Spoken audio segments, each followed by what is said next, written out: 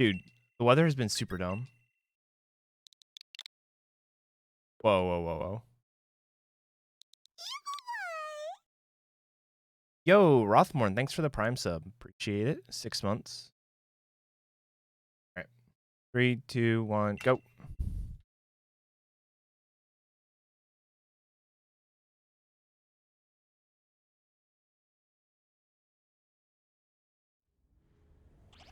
We got snow yesterday.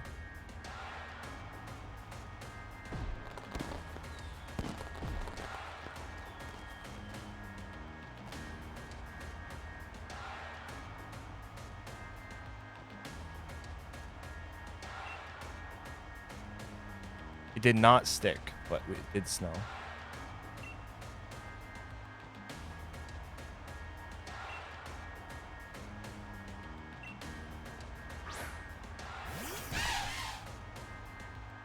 Hey, what's up, Jordan? Congrats on your all obtainables. Wait, sorry. Your Flex on Mum, EB.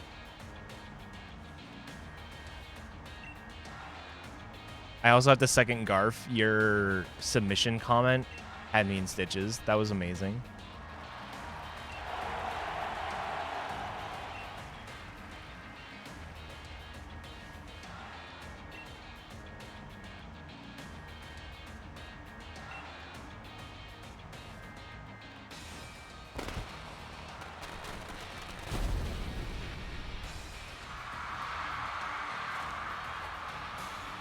Happy Mother's Day to you as well, you bonks. Thanks, Temp.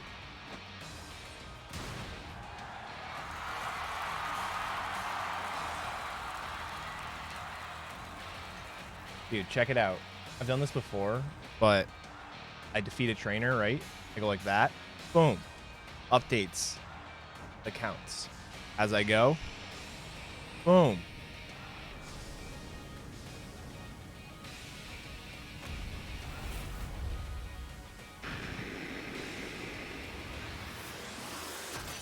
So now we don't have to pretend.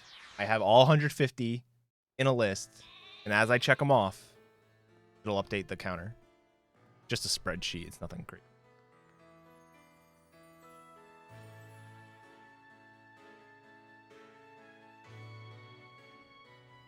But yeah.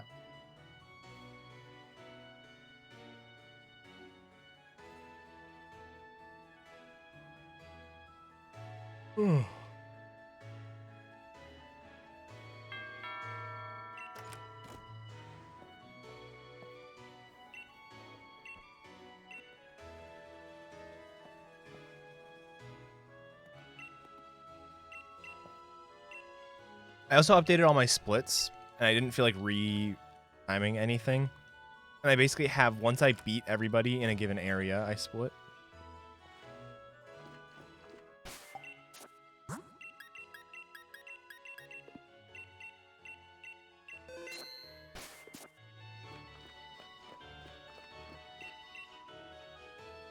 We are sure it's 152.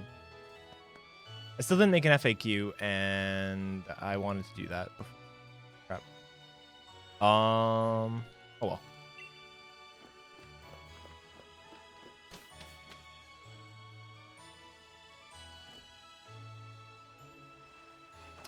I did not really invent this category. This category has existed in Pokemon for a little while, starting with Red Blue. But I've done this in Red Blue. I've done this in Omega Ruby, though I think I missed trainers. Someone pointed that out to me. So I removed my time from the leaderboard, and then I've done it in this as well. Myself and Shildosh were both routing this like at the same time. But I think I technically have done a run. He hasn't.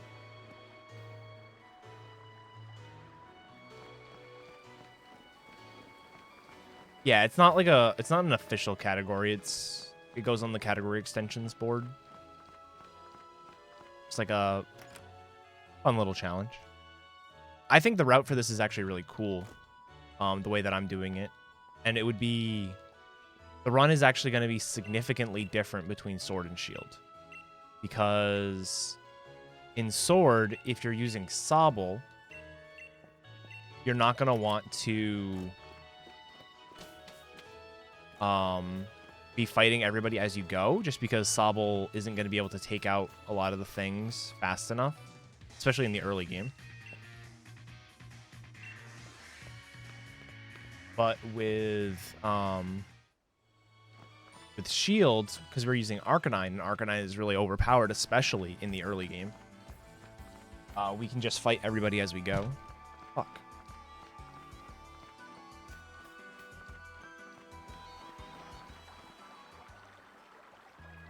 I like felt that the tracker or the input display broke. Like, I swear I felt like a vibration. Oh, good. And now it's just not going to work, period. Nice, dude. I hate this thing. I don't know why it just stops working sometimes.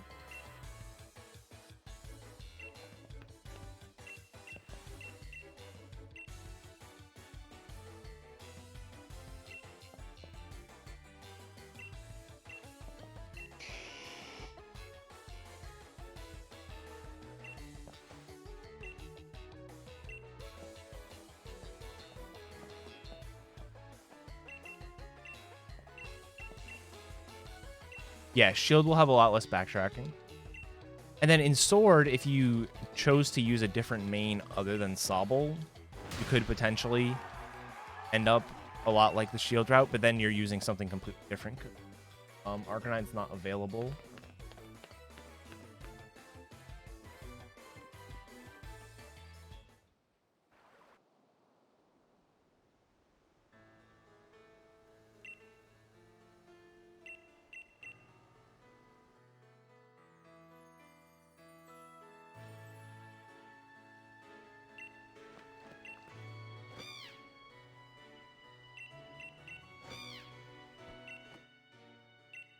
I mean, I suppose you could.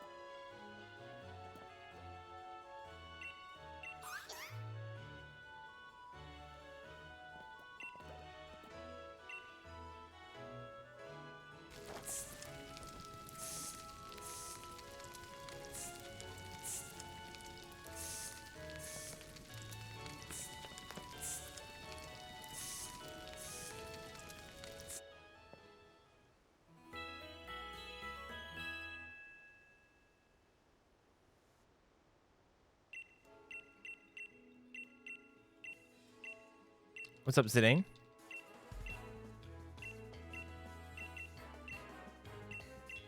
We're both doing all right. Bit more tired this morning than usual because our cat is going ape shit at like 6 in the morning.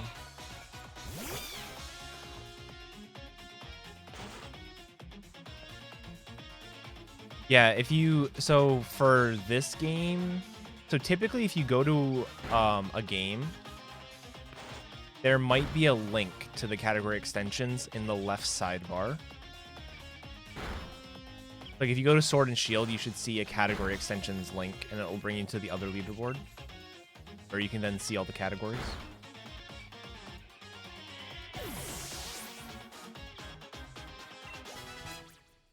Cool.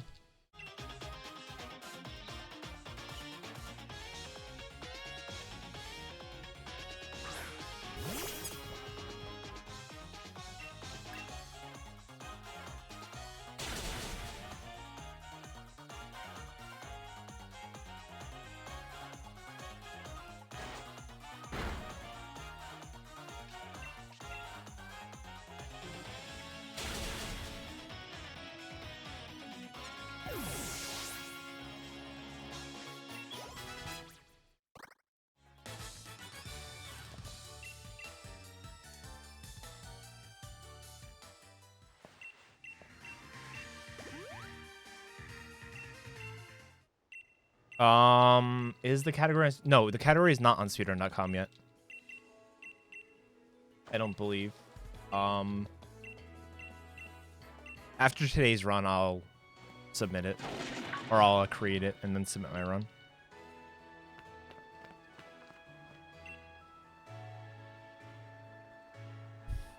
Why am I unbalanced?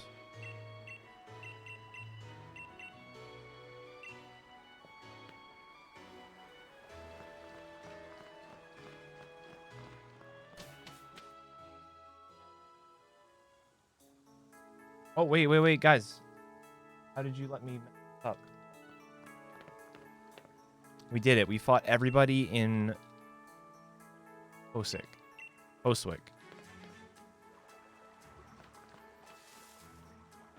We did it.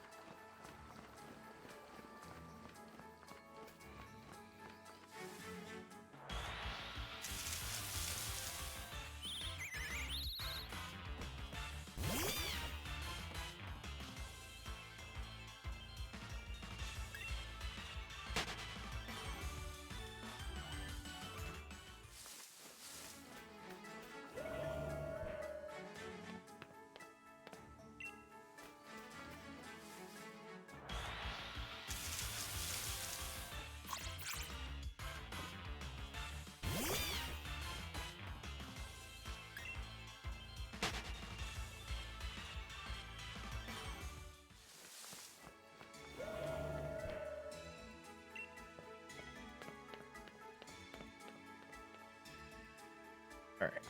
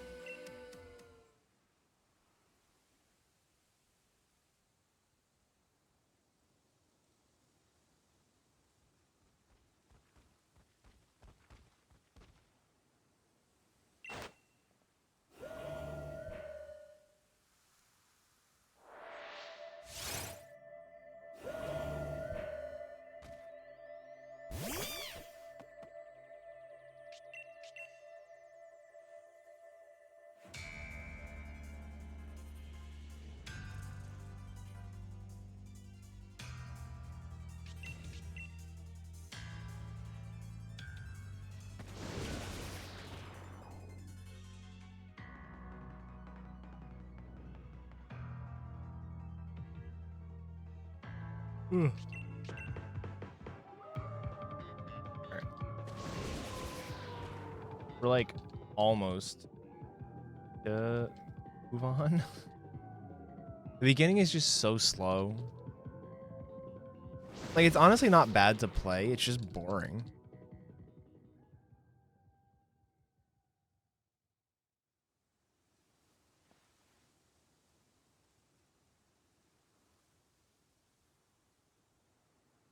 Oh, that's an interesting one, Big Ben Theory. We could definitely... Like, if somebody wants to route that and everything, that could definitely be done.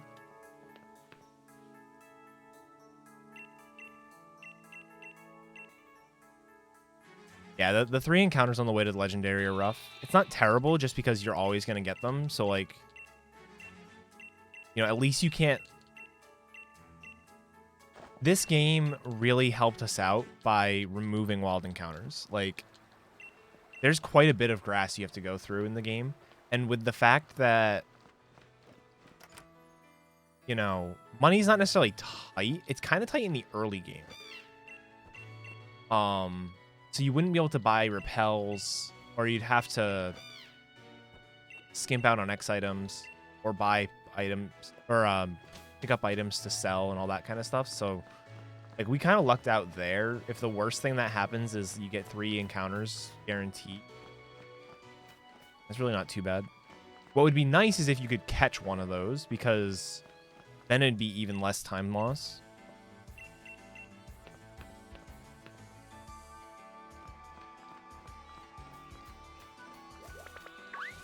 Because, like, we need to, in this route, for example, we need to catch a Rookity.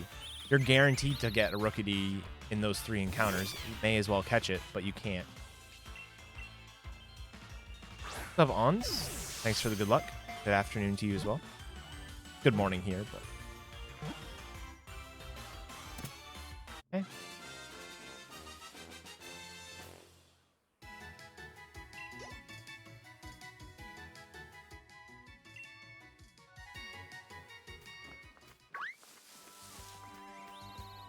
Why do we need a Rookity? So for 2 different reasons. The first reason is we need to catch something to skip the catch tutorial. And in Sword, for example, you would catch a Wooloo because Wooloo gives you the most experience. But we don't really care about experience on our Scorbunny because we're only using it for 4 or 3 more fights, typically 4 in all trainers. So instead, what we do is catch a Rookity because Rookity is a flying type, and a flying type, if we encounter a level 44 or 45 Drillbur later on when we're trying to catch it, it knows no attacking moves that aren't ground type. So we can put our Rookity out front and catch the Drillbur without a chance of dying.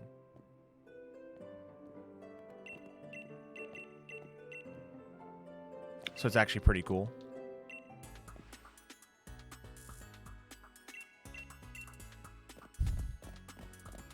Yeah.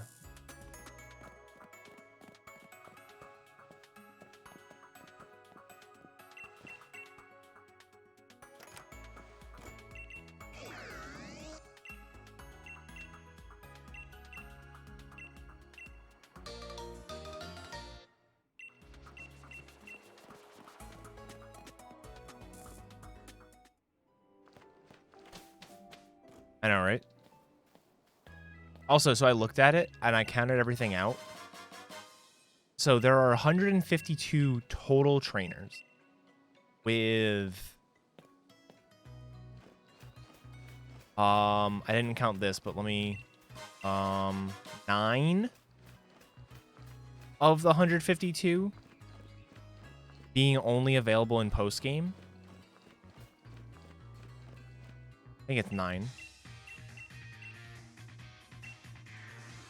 There are 74 trainers that are mandatory to beat the game, and then 6 that are mandatory to beat the post game.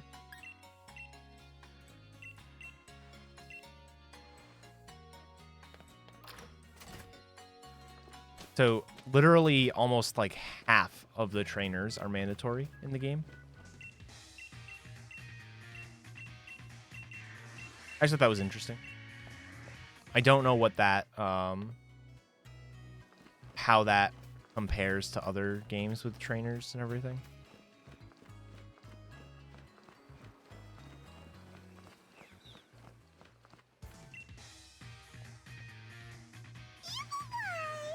Etiquette, did you know I've been subbed for 21 months? This prompt here asks me to let you know that. Hey, Sheep, thanks for the 21 months tier 2 sub. Thank you very much.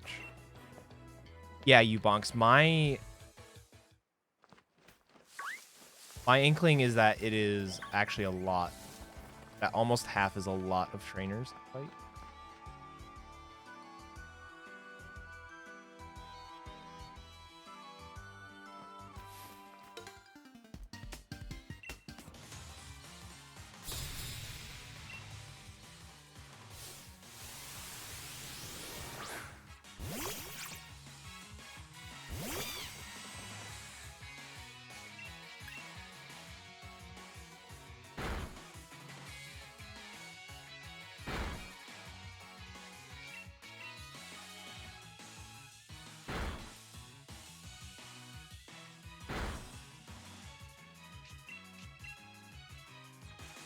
Yeah, all in all, you fight Hop 10 times. All right, he's dead this turn. Nice.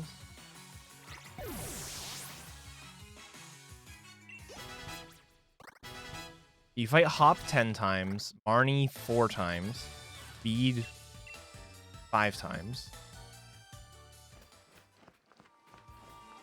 That right there is 19 trainers are just your rivals. All right, we're gonna skip this girl for now. We're just gonna fight her on the way back. She has a she just has a Choodle. Choodle is actually kind of bullshit because it's modest. It has water gun. But when we fight her on the way back, we'll be level 10. So we'll be level 10 and at full health. So it'll be a lot safer for us.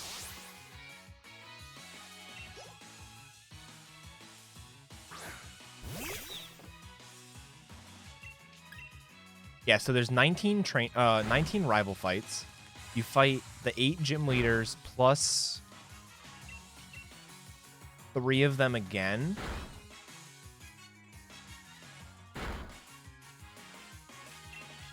Plus the gyms themselves have 1, 2, 3, 4, 5, 6, 7, 8, 9,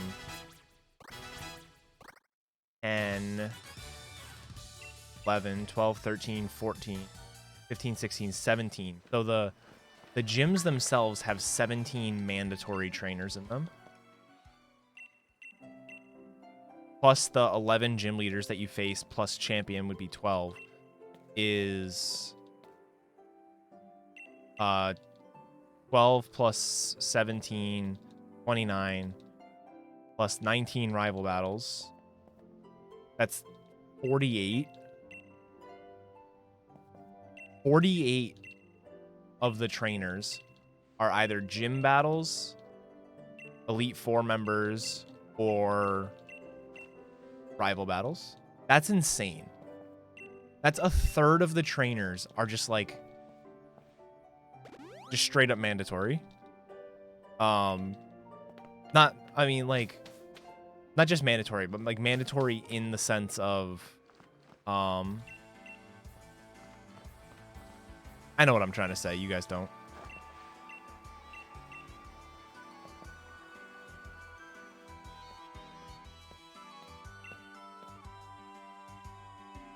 Like, Oras actually has sort of an opposite problem when it comes to the late game.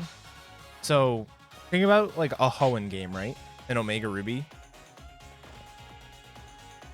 After Meteor Falls, okay? So, you go through blah, blah, blah. You get to Meteor Falls. Meteor Falls is about an hour into the speedrun.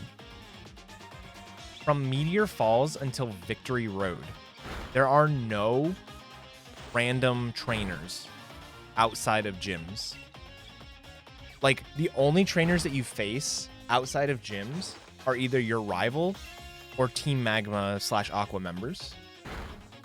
That's it. There's no other trainers that are mandatory between then. Which is crazy to think about.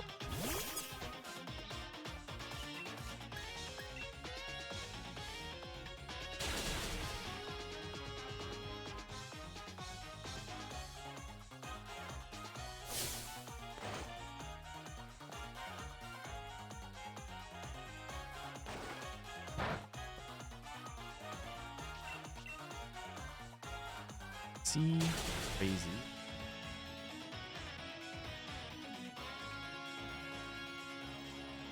All right, so I'm not splitting on Hop.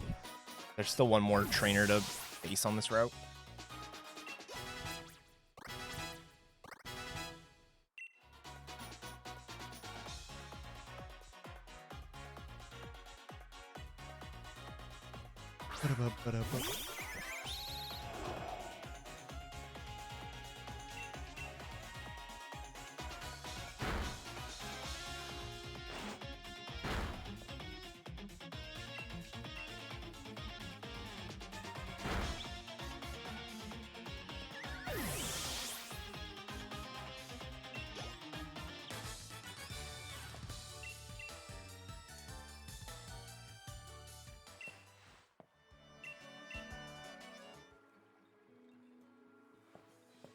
All right, I'm going to not save in front of the Growlithe grass this time.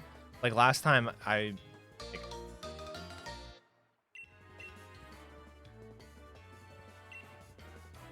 basically, like, I'm not gonna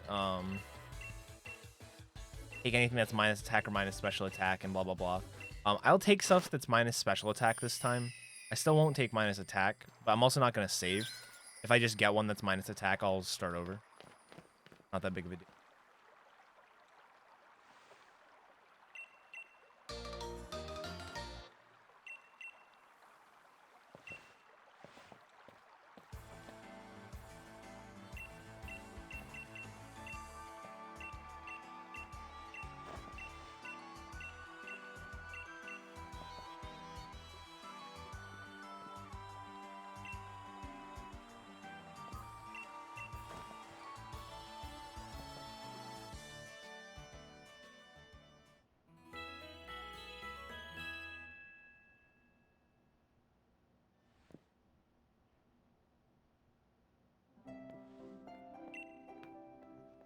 I just realized the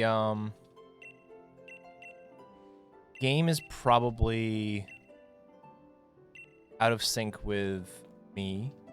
My voice should be in sync with my webcam, but they're both going to be a little bit behind the game and the game audio. What's up, Kirby Master? For the cat spam.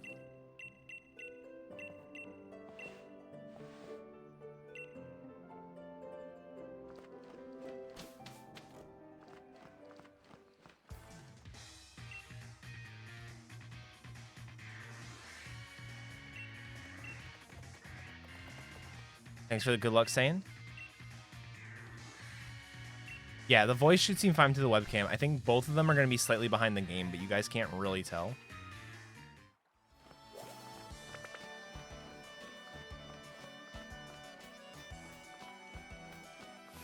It is a little less fun than catching them all. However, I don't want to die today. Thanks for the good luck.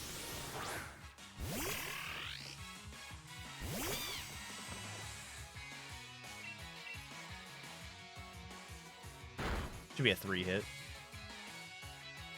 Now I know she has water gun. I didn't see her use it last time. Okay.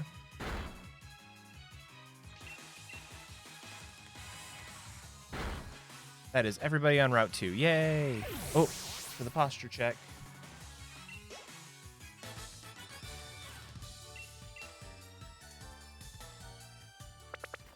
Oh, that's supposed to be the split.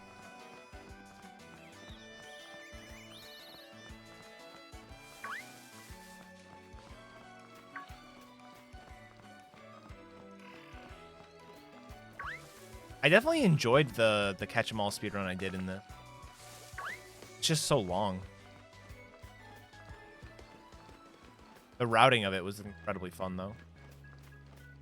I need to get around to routing a 2-person version of it.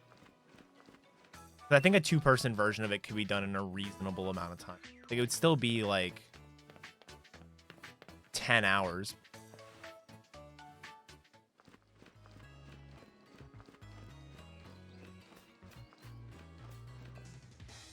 This isn't as long as that. Yo, Kirby, thanks for the 6-month resub.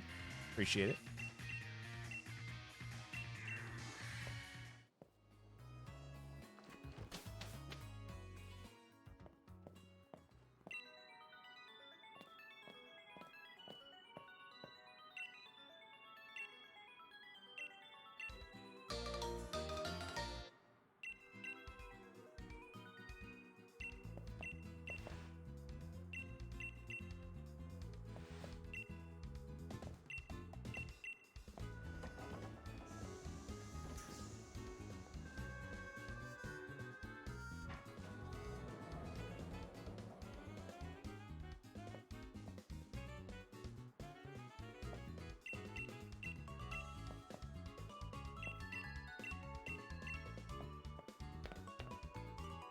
All right.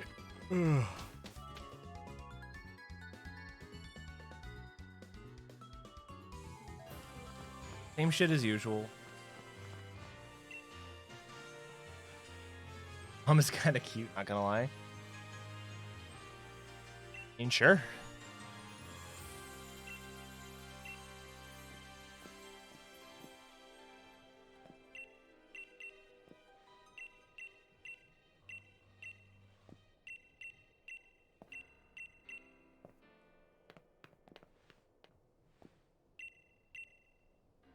Yeah, I was lucky in I had both games and 2 Switches. I was able to trade for myself.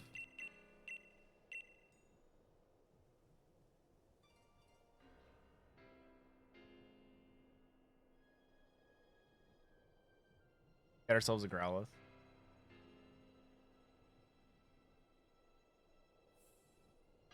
It's kind of a cool touch. You can see into Motostoke. So, like, obviously it's a different loading area. You can actually see in, not just like a black hole. Generic thing but back there. Oh, I didn't see that one right there. I mean, I saw something there. I just didn't know it was a Growlithe. Level 7's fine. I think with a level 7, I'll candy it.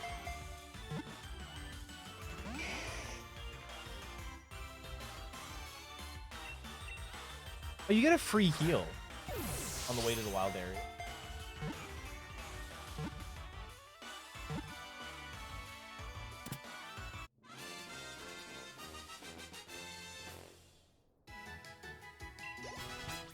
Because I was definitely damaged from the Choodle fight. But...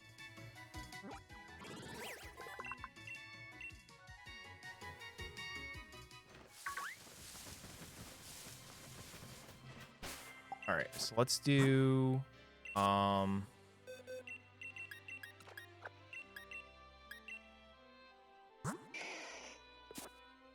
plus speed minus defense. Actually, no, let's not do that yet.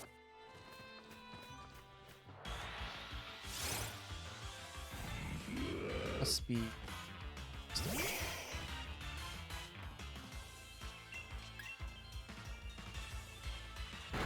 I should evolve first.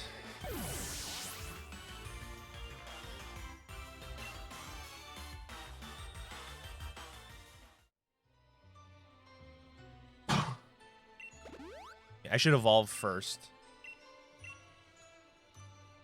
And then, do it because I learn a move at level 8.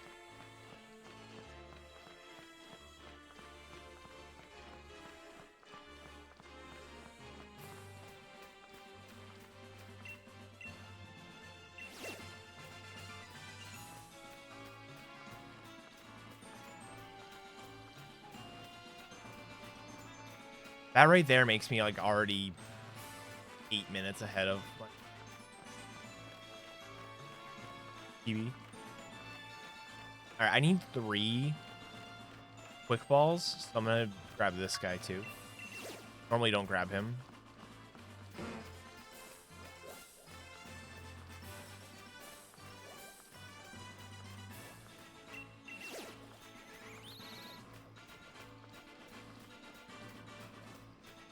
Coughing.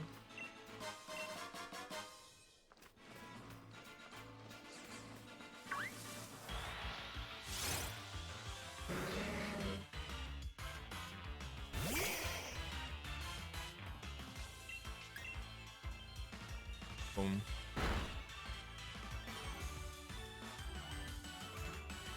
I guess explicitly not boom.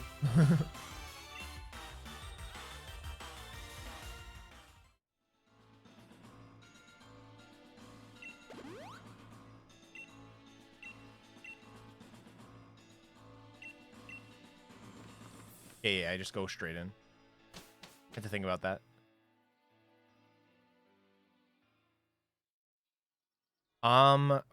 DLC will likely just be a separate category if it's even speedrunnable. There's always the chance that it's just not speedrunnable.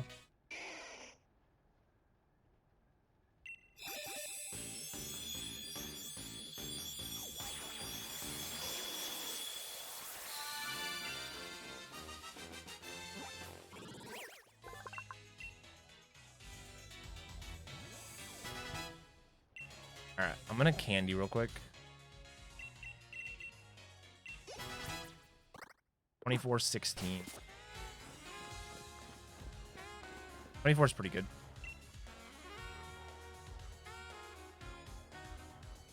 I'll see the rest of them.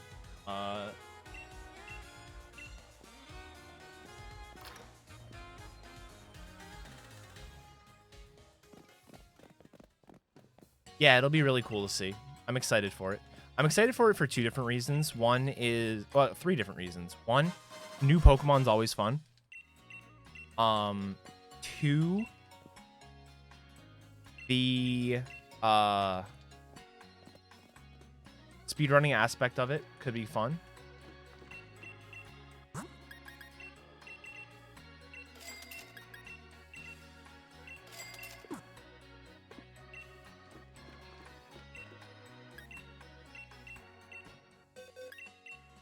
One second, sorry. 2219.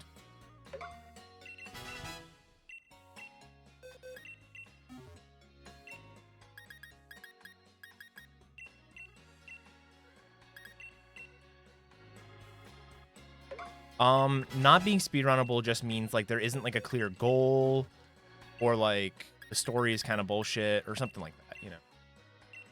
Sort of like you said, like IRL days. Also, it being kind of trivial to do, like not being difficult, or the other thing is like if it requires you to have a completed save file, that's kind of awful. Like if you're going from, if the only way to do it is like from an existing save file, that might suck. For ones. But yeah. So yeah, the three things would be the speedrunning aspect of it, the fact that it's just new Pokemon is always cool. And then the other thing,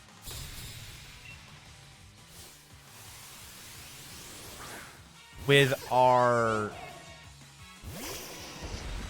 you know, newly acquired taste as a community for trade alt mains,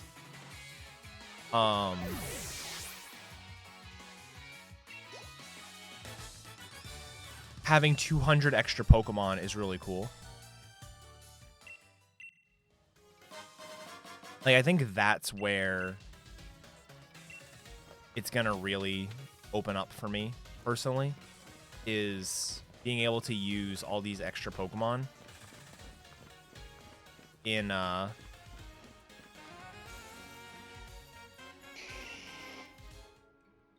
main game. Catch 'em all, yeah. Fuck catch 'em all.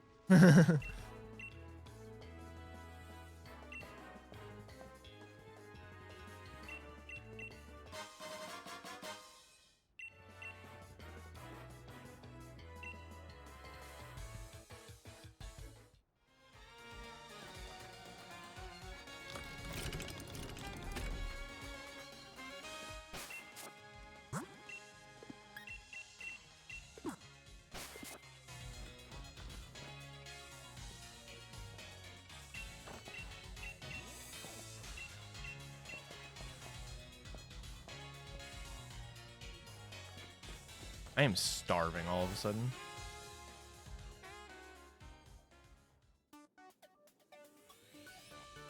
No good opportunity for me to run upstairs. Ugh.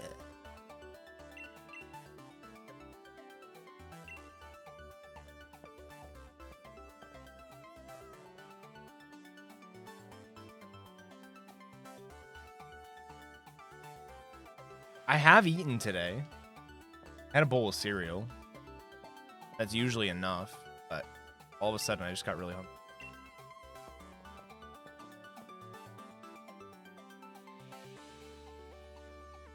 Here, we'll do 152 for our trainer number. That's how many trainers that.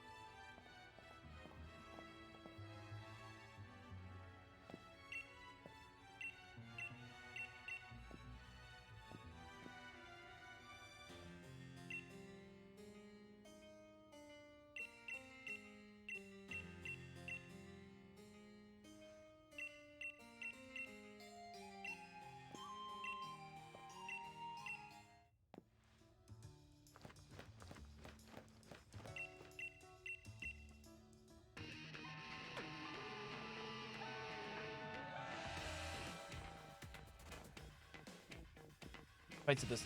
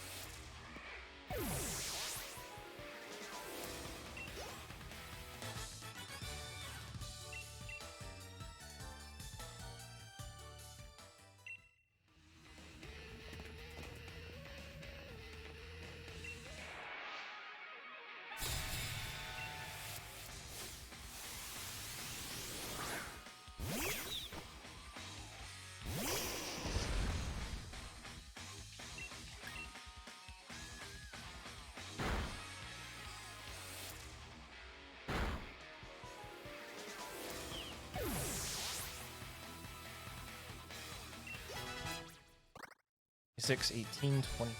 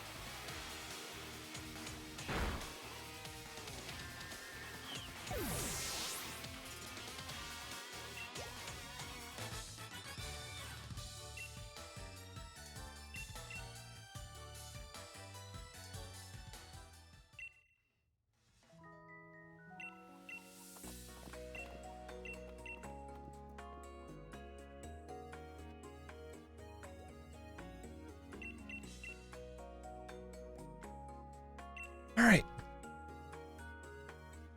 We're just about at the point where things start picking up. Once we fight Hop.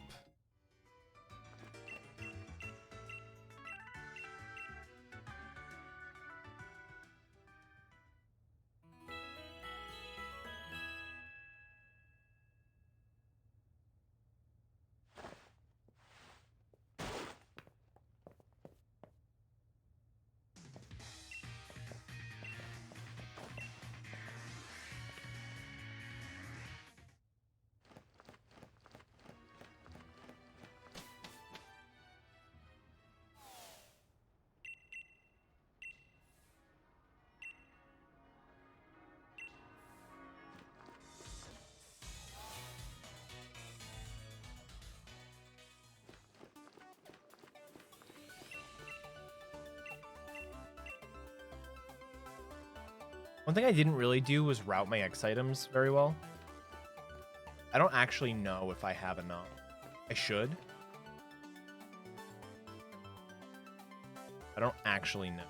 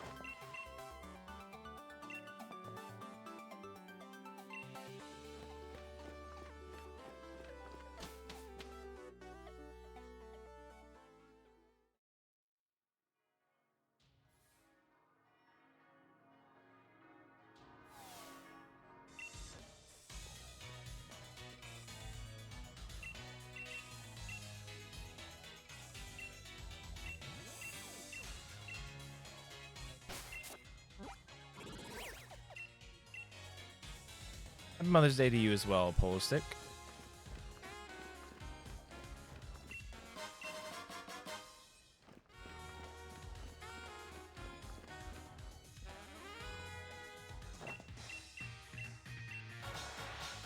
The last fight in Motostoke Crew. The first of the areas that we technically have to we actually cannot fight everybody in the first pass. You have to go visit at least.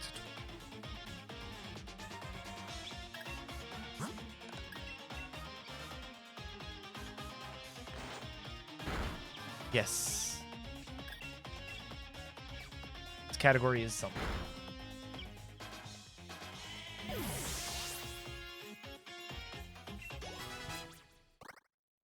Oh, I wasn't paying attention. Whatever. I don't really need to know my stats. I just need the general gist of them.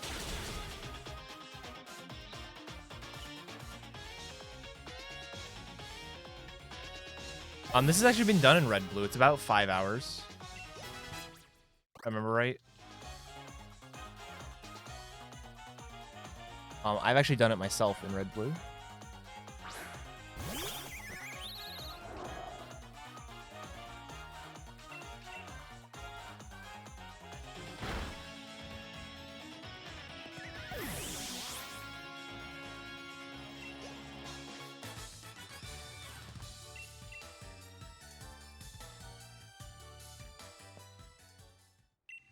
That is.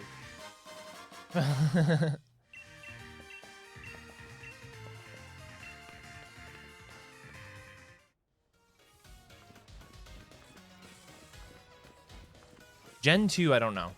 I don't know if it's been done in Gen 2.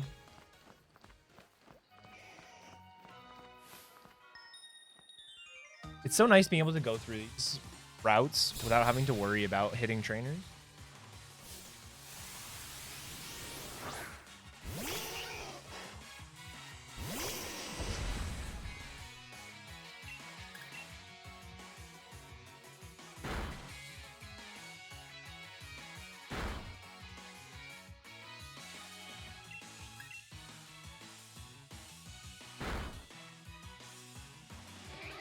Do it.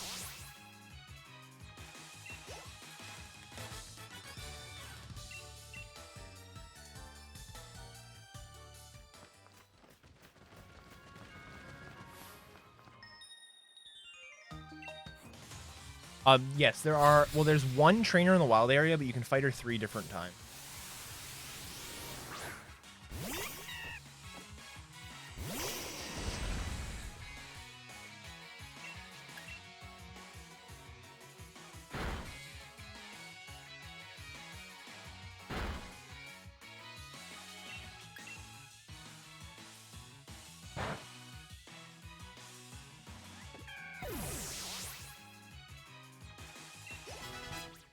Yeah, she has the 3 starters.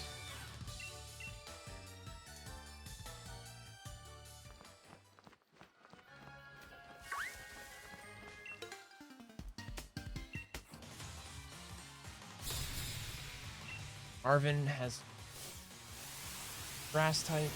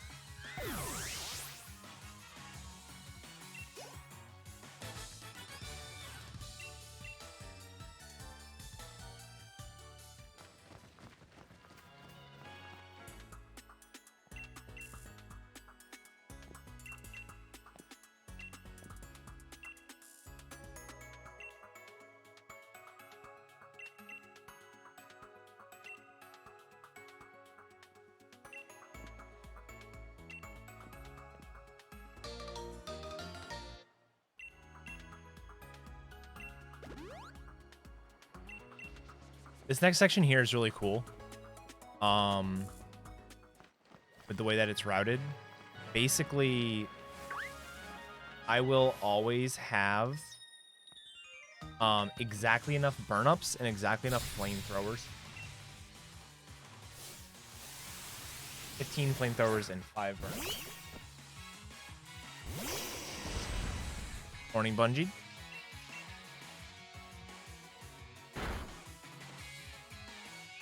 But what that also means is if I accidentally use the wrong move, or if I miss a range, I need to pay attention and use the correct move afterward.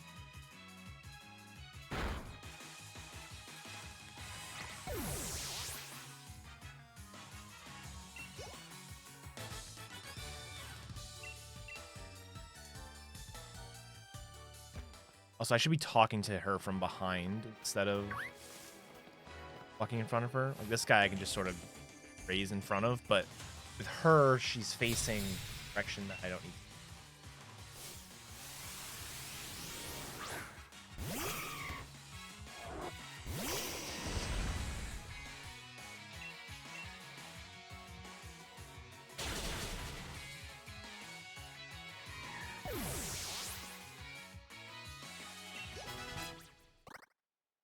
Then hitting 13 for this next fight's actually really cool because so this fight here is the only mandatory fight on the route.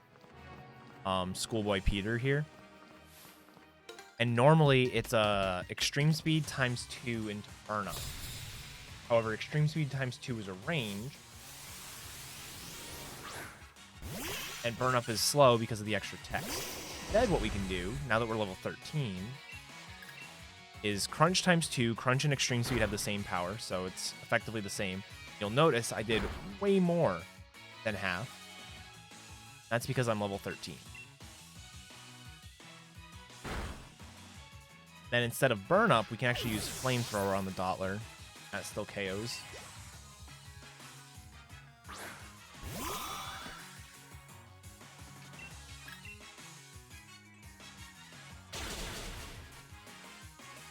That is it for trainers on Route 3.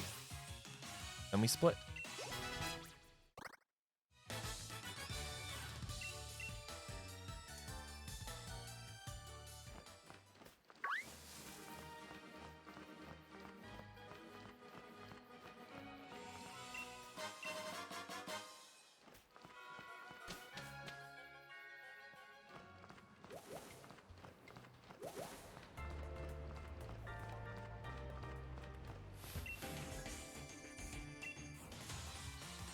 Guy has just a Roggenrola. Roggenrola is...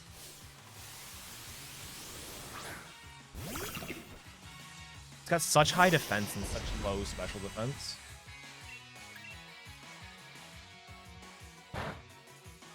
Cool.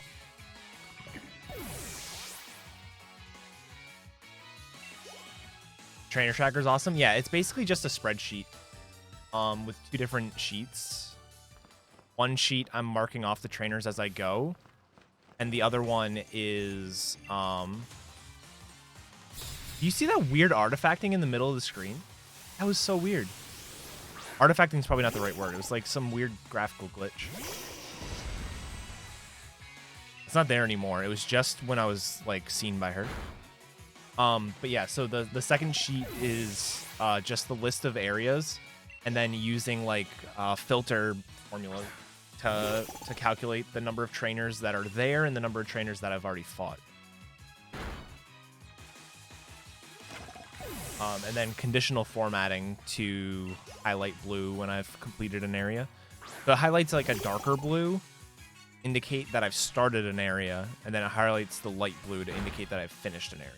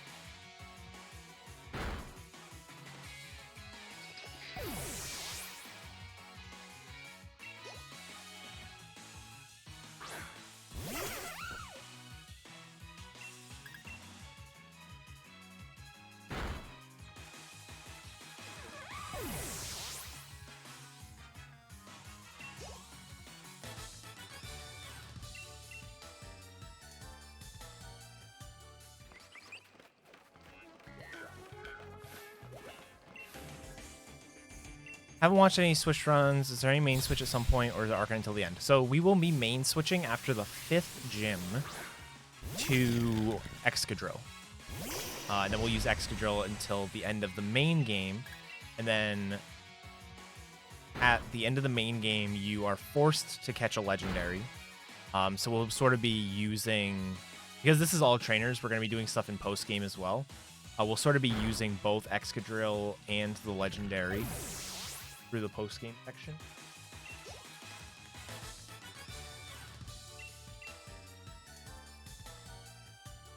All right. Want to grab this.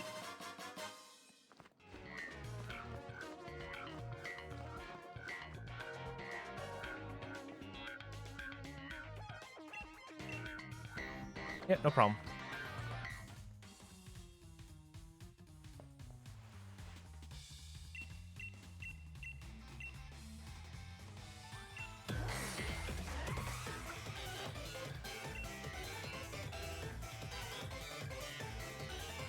Now this fight's cool. Normally what you have to do on this fight is X special and then sweep with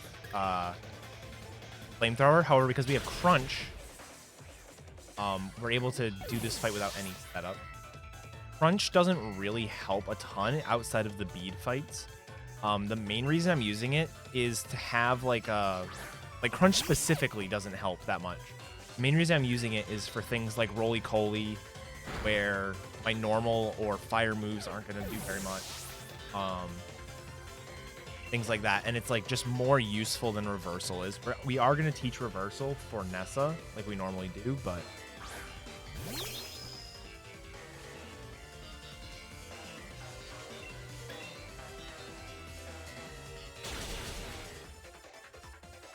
yeah. For Galar Mine 1. Lost a little bit of time. I actually don't know how. But that's okay.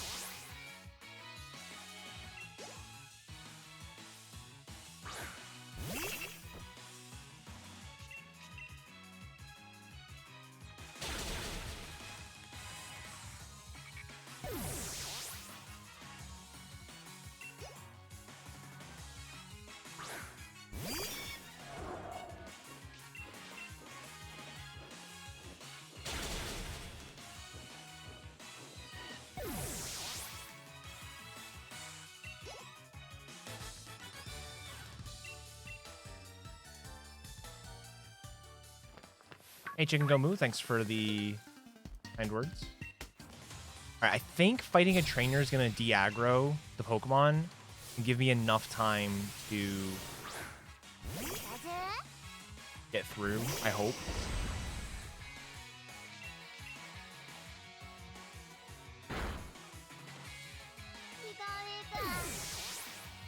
I need to go grab the rare candy.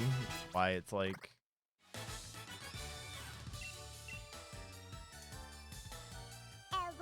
Okay, cool.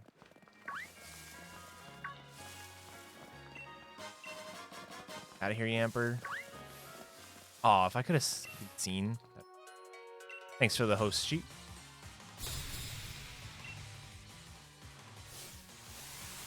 Bradley. Bradley has electric low tech. Both die.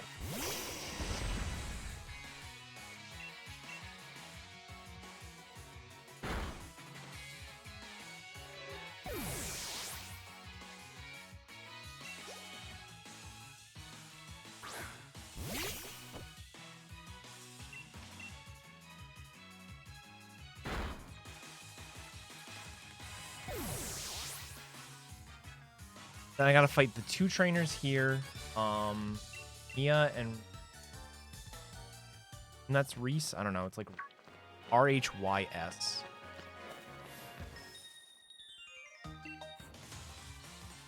This is Mia, has an EV, clearly.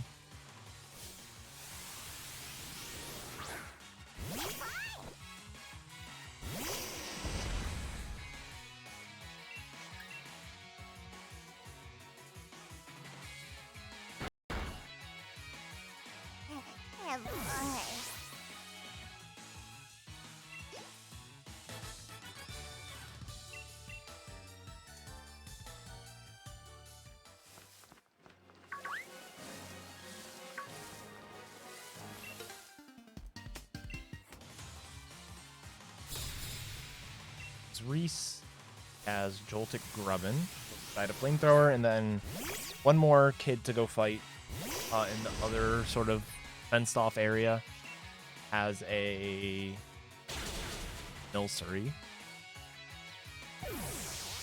And we're done with Route 4.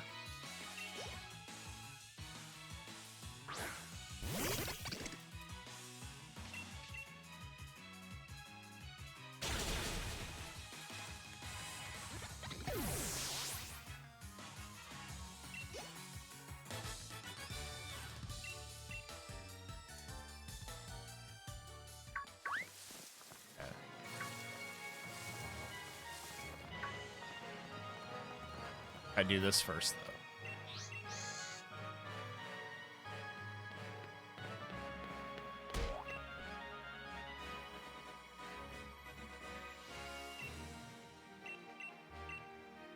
Yeah, it is kind of a cool category, Crusader. I like the routing for it's really fun. Like, doing the actual run. With this kind of category, doing the actual run isn't nearly as fun. I mean, it's fun, but, like, the routing part, to me, is the best part of this kind of run. Same thing with, like, a Catch-em-all. Like, the routing of Catch-em-all is super fun. Doing it is kind of not bad, but... So there's basically 2 ways you can approach something like an all trainers run. You can either do sort of what I'm doing, which is fighting every trainer as you come across them. Or what you can do is you can fight only the mandatory trainers and then backtrack once you have an overpowered Pokemon, like a legendary at the end of the game. And one-shot everything. I'm using Arcanine, and Arcanine this early especially is just very powerful, and can one-shot pretty much everything. And the things that it can't one-shot are either not dangerous or not very time-consuming. So, like, for example, on Route 3, I only didn't one-shot 2 Pokemon that were, not mandatory. And that in total is like maybe 15 seconds at most, probably closer to 10. And it's like, it's going to take more than 10 seconds for me to fly back there later with a legendary. So I think something like Arcanine is going to be very good in this kind of category just because you get it so early. It's so powerful at that point. So whether or not it's optimal, I don't know, but it's definitely what I'm going to be doing. We are going to skip some trainers and revisit areas, but it's really only like 2 areas I think to do that with. Hey Kudzo, how's it going?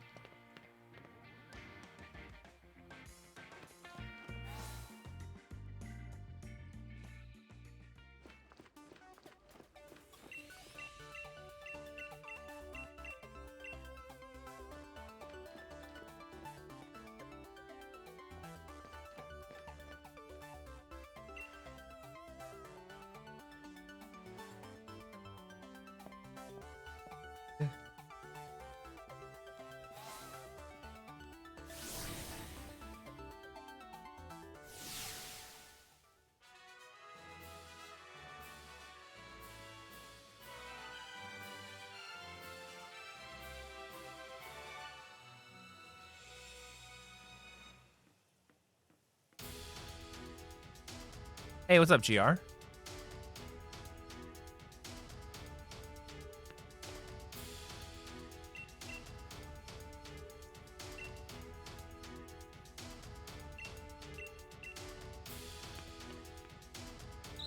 right, so the kind of cool thing is because we're trying to fight everybody, we do the puzzles a little bit differently. This one's mostly the same. It's just sort of like the second to last room and the last room are going to be done a little different. Yes, this does include post-game. The only trainers that this does not include are battle tower trainers, like the individual battle tower trainers, as well as the Champions Tournament trainers. So, like, you can go do the Champions Tournament in the post-game. Those are not included either. And the reason for both of those is basically you can get to a certain point where you cannot, or you keep fighting the same trainers over and over again without fighting the ones that you want to. Because there's no guarantee. You can't guarantee that you're gonna face specific Pokemon or specific trainers. So it's not like a super hard and fast rule for categories like this. However, in general, the way that we want to sort of think about things is if there are picture like you have 4 trainers, okay? If you can fight those 4 trainers in order, they have to be included. If you can fight those 4 trainers in any order, but you can do it in such a way that you fight all 4 of them before you fight any duplicates, then those are considered part of the run. And then if you cannot guarantee that you'll face a trainer before you face another one twice, then those are not included. And the main reason for that is, you know, we don't want this category to just turn into who got to the end of the game. Or it doesn't matter how long it took you to get to the end of the game. It's just who got the luckiest, you know? Who was able to get the trainers. That was perfect. I don't think I could have done that any better. Besides Eternatus and Excadrill? Yes. So I'll be catching nothing that'll actually be used. But we started with I haven't bought that one, we bought that one, we're fighting this. So we start with Scorbunny, we catch a Rookidee on Route 1, and that serves 2 different purposes. First purpose is it skips the catching tutorial, and the second purpose is having a flyer. Is having a Pokemon that is not grounded is nice for catching Excadrill, because certain levels of Drillbur don't have anything other than ground moves. And then we catch 3 Pokemon in Kabu's gym. Just because it's faster to catch them than it is to defeat. It's faster to catch 3 than it is to defeat 5. It's actually faster to catch 2 and defeat 1, but Arcanine doesn't have a good way to get through any of the Pokemon, like, to defeat, so we just catch all 3. So I'll catch Vulpix, Sizzlipede, and Vulpix. And then that should be it. We catch the Drillbur, evolve to Excadrill, we catch Eternatus, and we catch the Zamazenta.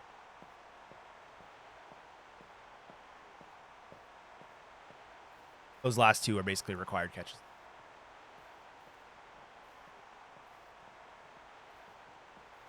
Yep. It'll be exactly the same as my normal shield run. The main difference is I'm just fighting all the trainers as I go. So you end up to be a little bit higher level, but you're actually not as high level as you might think. Just because of the way the experience works in this game. Like, I'm going to fight every trainer except for 1 that's available before beating Opal, okay? Or except for 2, before beating Opal. And we're only going to be 3 levels higher than normal.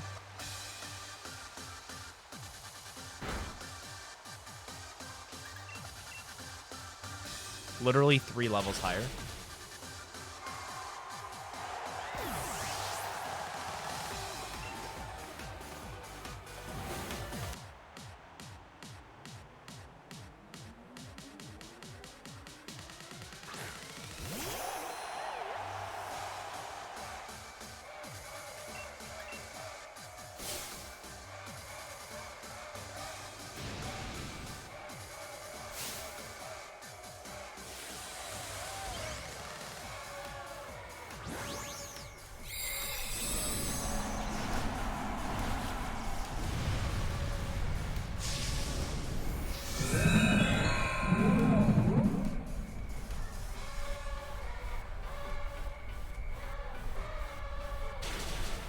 For this category, I think Shield is going to be faster because you get an Arcanine early. And Arcanine is not available early for Sword. You might be able to do a similar thing with Ninetales, but it won't be quite as powerful.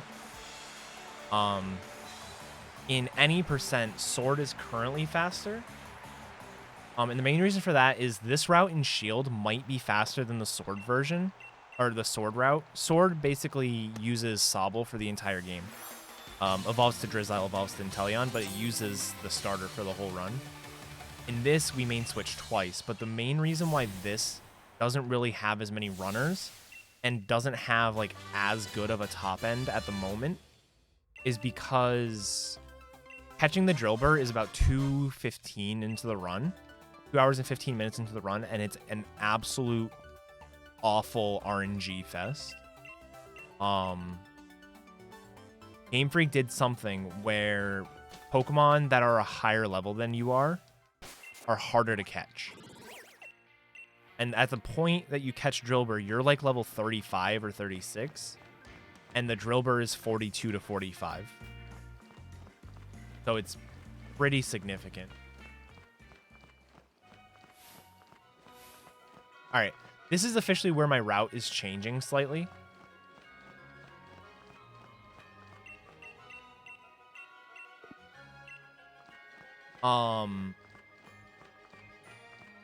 I am going to fight the double battle later. So that's why I just talked to the Pokemon breeder. That way I can fly to the later on. I'm skipping the double battle. It saves 2 menus. And I'll be able to do it in 1 turn instead of 2.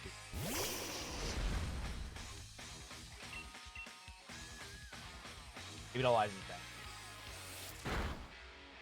Strategy here. I don't know if I have enough flamethrowers to do the other strategy.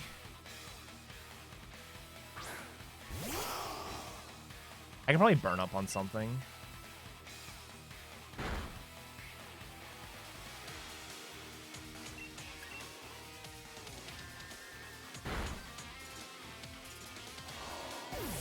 One. Yeah, I can burn up on. Burn up on.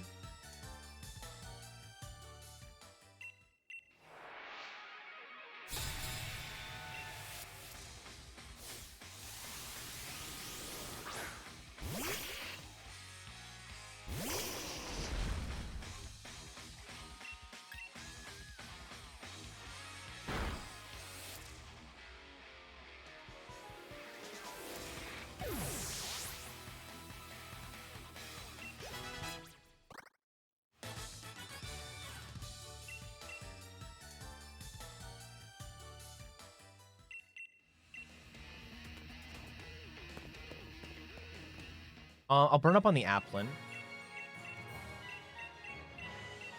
What I'll do.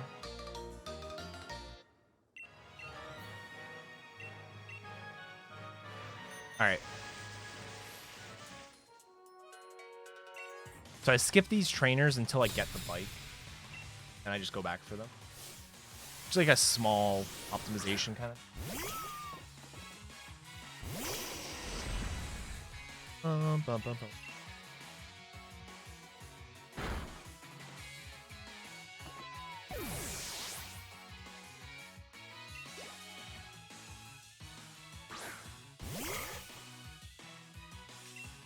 Oh, I split.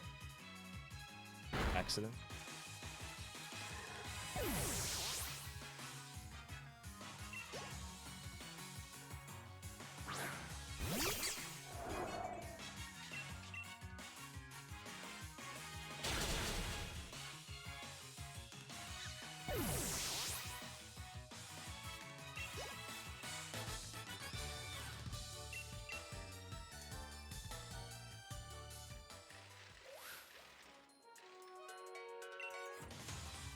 You know, Steam.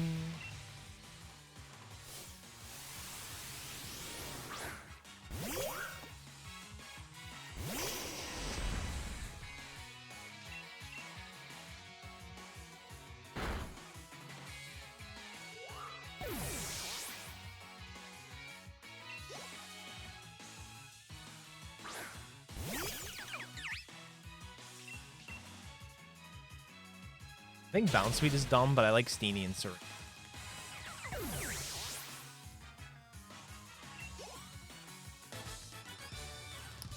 Counts as one trainer. All double battles count as one trainer for our count.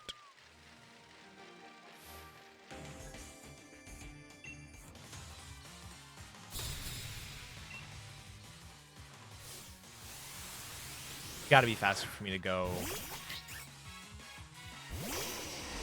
Yeah, you cannot fight them separately. Now, in some other games, double battles you can fight separately. Like Gen 3, for example, or Gen 4, you can talk to individual people and fight them separately. That is not a thing here.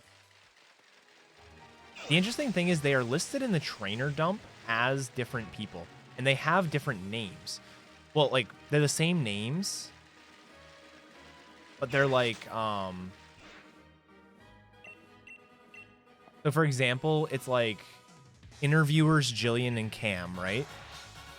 And it will be like reporter Jillian and cameraman Cam. But like when they're put together, they're the interview kind of thing. Just like a interesting thing. There's like music crew, but then you have musician and dancer as the separate things. All right, see you later, sheep. I should go for a run today if I feel up to it later. Get it.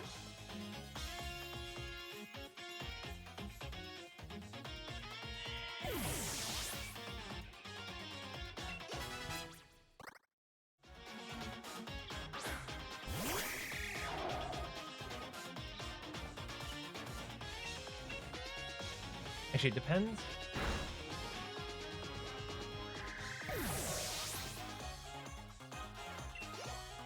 Not terrible.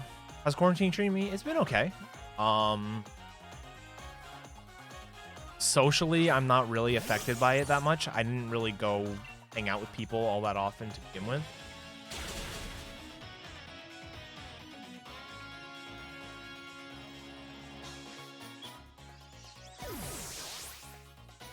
And work-wise, it didn't really affect me either. I'm able to work from home. So, not that big of a deal for me. But I do know some people who've been pretty heavily affected by it. Happy 10 months at Alert. Hey, Pig, thanks for the Prime sub. 10 months. A lot of months.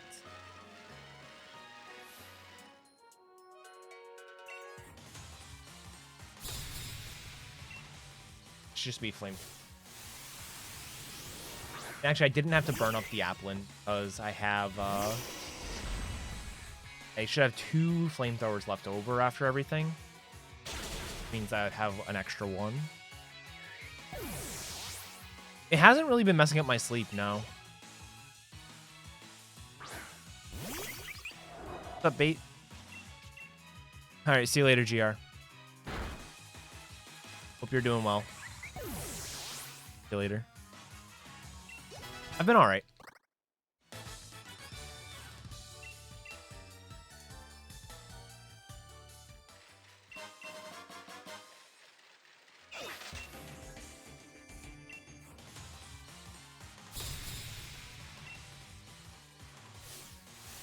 Alright, so I just fought.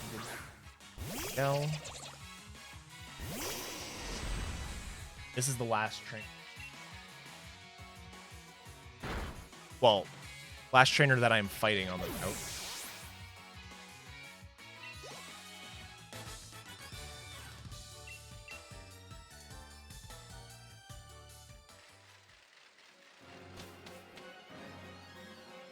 See you later.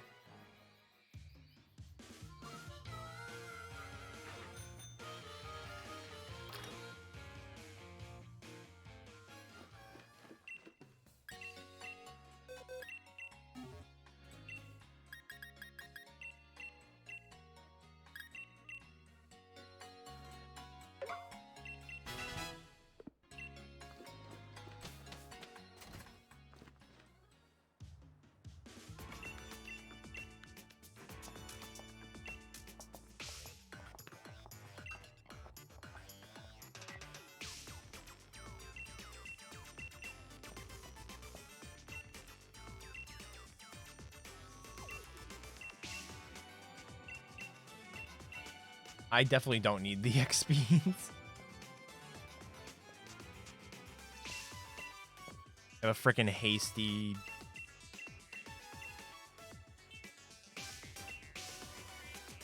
Arcanine. Alright, I think I can do this without too much hassle.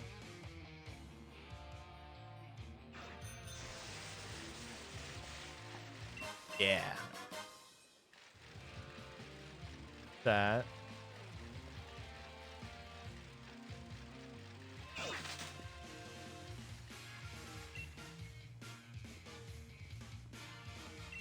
I might have been able to get away with a boost there and then a small boost on the way back.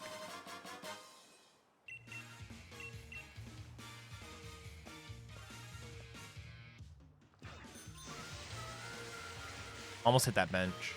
I mean, I did hit it. I like clipped it. I didn't upped.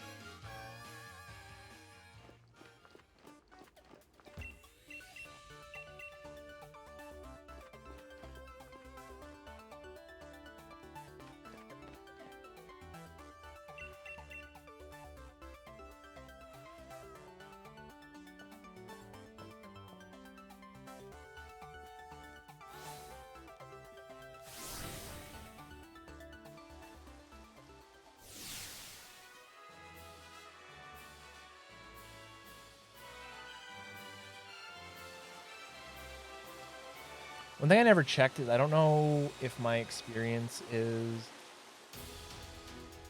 Like, I need my experience to be in such a way that if I level up on the Arrokuda, kind of bad, basically. That's what I'm trying to get at.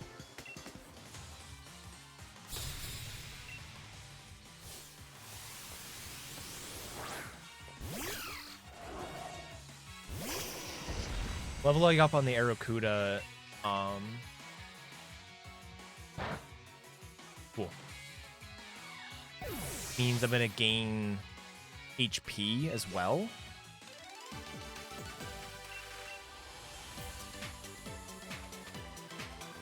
And with me trying to set up for reversal, gaining HP is bad. Hey, Onion Fairy, thanks for the good luck. How's it going?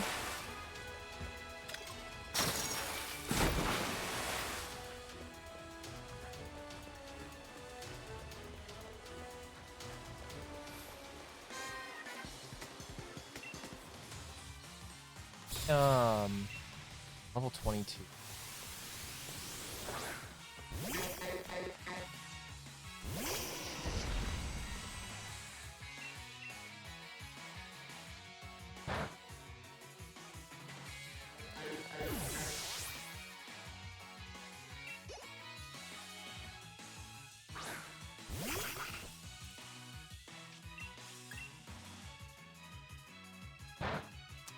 All right, thanks for the good luck, Bungie. Good luck with your race.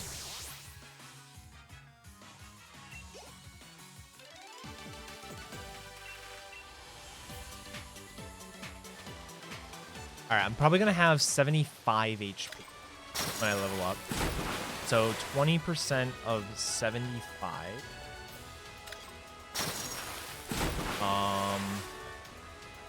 is 15 minus 3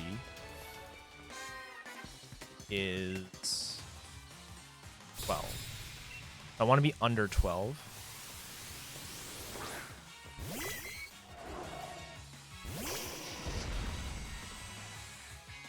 What's up, Chris? Set your Switch clock to 11 p.m. Date doesn't matter. You want to be out of Mount Moon. Okay, so the reason for that is moonstones respawn at midnight. So if you pick up the 2 moonstones in Mount Moon and then come back later in the run if you need a 3rd one. That's the idea behind it. And you need to be past midnight after before Celadon. Because the person who sets the nature for your Pokemon, that effect only lasts until midnight of whatever day it is. So if you let it cross over to the next day after you set that, then you no longer have the modest nature for everything.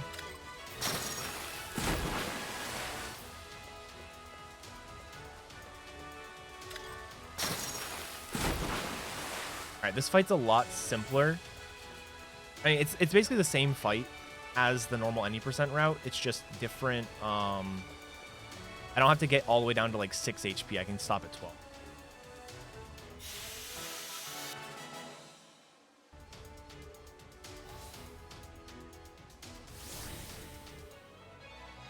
But yeah, I'm just going to quickly save because it can be a dangerous fight.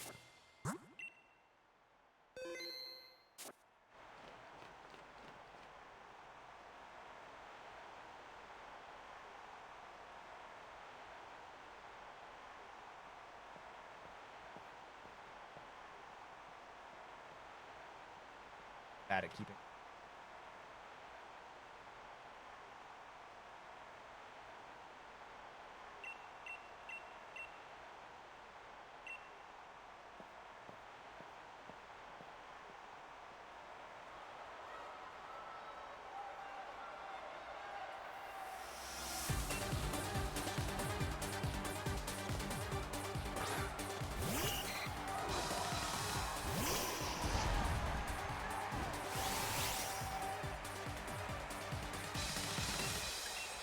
Agility, agility, agility.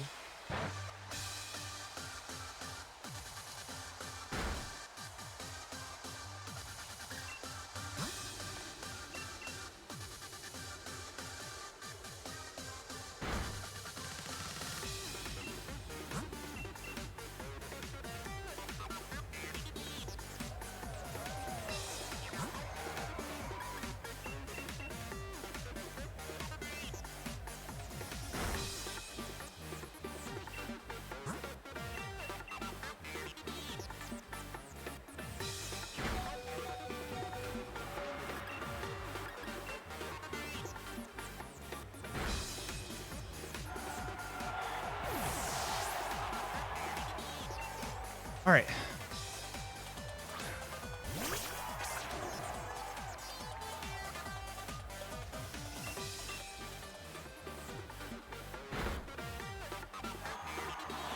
I should level up. I should still be under the 20% threshold. 20% of 75 is 50. I'm good.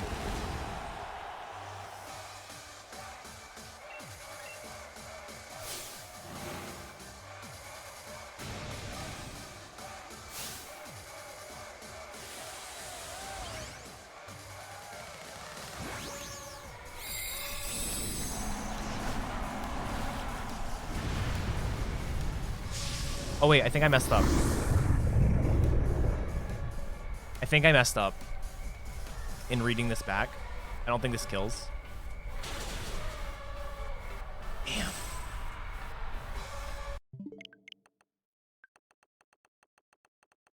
I misread something. My own damn notes I misread. Heals.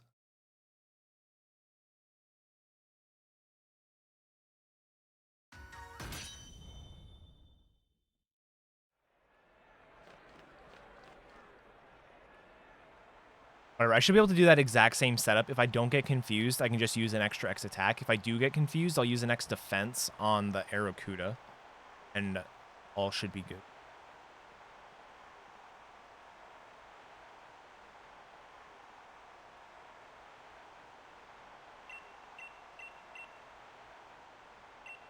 If I have plus attack, I can go to +4 and 20%. Otherwise, I need to go to +6 and 20% or +4 and 10%.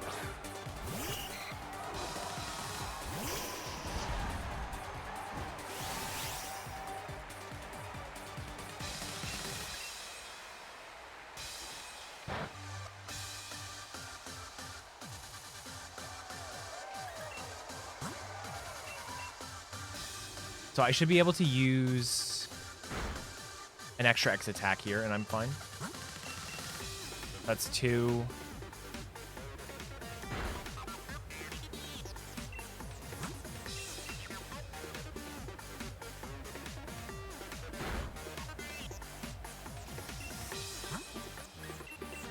I didn't want an orange berry. I thought the cherry berry was in that spot.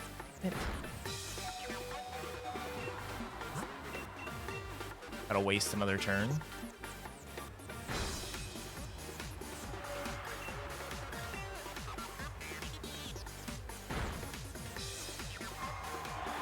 That's just me being dumb. Yeah, it was set up so perfectly.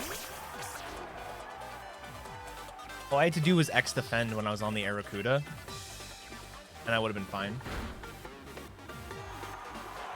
Whatever.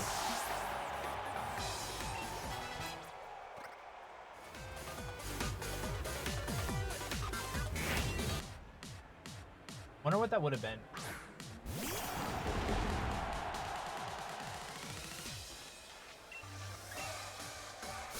Oh.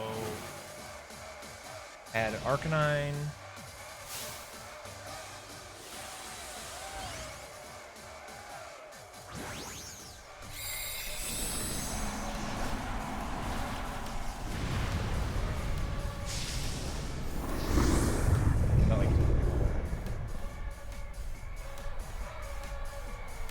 Red.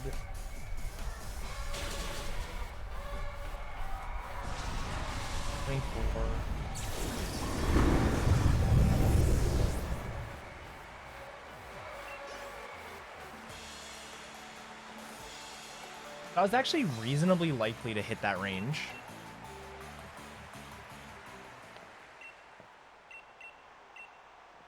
I was actually reasonably likely. It was only 5 and 16 to miss it.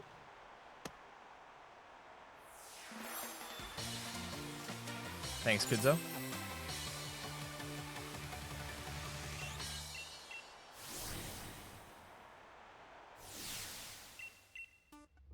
Yeah. Actually relatively low. All right, so now we're going to go do our first sort of tricky section.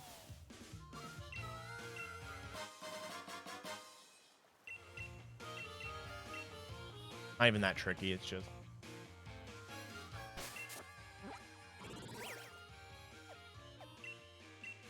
Gotta find Chloe.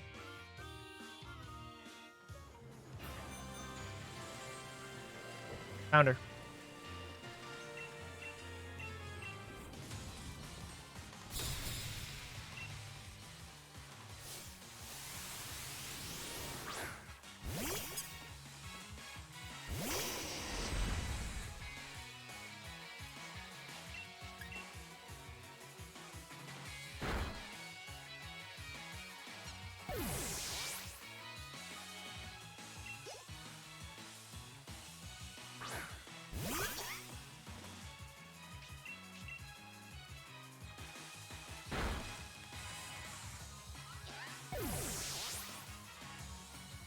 All right, I forgot to buy quick balls just now. I'm supposed to buy them.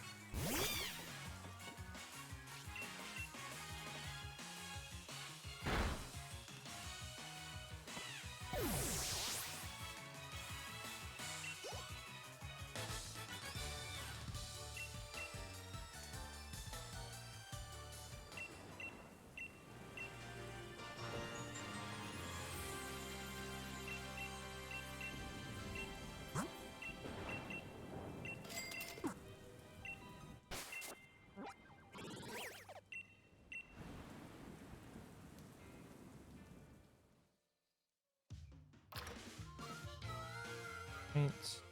Quickly teach Crunch back.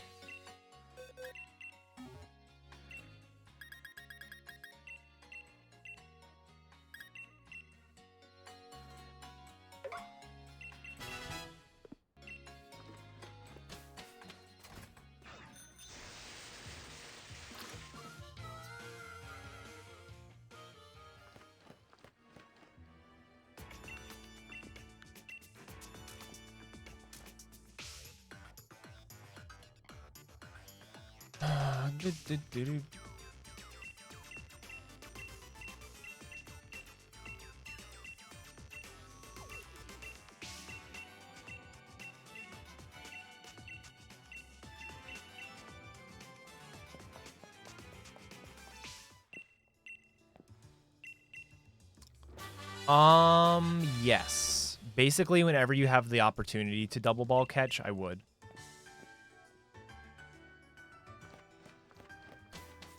It's like, there are some situations where you wouldn't want to at like a high level, but it's really not worth.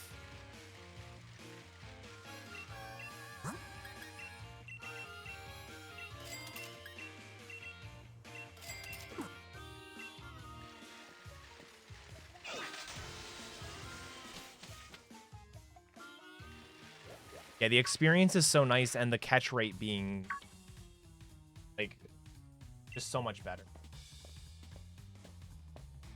Especially if he's if he's asking about that particular line in the text, he's doing all obtainable.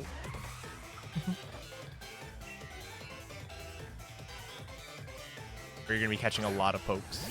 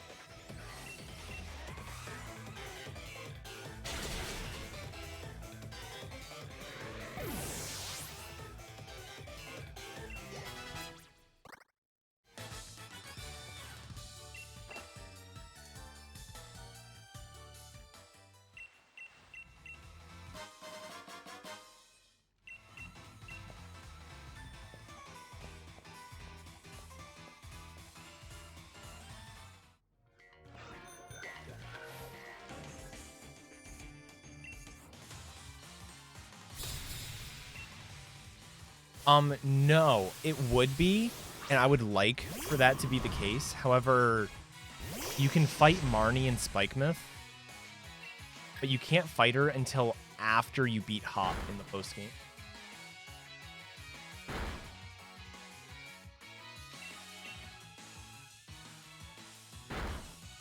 After you beat Hop for a second time.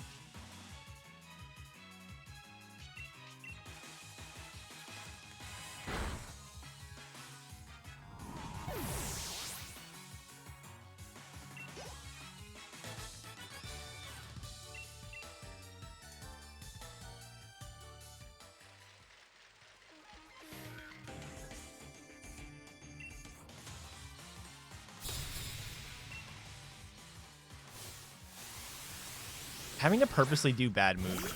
Oh.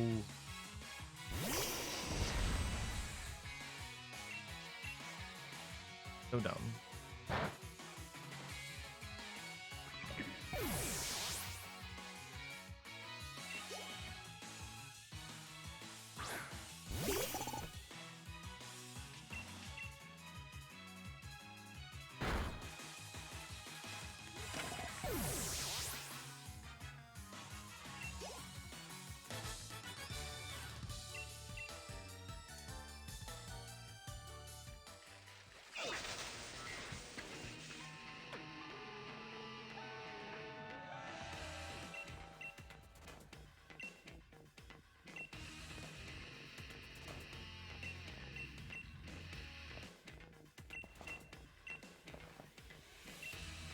So this fight kind of sucks.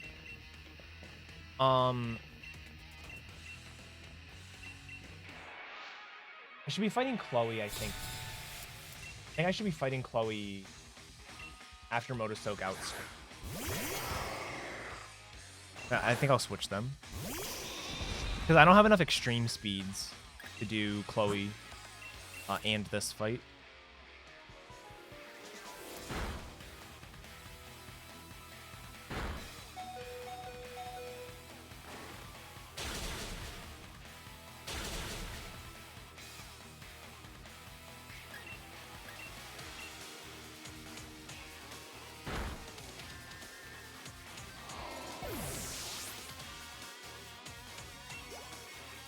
If I don't get snarled, which I did,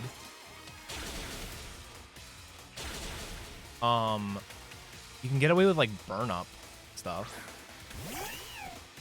Like I can probably flamethrower the Linoon right now. All right, got rid of the Lipar. That's the important part.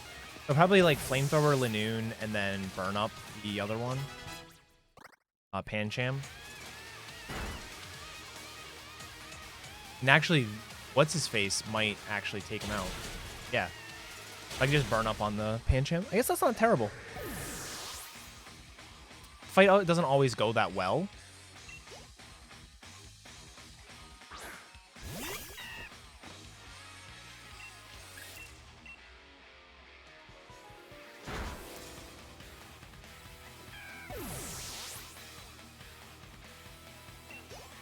Not too bad.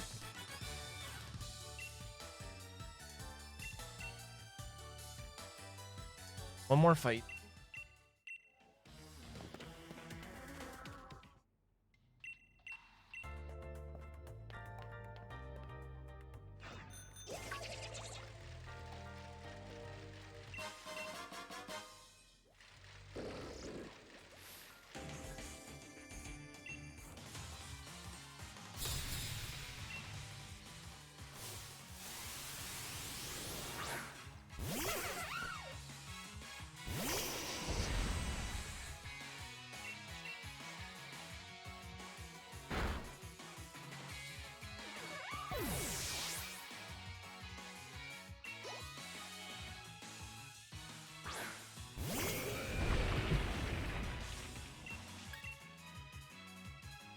The range. Oh, I didn't equip the silk scarf. When should I even be equipping it? Now that I think about it.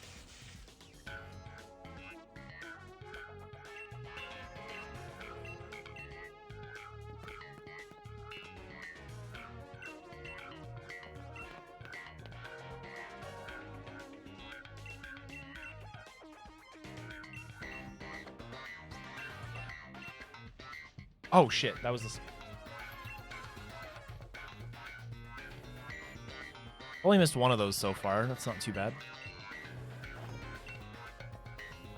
Our total trainer count at is like 43. Okay, 49, not bad, not bad.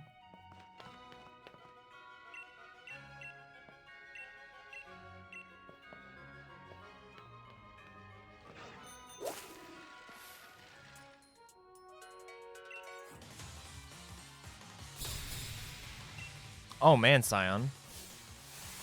Sorry to hear that. You okay?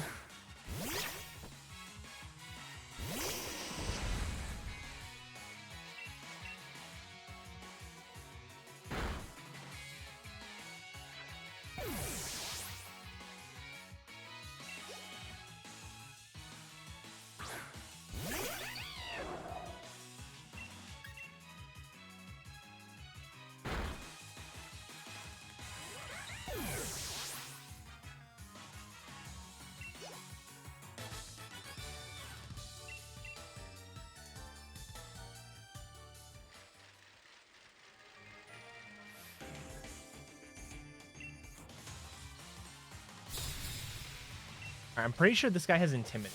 I actually don't want to be...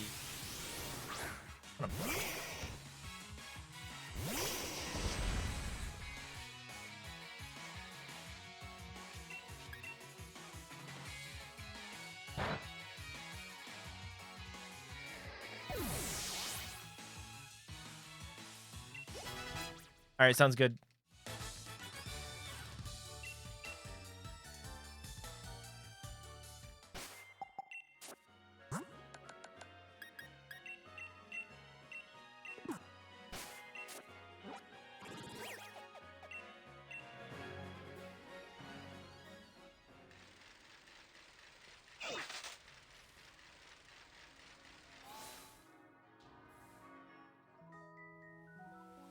Raymond.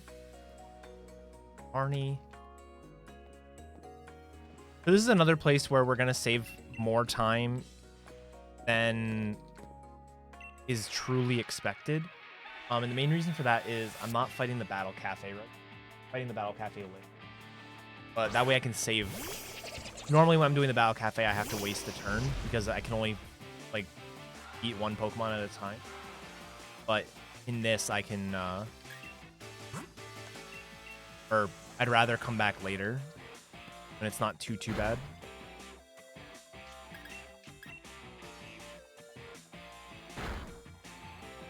What is Flex on Mum? So Flex on Mum is a speedrun where basically your mom at the beginning of the run, or at the beginning of the game, gives you 30,000 Pokédollars as pocket change, as she puts it. And it just so happens in the very first town that you go to, there is a boutique, clothing store that sells an Arcanine t-shirt for 30,000 Pokédollars. So the idea behind the run is you get the money from your mom, you buy the Arcanine shirt, come back, and like, for lack of a better word, flex on her.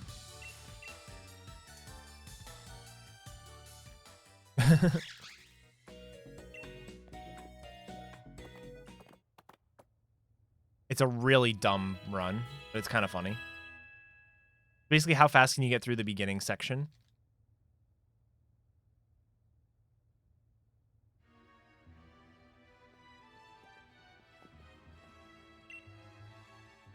Yep. You use the money she gave you and buy something completely worthless.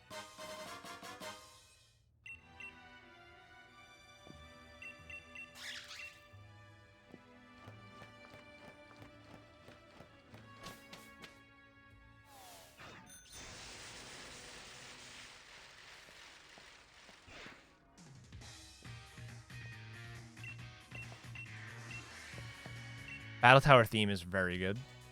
It's not my favorite in the game, but it is up there. My favorite song in the game is the Tournament. I think it's in the game it's called Tournament. It's the theme you get when you're battling the gym leaders in the tournament at the end of the run, or at the end of the game.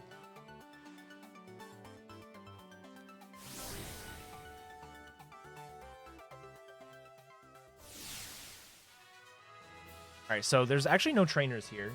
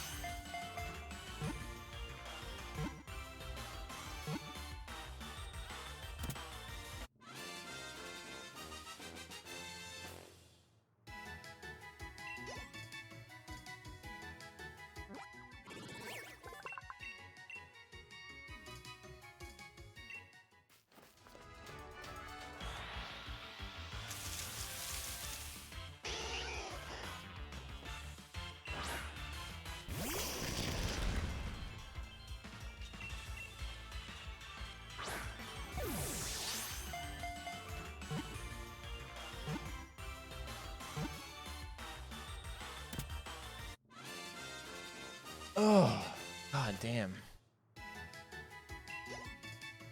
So very, like... Stiff isn't the right word. Can't think of what the right word is.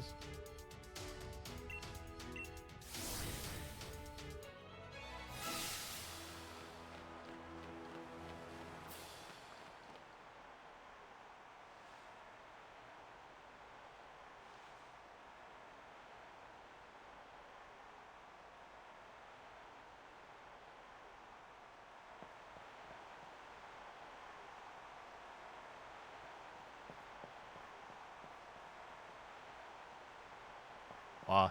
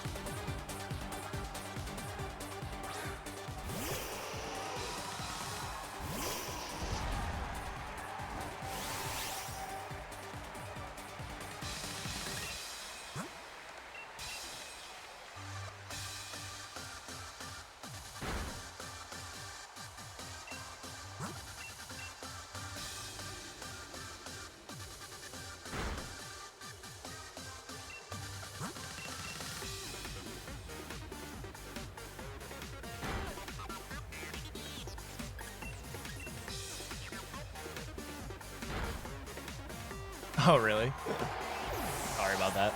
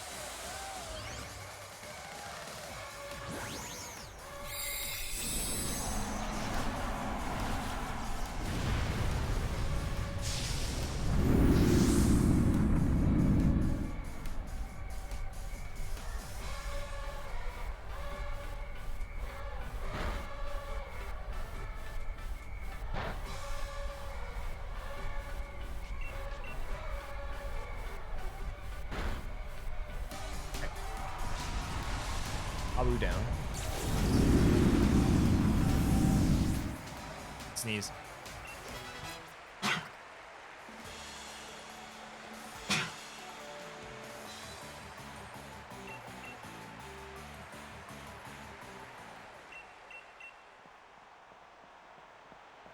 All right, see you later, Chicken Gomu. Have fun at Mother's Day breakfast.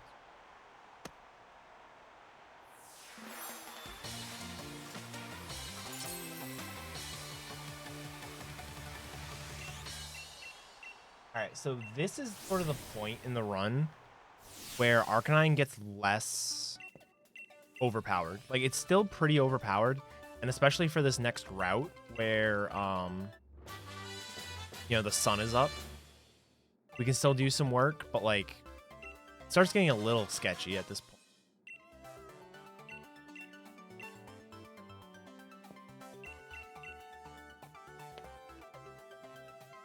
All right, so I want to do a couple things. Re-equip charcoal. Want to deposit.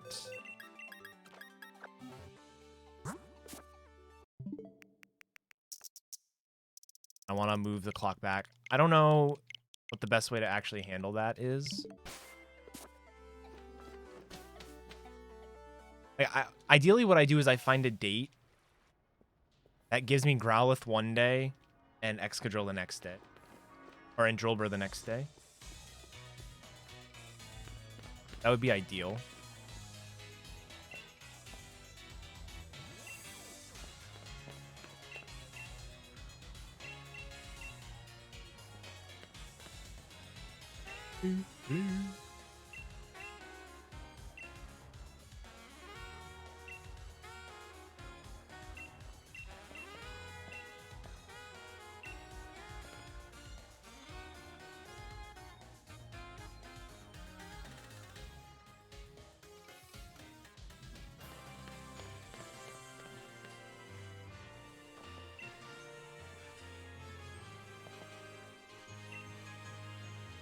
Favorite gym leader?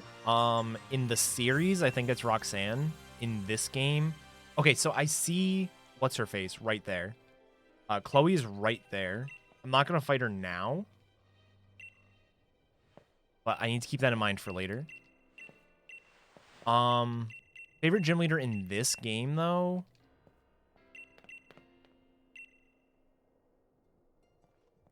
Probably Nessa. I like Nessa a lot. I think Alistair's cool too.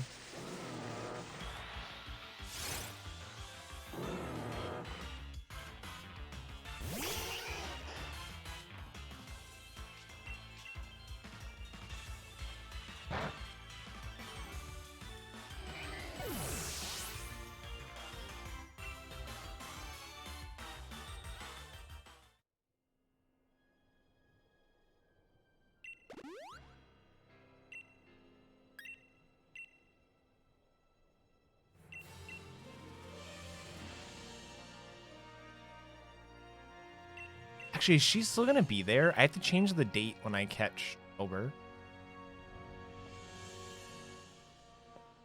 Depends on if she's affected by date changing or if it's just the date den reset stuff.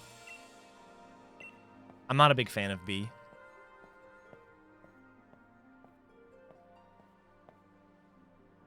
Personally.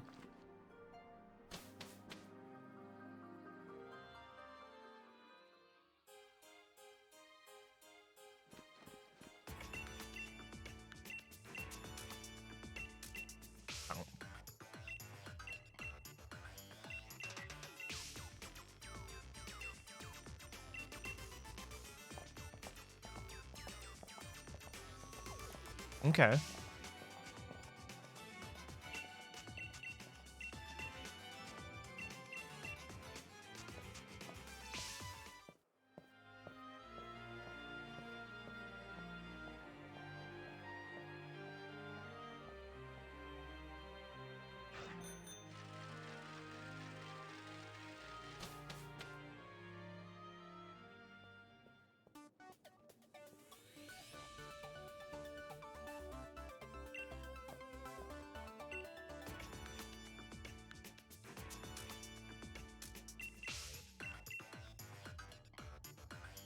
Oh, I think there's a cutscene there. Like, why is it just randomly... Just cut to black there? Piers is your favorite in this game? I don't really like Piers that much, personally.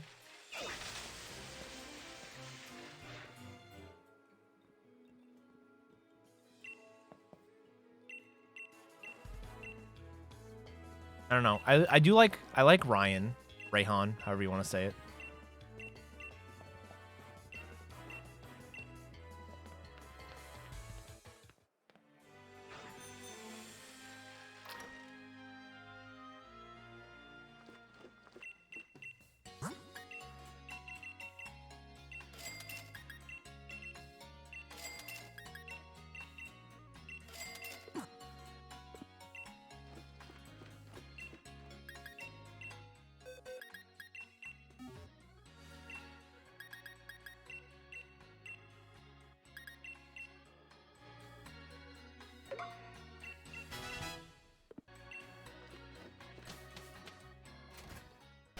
Definitely long overdue for a dark type gym.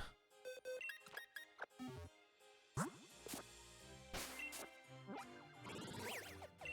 believe it took them 7 generations worth. Well, I guess technically 6 generations worth of gyms. Give us a dark gym.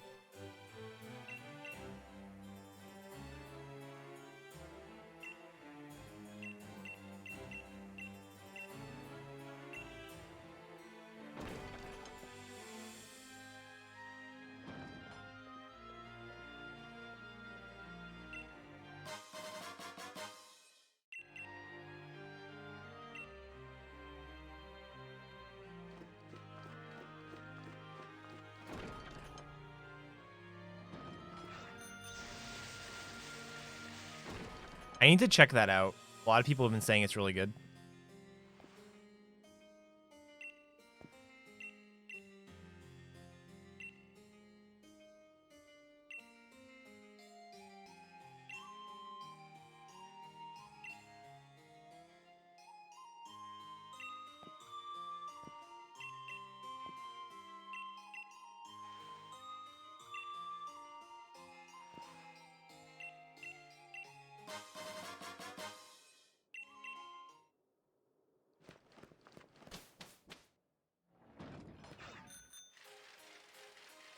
It would have been smarter, I think, for me to leave Vulpix in my party.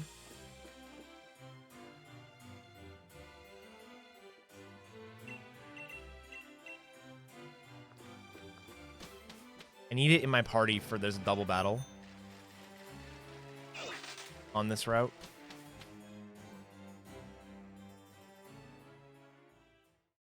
This route is one where revisiting it is bad.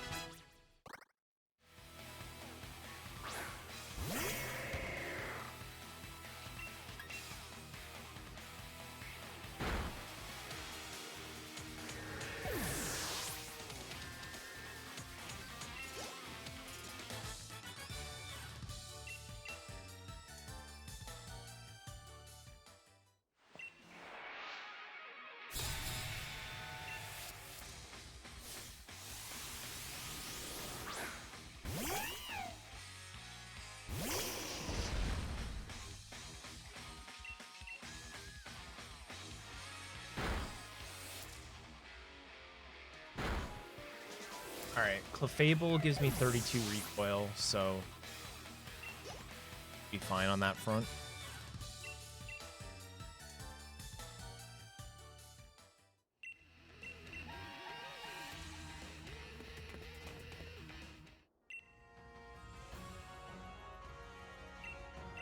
Something that's pretty funny when you look at it.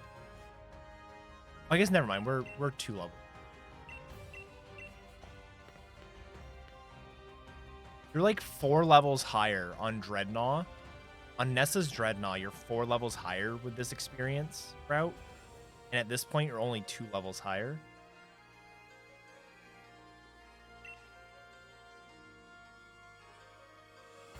Like weighted experience, or variable experience gain. Powerful.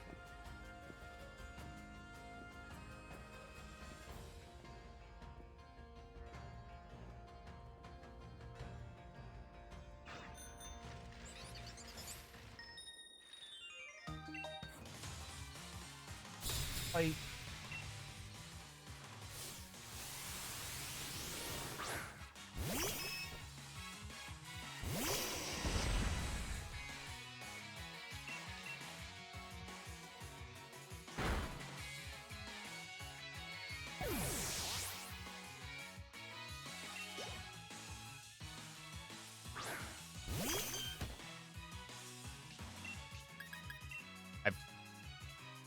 I want to talk about it.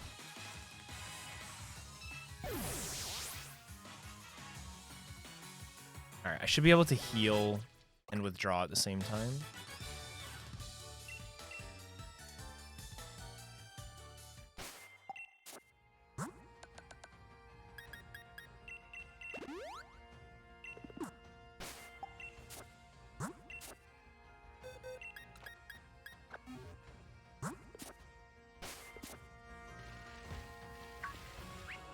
Nice Trapinch, by the way.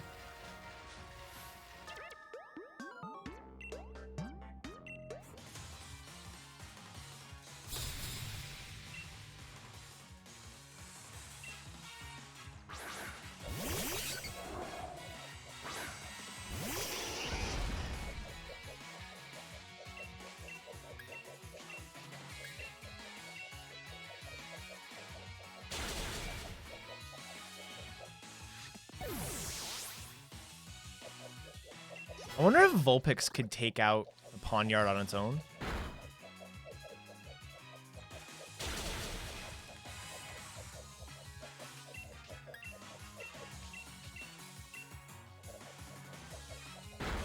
If it could, you could go for burn up and incinerate turn 1 and just destroy. I'll have to look at that. I don't think it will one shot. It's a spread move.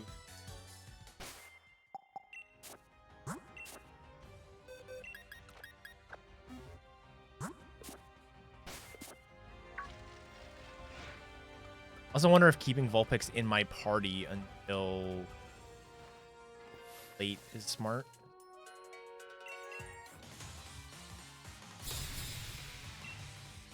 Backpacker Diane has a sock.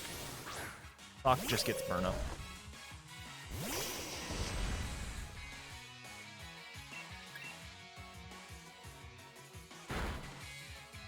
Oh, has sturdy. I knew that and I forgot.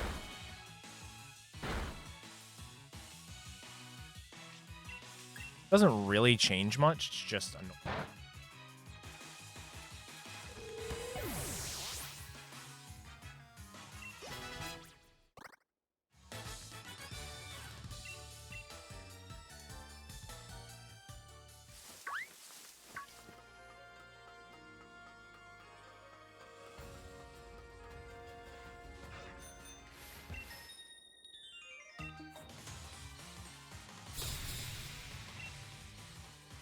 This is Mono Nicola.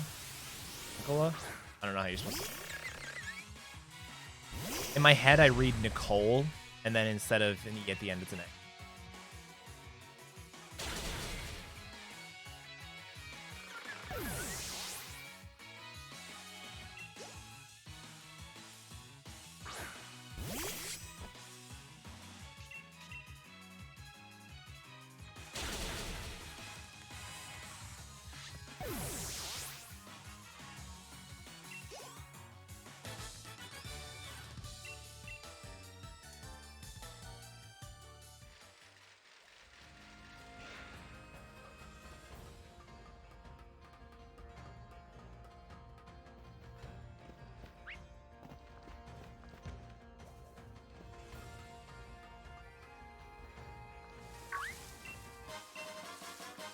Oh, I definitely didn't run to the Amass. I absolutely 100% did.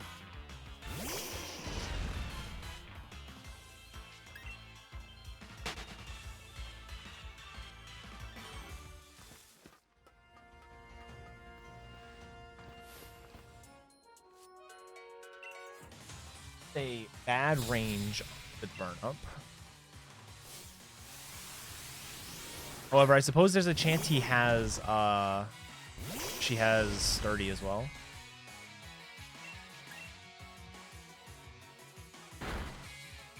Nope.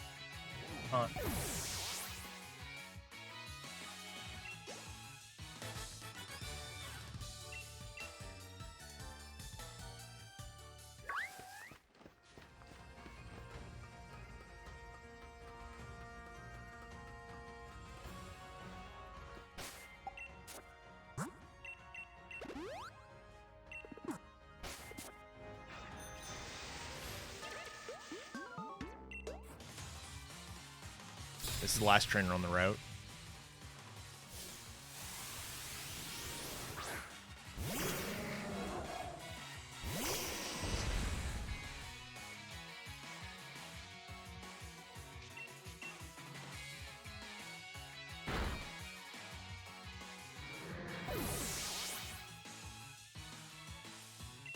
Alright, I actually don't know if I die here.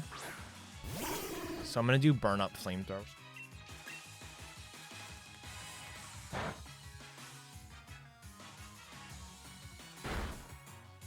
That would have been fine.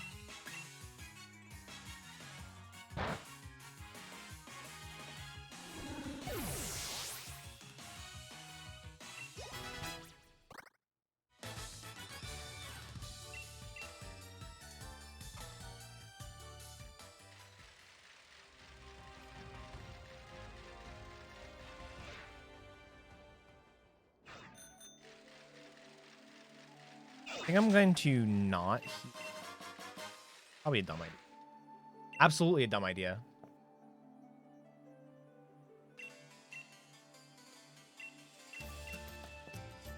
I'll be fine.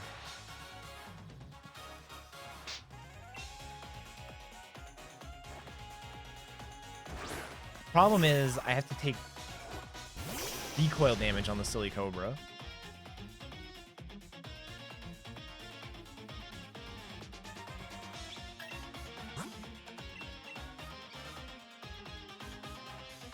Okay, dive is worst case.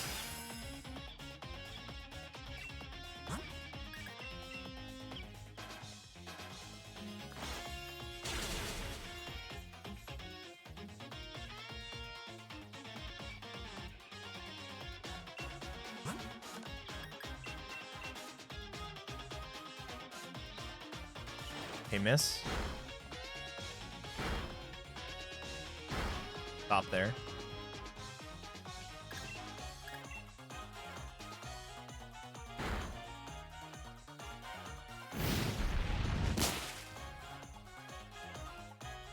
Alright, so not an ideal fight, but we're all not too shabby.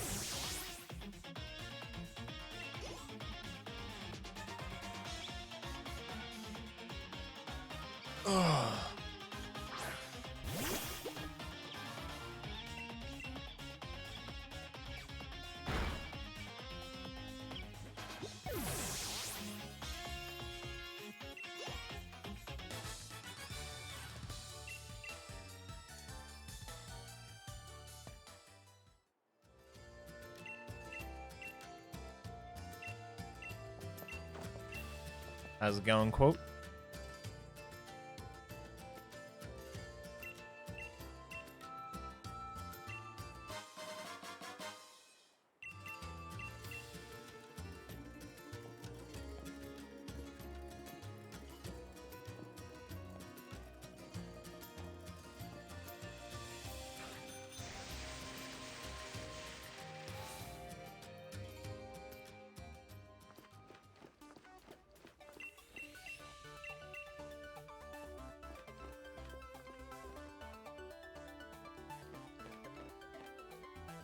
So I think we're still ahead of our PB. However, we're not as ahead as it looks. Just because I believe I've done a battle cafe master and the interviewers on Route 5. Normally, or when I don't have them done yet.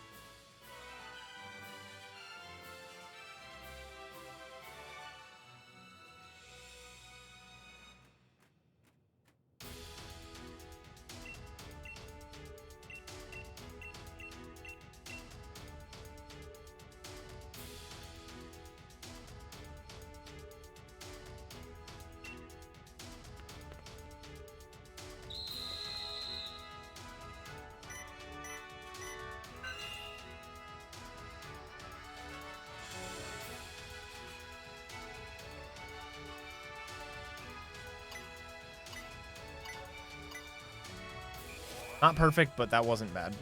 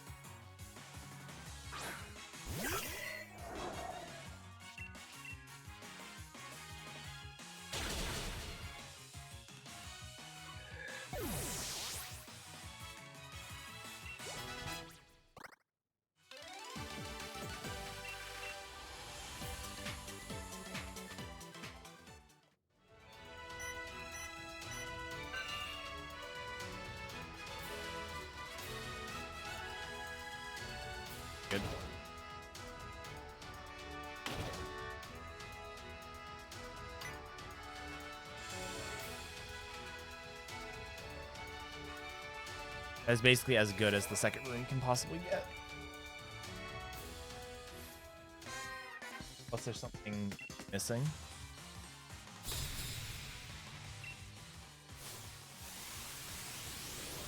Should be able to burn up flamethrower this, which will be nice because you take less damage from ancient power when you do that.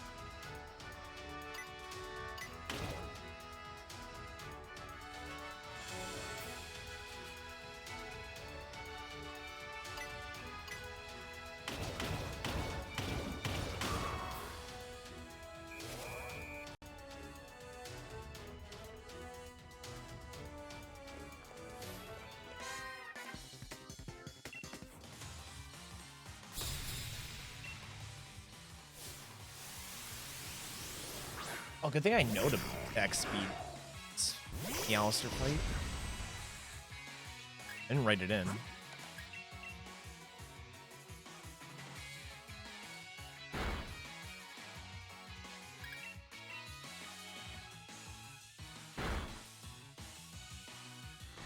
Actually, I'm not going to try, but with my speed, I might actually be on X speeding. Unfortunately, I just don't know the IV.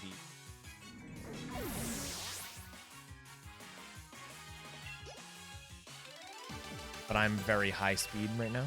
What's up, Full Metal Army? Thanks for the good luck. Recap of the last hour. I beat some trainers.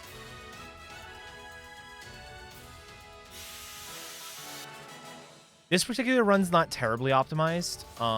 Sword and Shield in general is pretty optimized. But I'm doing a different category where the objective is not just to beat the game, but it's to beat all the trainers in the game. So,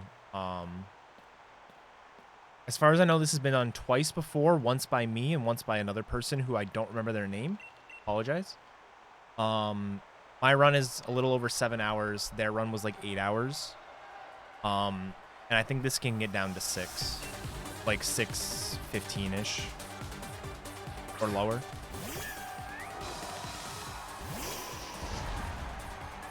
This particular run has only had one real, like, bad luck spot so far, so.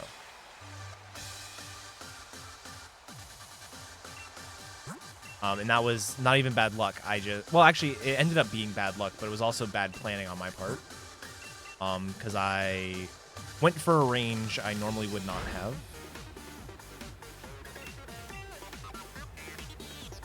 No, you actually don't max level. And the main reason for that is the experience curve in this game, or the way experience is gained in this, scales based on what level you are. So if you are a lower level, you'll gain more experience than if you're a higher level. And it gets to the point where when you're a high level, like defeating low level Pokemon, you get like 10 experience or even lower. So it's actually pretty bad for gaining experience. And there aren't a ton of there are not a ton of pokes in the late game that are like high level for you to actually gain decent experience on.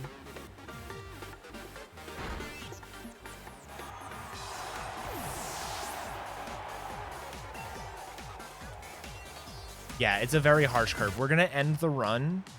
Our main Pokemon at the time is gonna be about level 73 when all is said and done.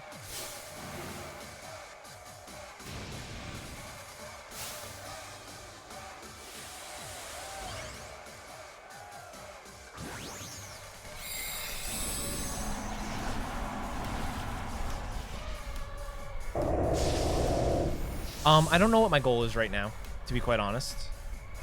I'm more or less trying to see what's possible at the moment. And then once we figure out what's possible, I can come up with a better goal.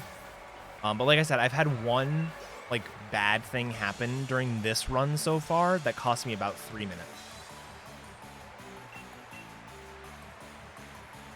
So whatever my final time is, we could save 3 minutes on easily.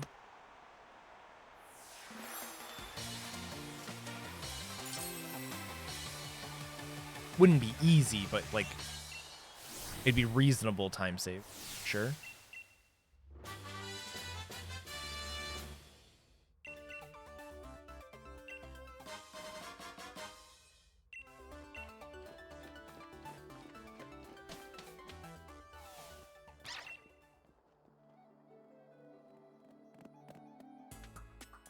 Yeah, Sheep. He came in and asked me a question about the notes. Shield is actually not faster at the moment for just plain old any percent. The main reason why I'm running it here, so there's 2 reasons I'm running it in Shield for this category. The first reason is I like the Shield route better, personally. In the Shield route, what you do is you start with Scorbunny, you switch to Growlithe, which you evolve into Arcanine immediately as soon as you get to the wild area. And then after the 5th gym, which we're almost at gym 5, you switch from Arcanine to Excadrill. And you use Excadrill for the rest of the run. In Sword, you just use your Sobble from start to finish. And the reason why Sobble being used in Shield isn't very cool for 2 different reasons. The first reason is the first trainer in Alistair's gym has 3 ghost grass types, which are trouble for Sobble. The Sobble doesn't gain a lot of coverage moves. It doesn't gain a lot of coverage moves in a speedrun setting.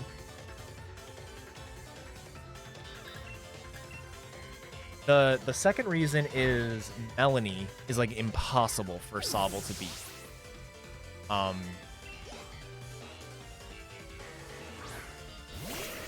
So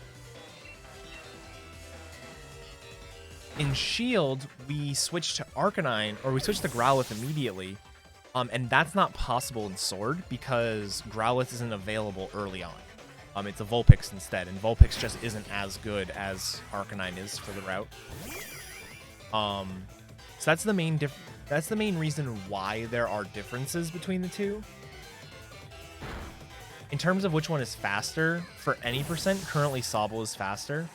But part of the reason for that is the Shield route is an absolute nightmare to grind. Because Game Freak made a change where if you are lower level than the Pokemon that you are trying to catch, it is way harder to catch. And when we catch Drillbur, we are going to be nearly 10 levels lower than it.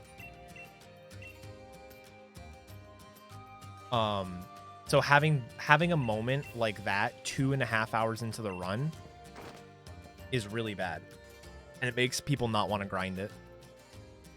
So while I think Shield might have the potential to be faster than Sword, it's just going to be very unlikely until we figure out the catch rate and figure out exactly what's happening. It's going to be very difficult.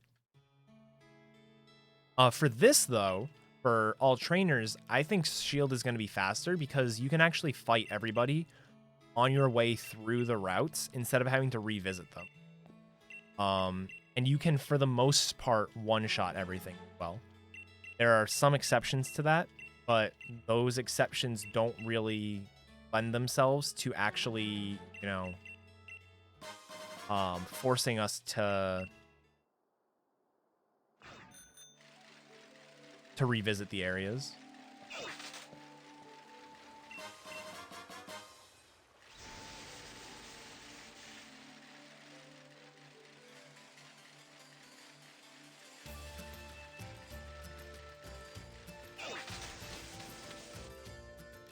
I gotta remember my way through this area.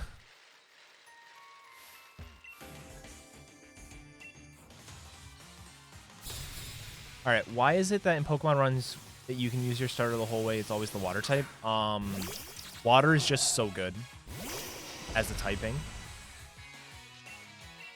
It doesn't have many weaknesses. And its coverage is really good. It also somewhat helps that prior to Gen 7, you were always story-wise given a 90 power stab move, your water type.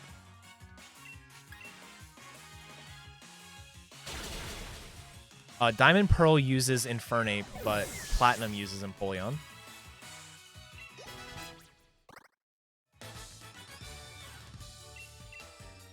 Black White also uses the Fire Starter.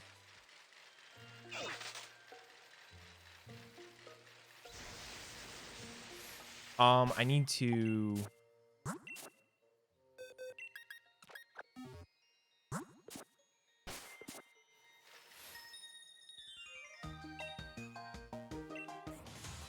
Forgot to do that.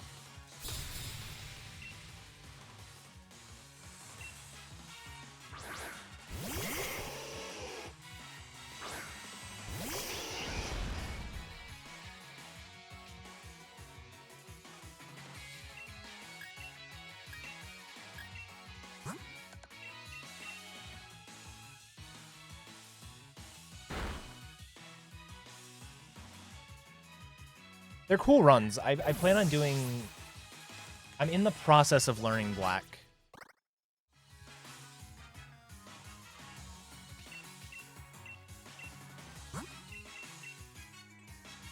Oh, posture check. Thank you.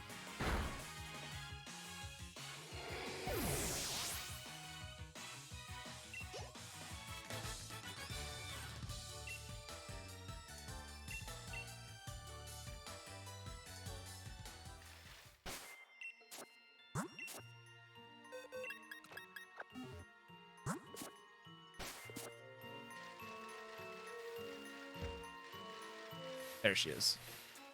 I don't remember exactly how to get to her.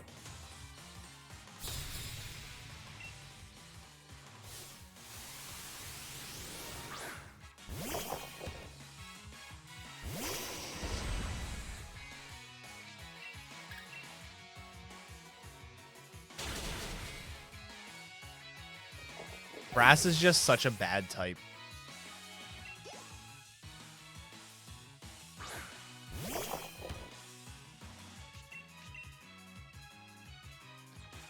If it's any consolation, I think Grass Starter would be the second best starter in this game.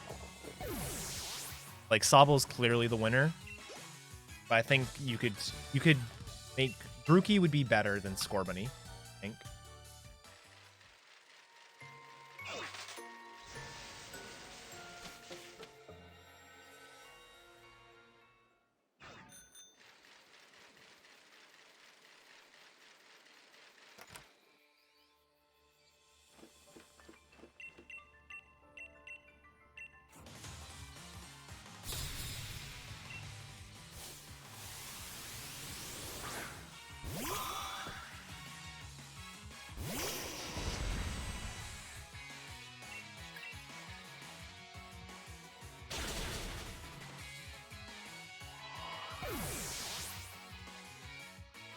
Nice solid 50-second split.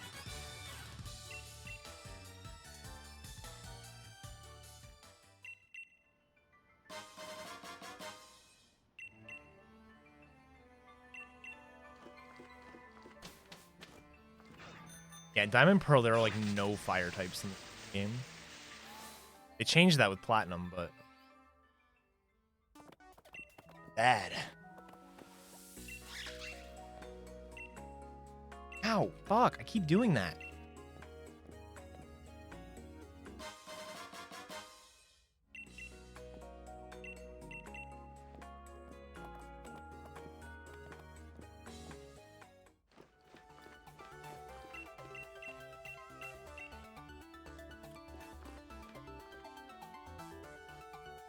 Grass Electric could be cool.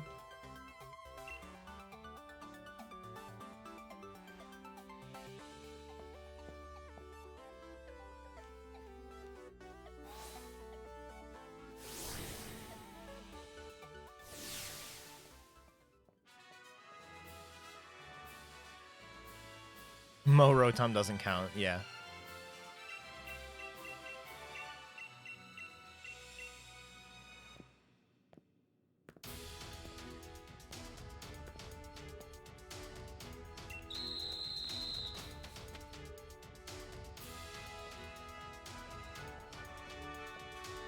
I like it when they do, and they don't do this very often, but I really like it when they do, like, opposite types together, like Grass Water, like Lotad in that line is just a cool poke.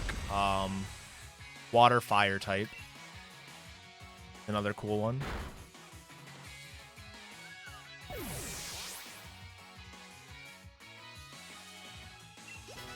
Grass Fire would be cool.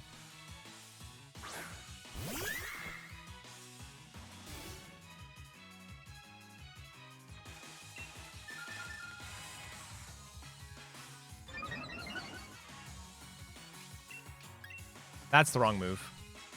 Let's use Burn Up. It dies this turn because I burned it, but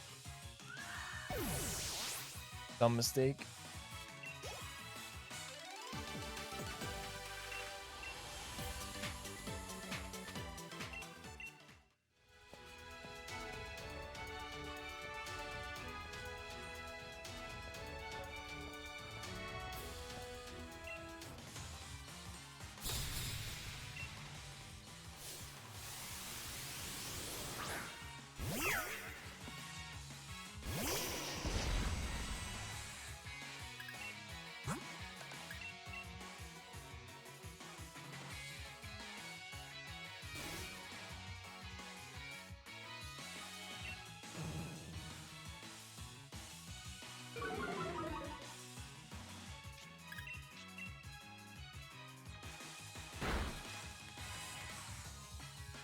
What's my HP at?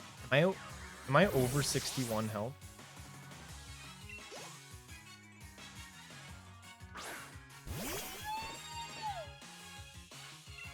I am. Cool. So assuming I don't get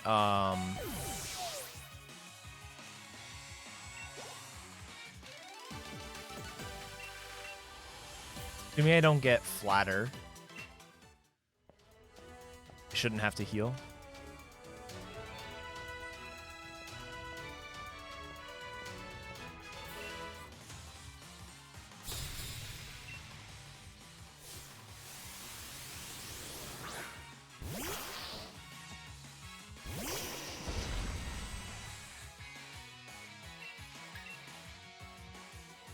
Oh, I didn't even consider Fake Out.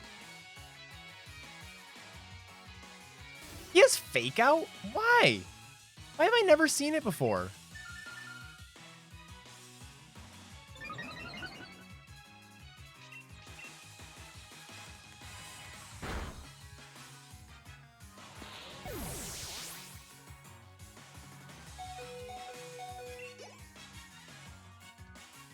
I think I can technically live a Dazzling Gleam. But I'm going to just...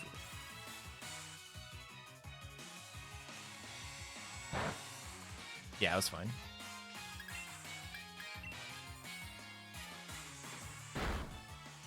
Oh wait, I'm an idiot.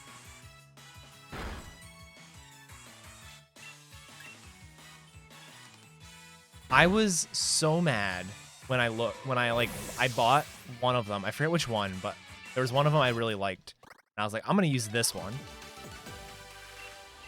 And then they never let me actually use it.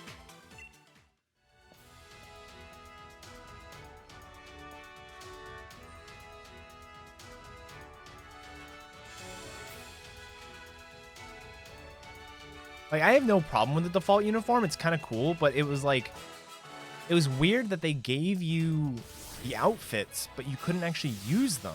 Like, you could wear them outside of battle, but like, what good is that? I should be potioning some of these. Potioning. Potioning.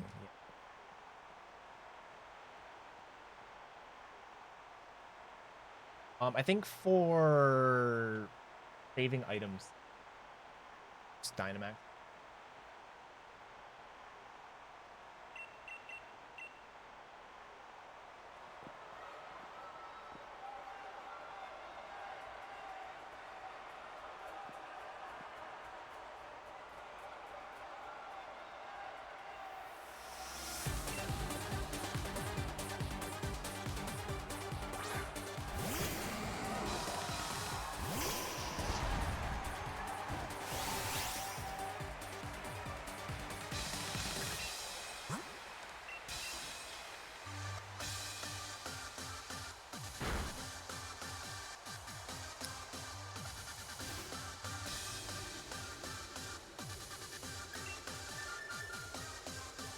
All right, I need to see how much do I lose.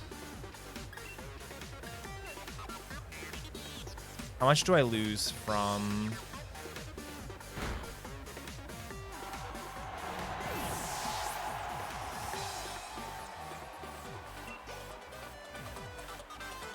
$14. I should be fine.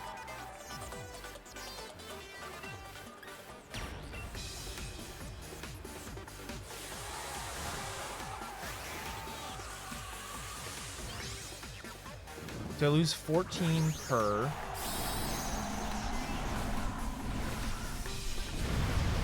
think I'm fine.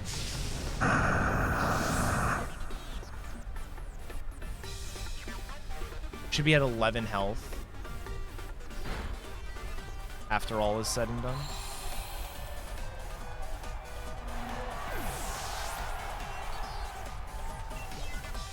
Actually, I might level up on the next.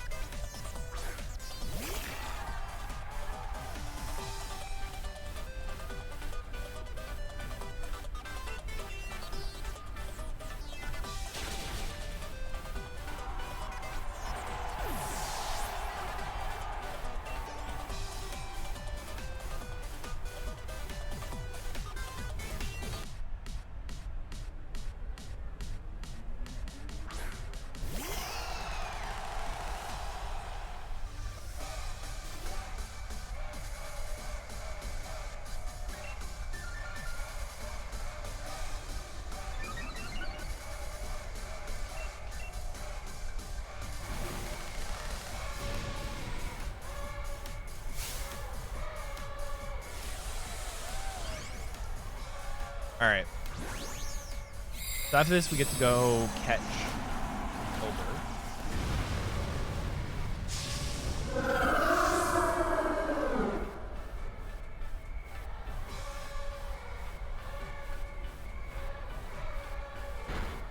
Oh my god. I just had a heart attack because I misread that. I thought it's... And it wouldn't have mattered anyways. But I thought that said Alchemy used Max Flare. And I was like, what's happening?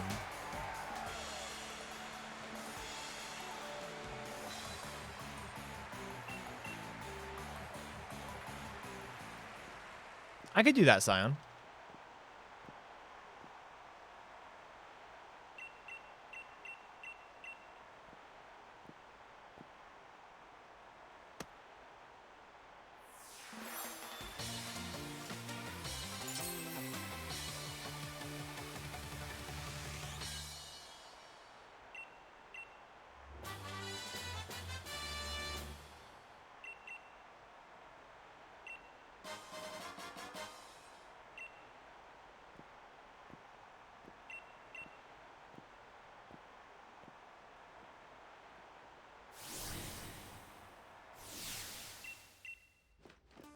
All right.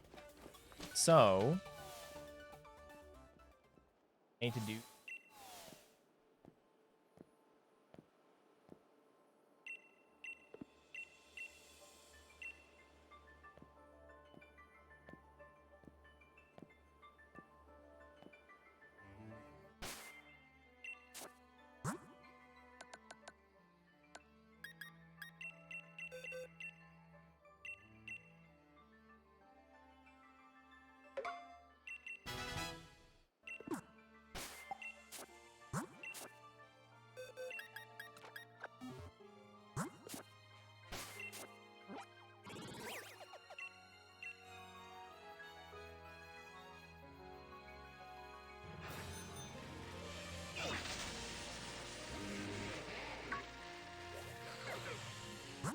What? Oh my god, I did the thing. Wycom.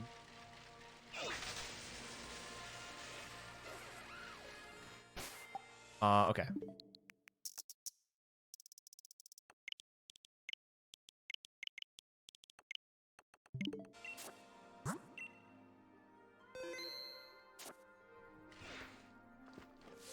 There's one there and there's one over there.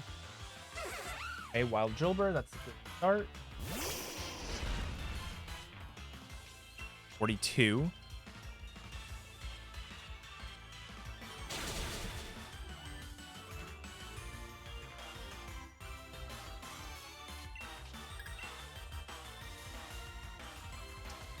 You fight Bede in the post game.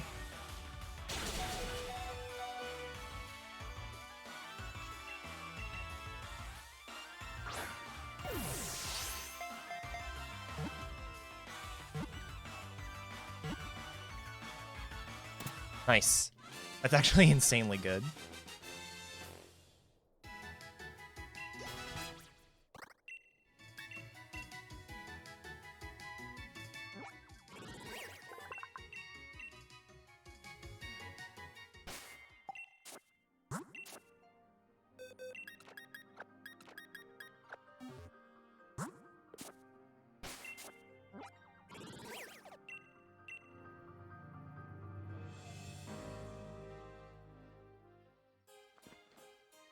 All right. So I've actually routed out this candy up above. However, because I got a 42 Drillbur and I got a level 7 Arcanine, I used the candy on the Arcanine. So I'm going to need to get extra candy. Like, I could skip one of them and I'd be fine, but can't really...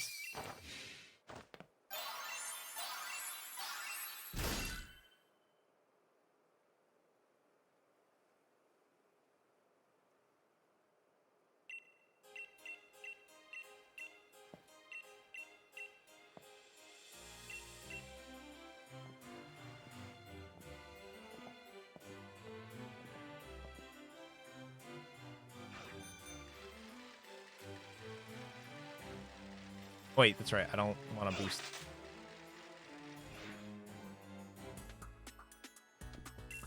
And while I'm up there, I may as well grab the Wise Glasses.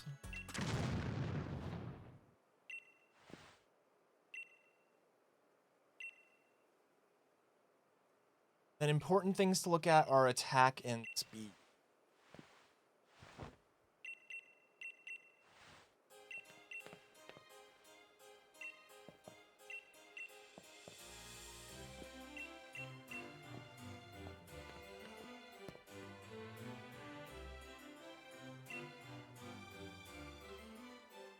And I'm gonna want to check my attack and speed throughout as I level up. So I need to...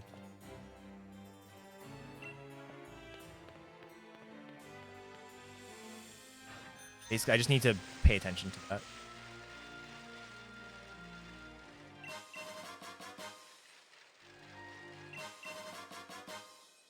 All right. So, first things first, let's do this.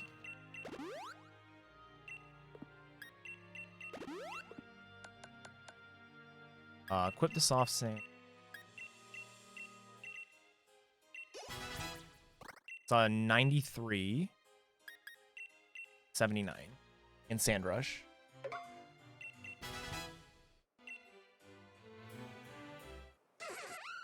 Oh, wait.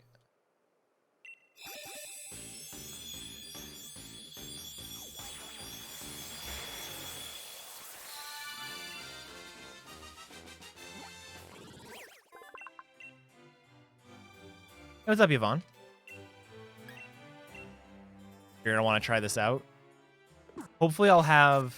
So once I'm done, basically with this run, I'll be able to clean up the notes a little bit. And then they'll be in a shareable state.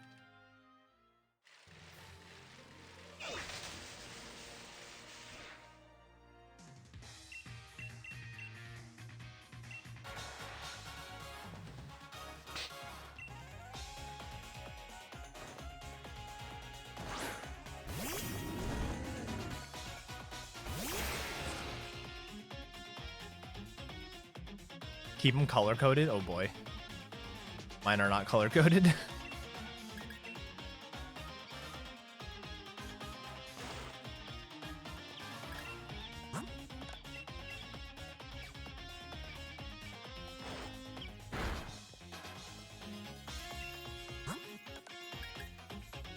Heal back.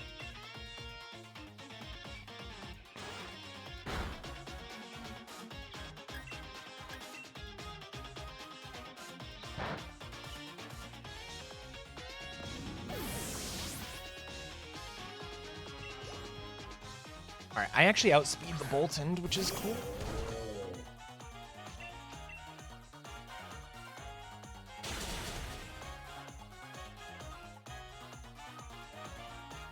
I do not outspeed the Rabombium.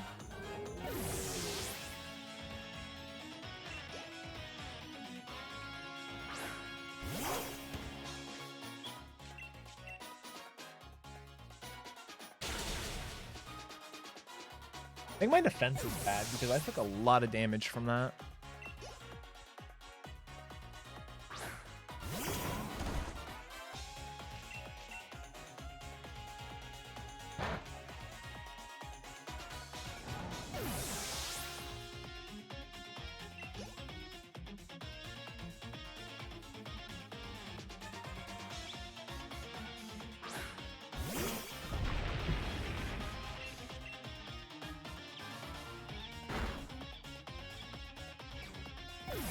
That is officially half of the trainers down.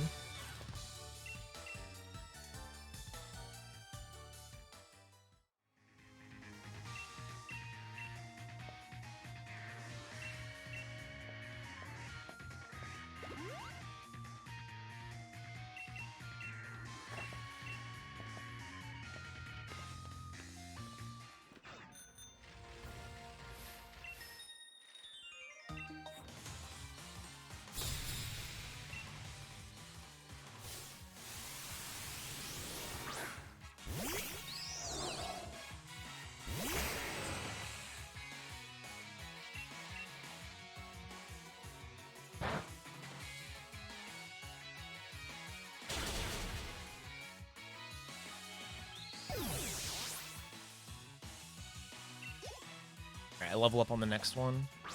Check the top half.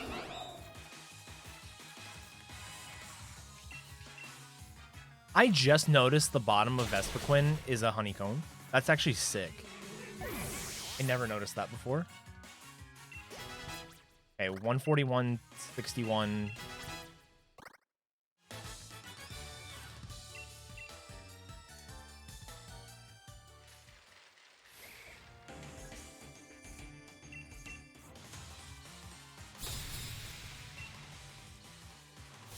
I've got pretty high attack. My defense is either like 2 neutral IV or 19 minus. My attack is 26.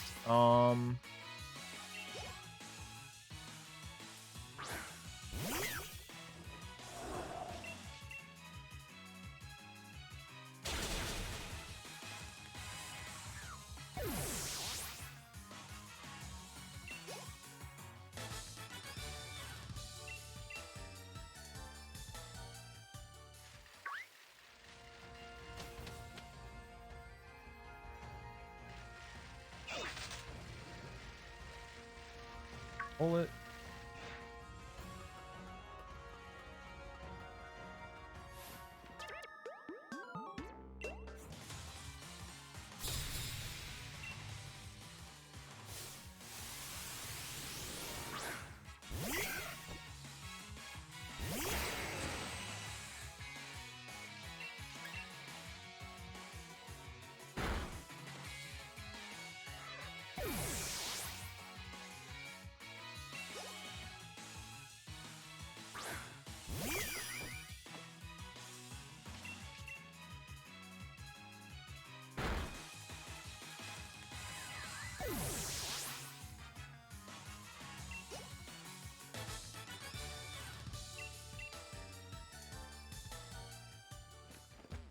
Get in there.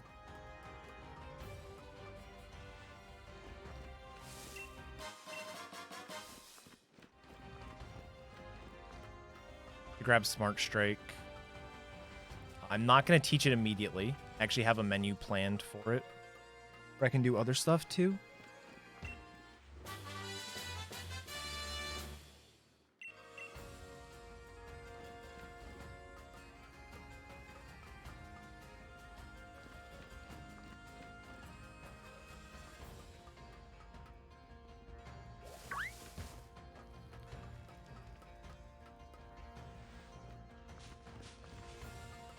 I think I want to try to split the two of them.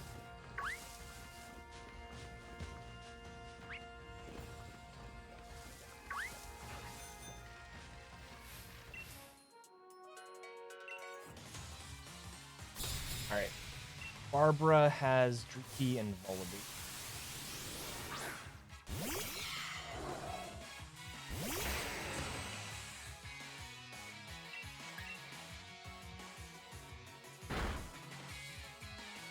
Goodbye, Dreepy.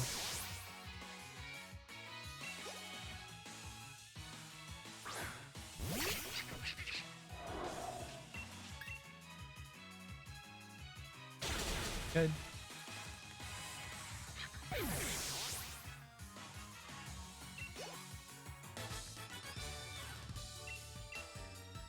I hope I have enough earthquakes. Now that I think about it, I may not. I don't have a great substitute. I could substitute one earthquake. No, I have enough. Okay, cool. I need 5 more, and I got 7.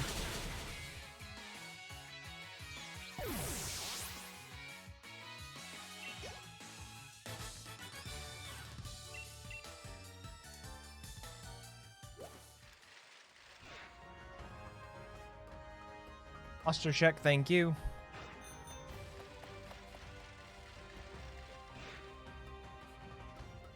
Alright, so I remember from last time, I know my lesson. These 2 idiots don't actually see you, so you talk to them. Too busy looking at their damn phones.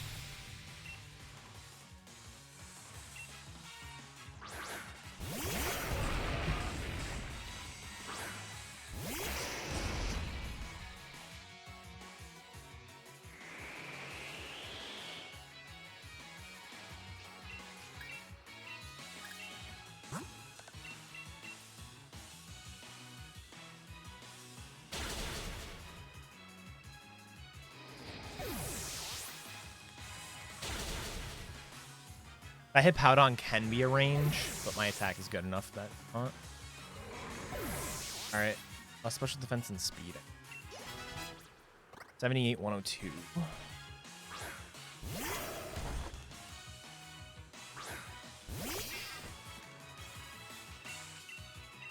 Alright, I really don't care what my nature is. Well, that fake out's actually kind of yucky. I don't care too much what my nature is, because I know my speed and my attack IVs already.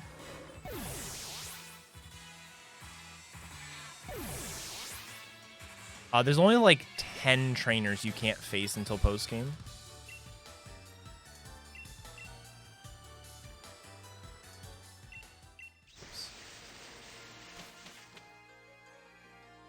But yeah, so I know I've got 30 IV speed and 26 IV attack.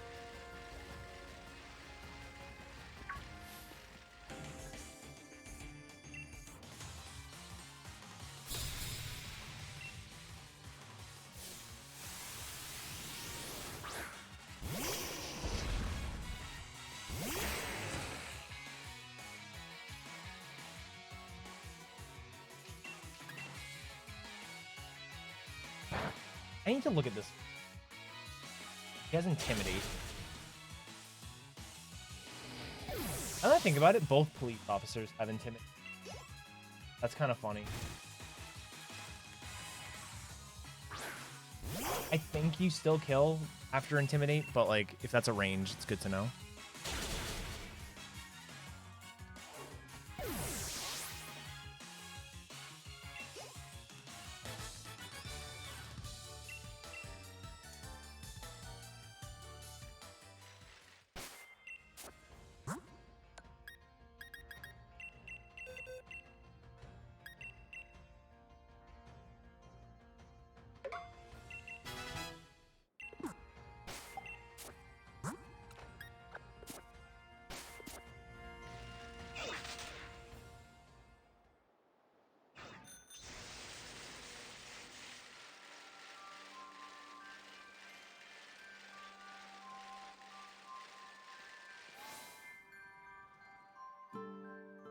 Oh, shit.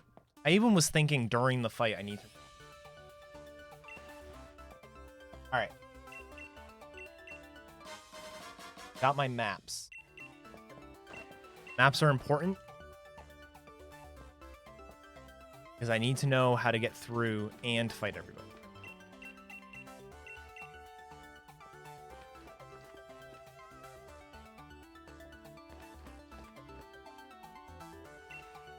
So the dark bars are...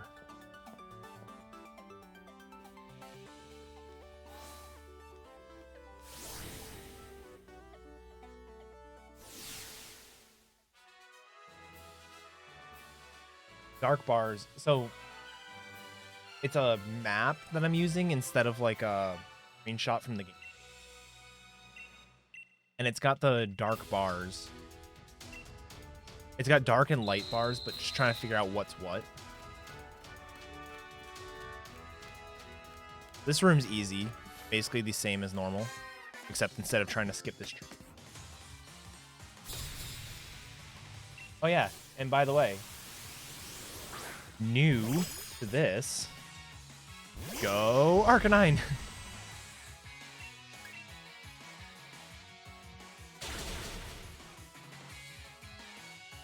Arcanine's actually pretty legit for this, because the two things that we can't one-shot with Excadrill are Cloyster and Avalugg, and both of them just have very low special defense, so you can get through them pretty easily. But because of that, I have to get rid of Flamethrower instead of Burn Up. Isn't too bad, but something to you have to keep in mind. We burn up everything on this. Not on this fight, on this gym. Alright, so the dark holes. Dark are holes.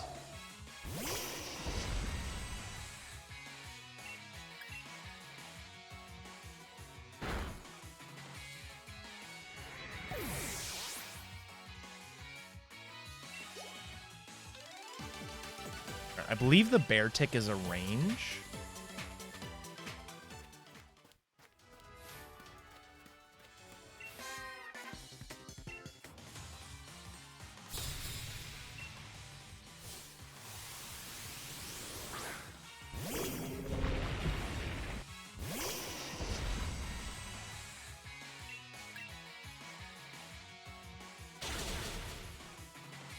Or maybe it was a range with Flamethrower, and that's why I'm using Burn Up.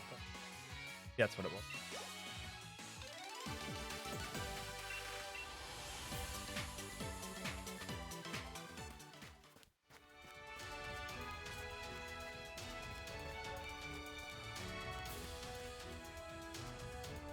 All right.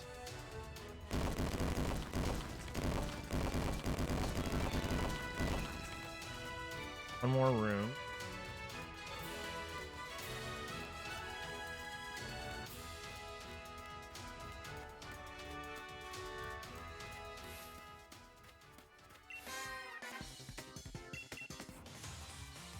Hey, what's up, T-Pat?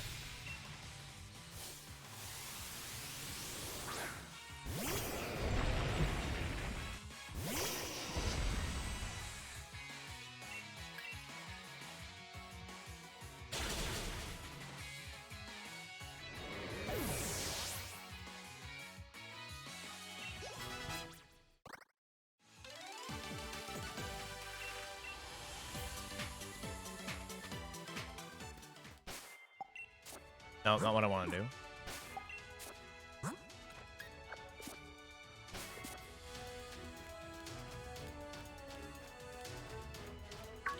No way, dude. How?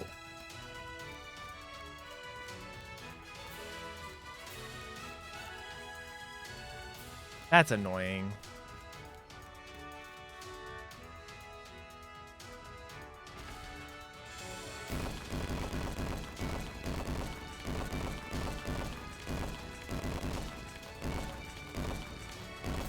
That's obnoxious. I should just reset the run. You're right. Yeah, right. This Excadrill is actually really good. I wish I had this Excadrill on PB runs, like any percent runs.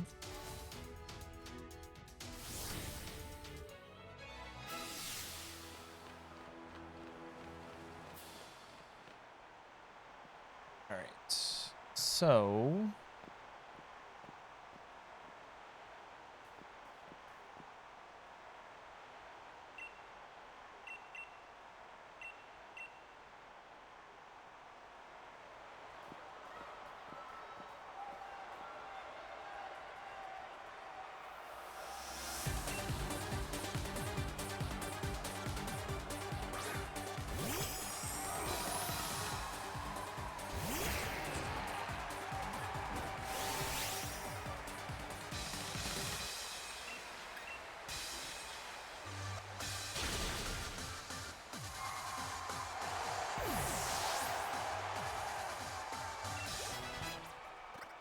$64.50.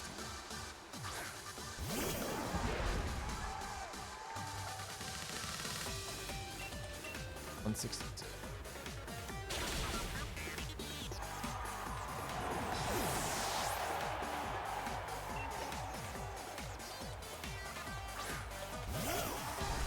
Okay.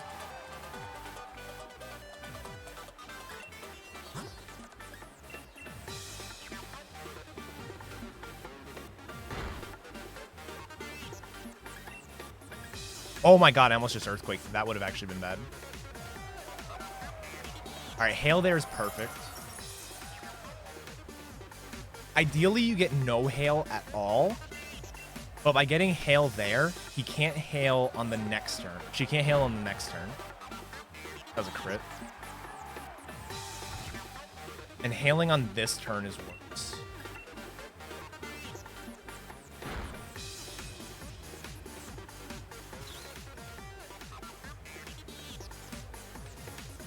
Josh is cool people. He does that a lot.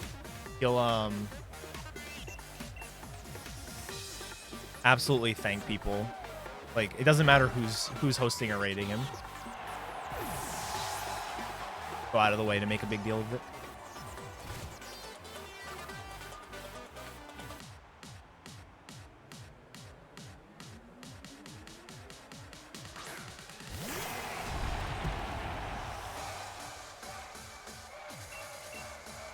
Why is Ice Cube a thing? Excellent, excellent question.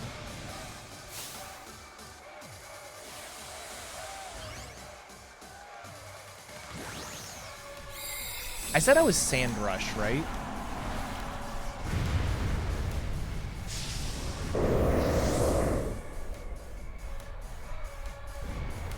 Pretty sure I did.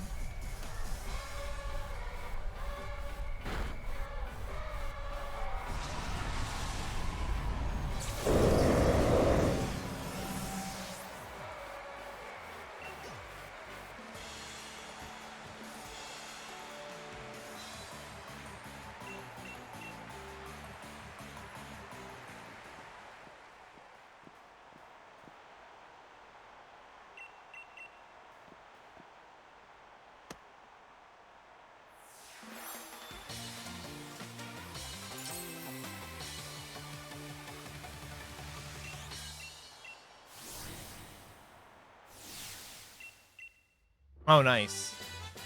Yeah, I saw he had a rough time at Nessa, which isn't surprising. Like, if you're not in tune with how that fight's supposed to work, it is very hard to wrap your mind around.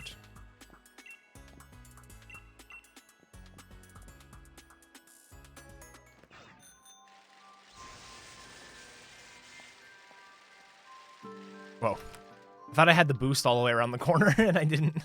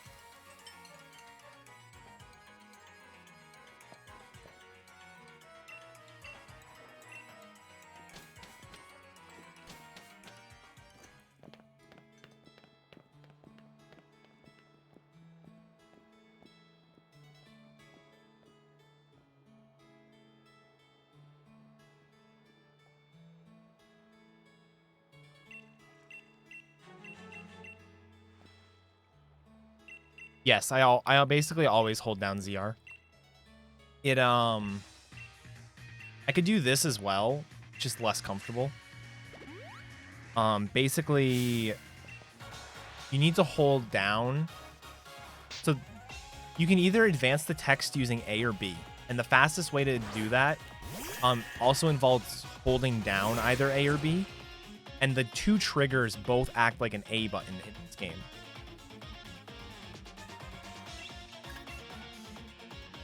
So you can get away with, or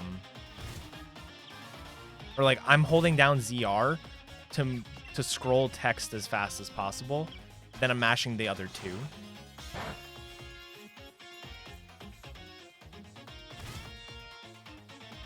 All right, this section's a little awkward. My PP routing should be fine. There's just something I need to keep in mind as I'm going throughout this.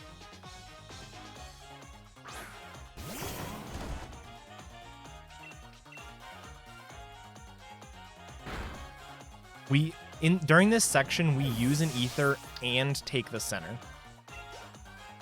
Oh yeah, I just hold it down. So I hold it down when I'm doing like movement and stuff a lot of times.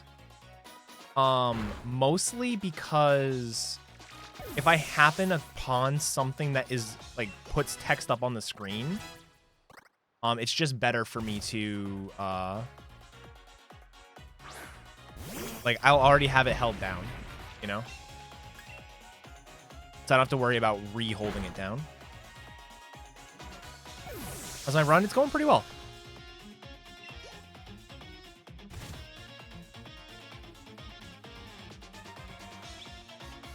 We got Excadrill really quickly.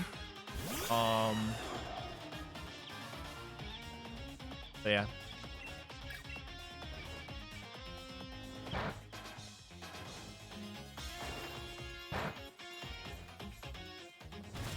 Nope, no goofs. We had kind of a bad Opal fight. But I mean, other than that, like, Opal's gym in general didn't go great.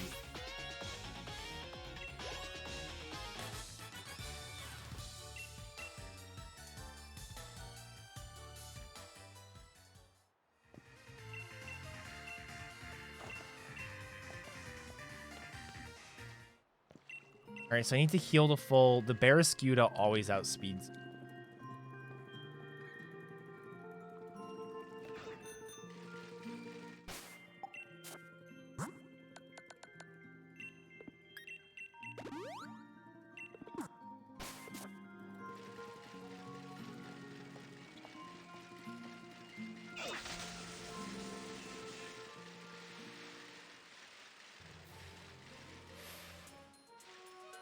How many runs is Excadrill the main? Just 2. Black, white 2, or white 2 speedruns and shield speedruns.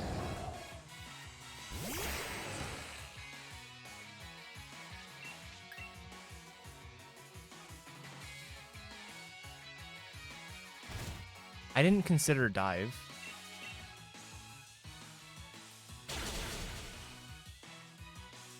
I didn't expect that to kill me either. Thanks for the crit.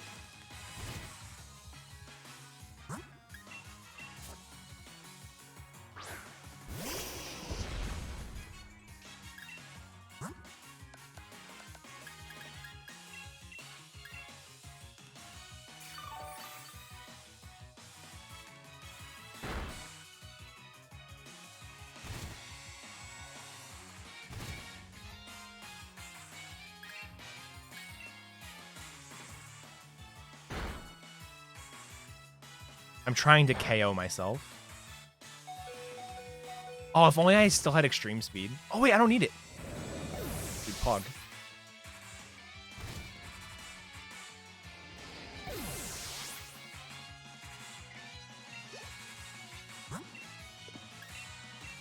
Now, not having a second Pokemon here is actually kind of bad. That's the wrong move. Oh my god. Flinch. Just flinch. Just flinch.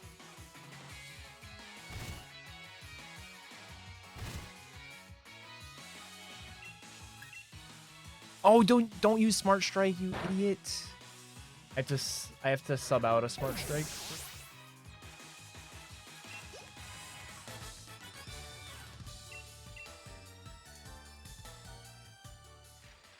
So it depends on the game. Some games the player character's gender matters. For example, in Omega Ruby Alpha Sapphire, having Brendan or May as your rival changes the natures of the Pokemon.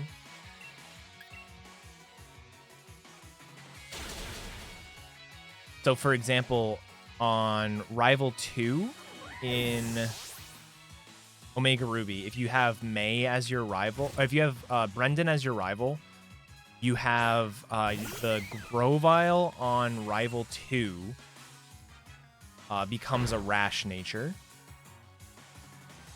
And it's a different nature if he is, or if May is your rival. In this game, it doesn't matter. In this game, picking the boy versus girl doesn't matter. Yeah. It happens because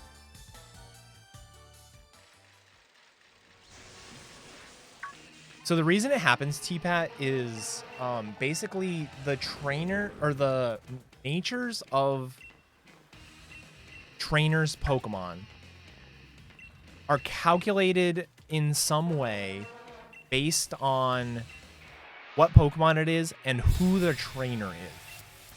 And so because May and Brendan are technically different trainers, they have different natures.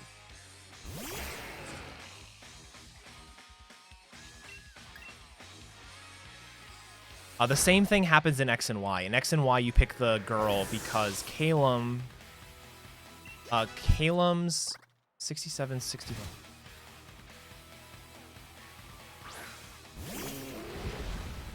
Calum's Meowstic has a minus speed nature, which allows you to outspeed it, which is necessary. Sometimes there are text differences, yeah.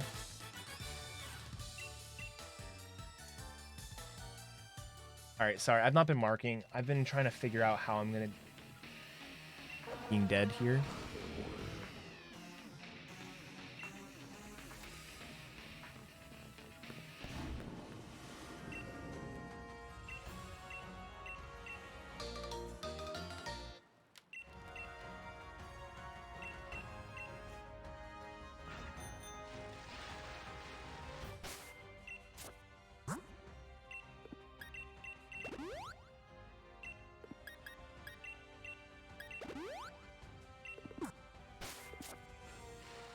In Gen 7, you actually want to pick the boy because the girl character gets a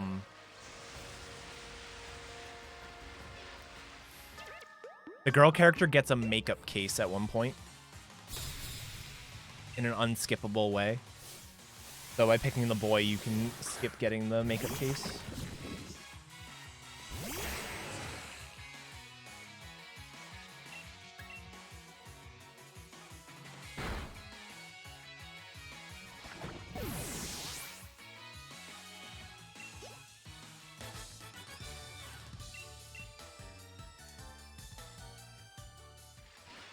Alright, this fight here is basically the reason I wanted to get Arcanine alive again.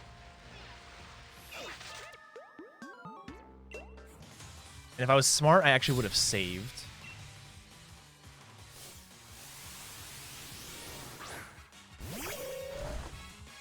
The throw is an atrocious range.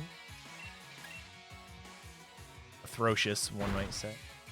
One should never say that. But because it's a fighting type, you can do a lot to me.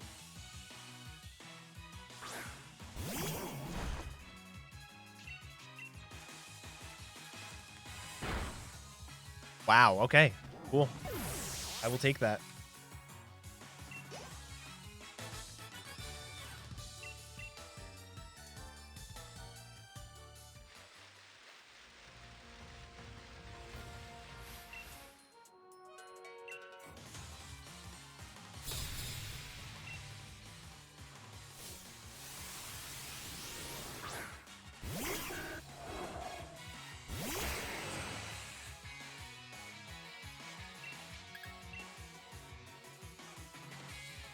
I learned the hard way that this Pukamuko has counter and doesn't die.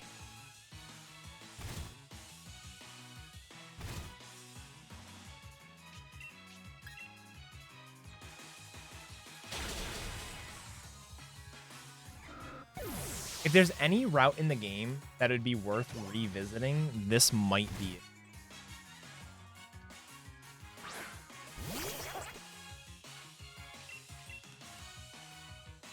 I think this is the only route that would be worth revisiting, though.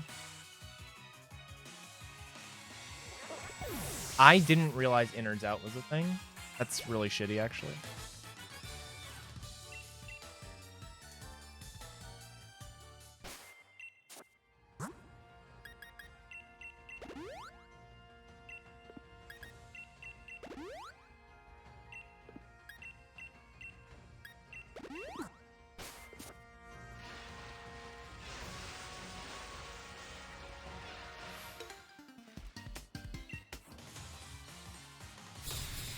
World record is 7:04:20.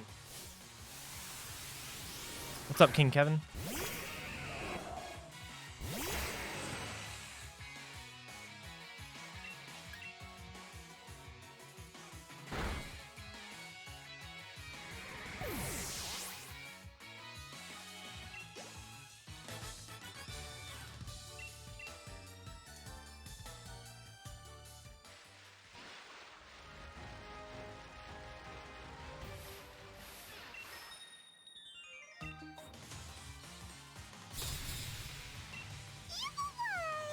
EY Macarena. Hey, Macarena. What's up, Finger? How's it going?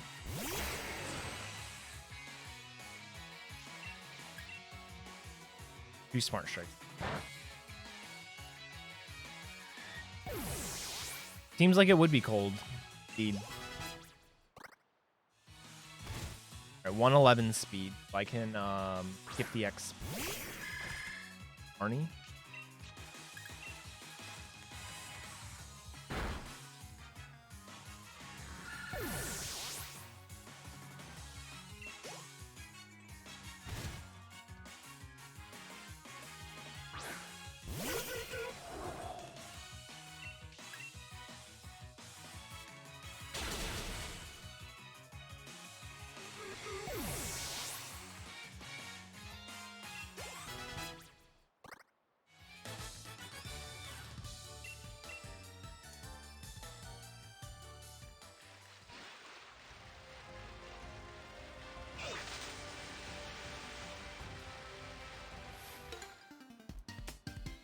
How goes the run? It's going pretty well.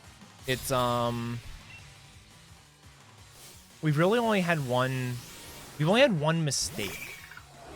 We did get a spot of bad luck here on this route though.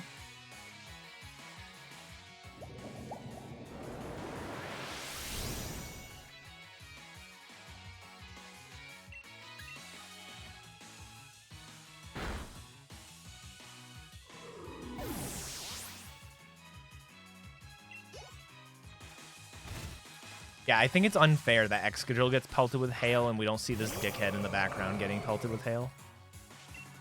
Be way more immersive if he did.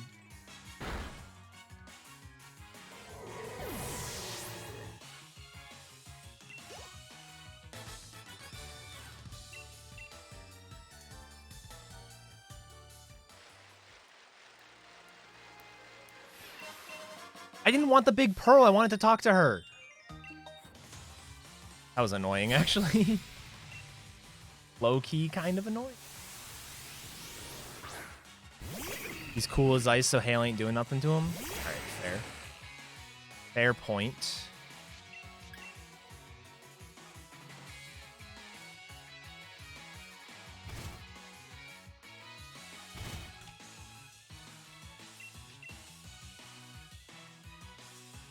Tried to double Baneful Bunker me. Bitch.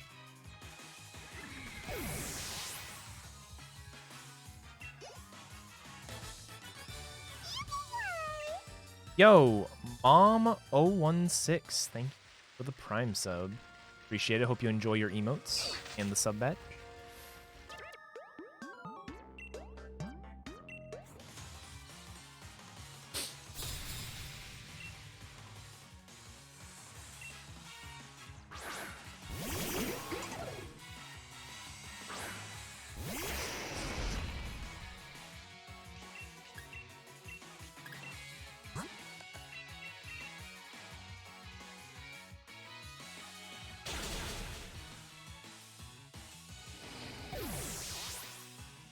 needed Arcanine to be alive specifically for that, but I also wanted him alive. That route is dangerous. Overall dangerous. So.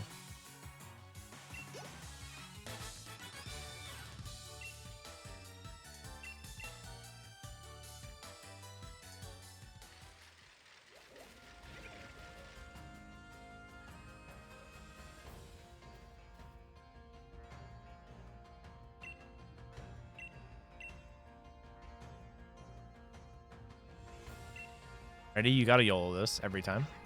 Go! There was no Pokemon spawned. This totally threw me off. What's up, Sora? Thanks for the good luck. How's it going?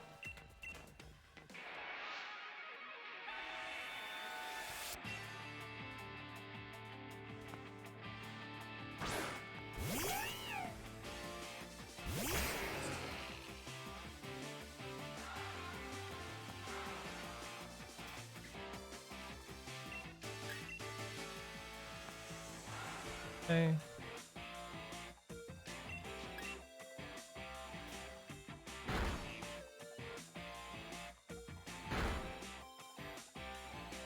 Momo. Okay, got you.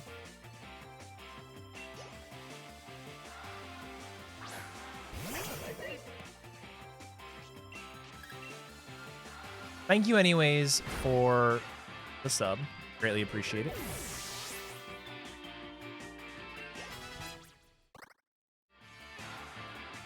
Dude, there's a fly.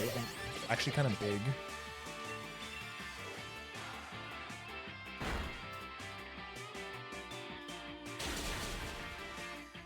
I'm surprised I'm not going to lose time on this fight.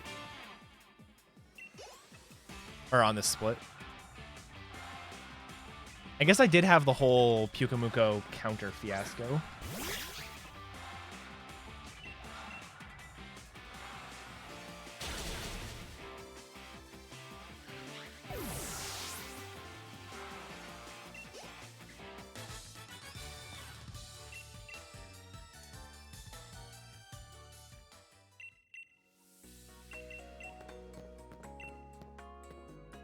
Right? Stupid murder hornets.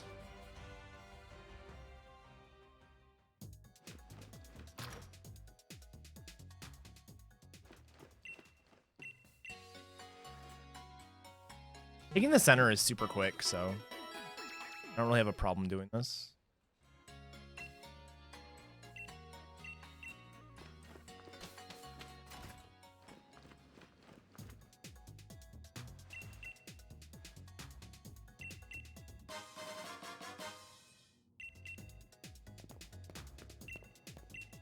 Oh wait, I'm up over 100 trainers now. Woo!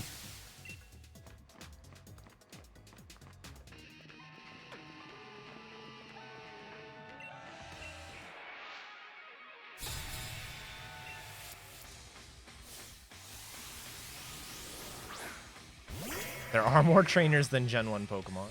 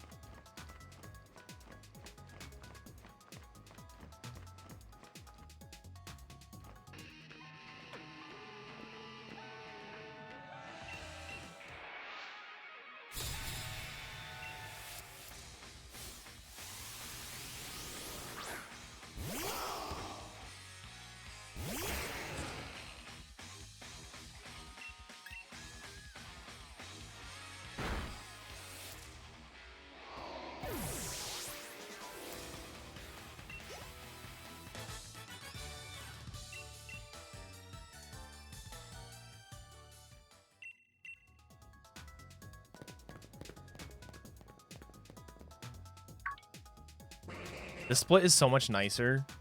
Well, like this Excadrill I have specifically, this split is so nice. Nothing's a range. And I outspeed everything. Like the only thing I think I don't outspeed Weavile, technically. Technically, you don't outspeed Weavile. However, it usually ice shards anyway. Hey, Shiro Natsukin, thanks for the host. Appreciate it.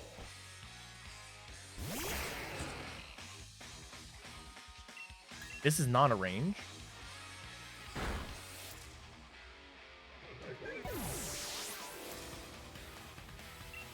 That can be a range. My attack, it's not.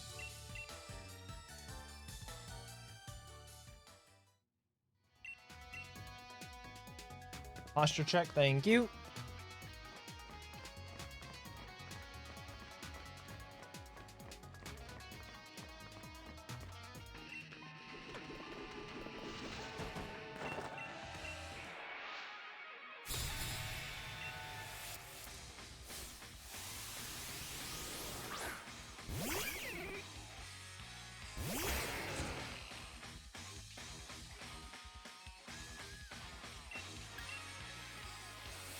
I apparently outsped him. Cool.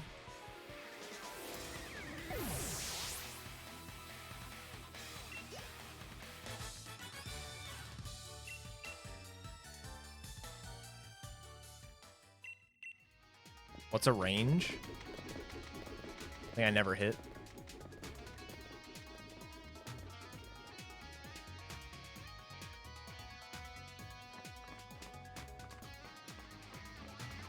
Something I find actually cool about this fight in particular, so each gym leader has like their ace Pokemon, right? Like you've got Eldegoss on Milo, you've got Dreadnought for Nessa, Pentascorch for Kabu, etc.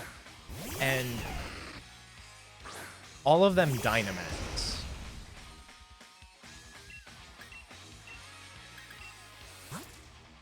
I don't have to heal. What do I even do? I don't have to heal. I got thrown off. But yeah, so right, this guy doesn't have a Dynamax. Piers doesn't have a Dynamax Pokemon. However, the game sort of compensates for that. So with Dynamax, all of the Pokemon have between 1.55 times health and 1.75 times health. All of their Dynamax levels are either 5 or between 1 and 5. And Piers, specifically Piers, is one of the only trainers in the entire game, not even the speedrun, the entire game, that has EVs on one of his Pokemon. His Obstagoon has 252 EVs in HP, 252. So they bulked him up using EVs as if he's a Dynamax Pokemon.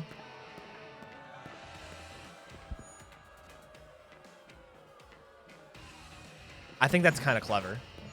Like, they made it so he doesn't Dynamax, but they gave his Obstagoon a hella bulk anyway.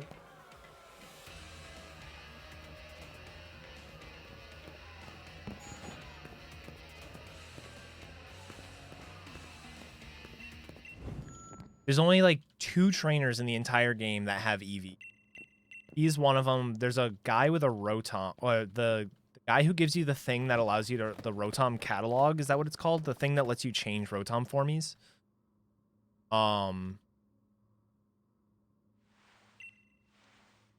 That guy has 252 on each one of his Rotoms as well. 2 stats.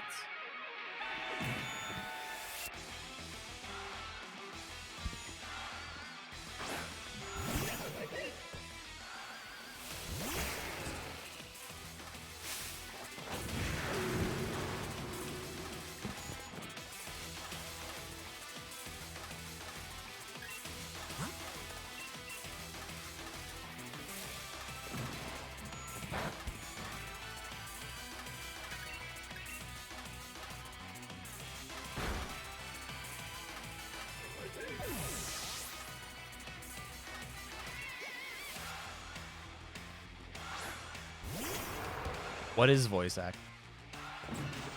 Time to meet another proud member of my crew. I don't know what the fuck he'd sound like.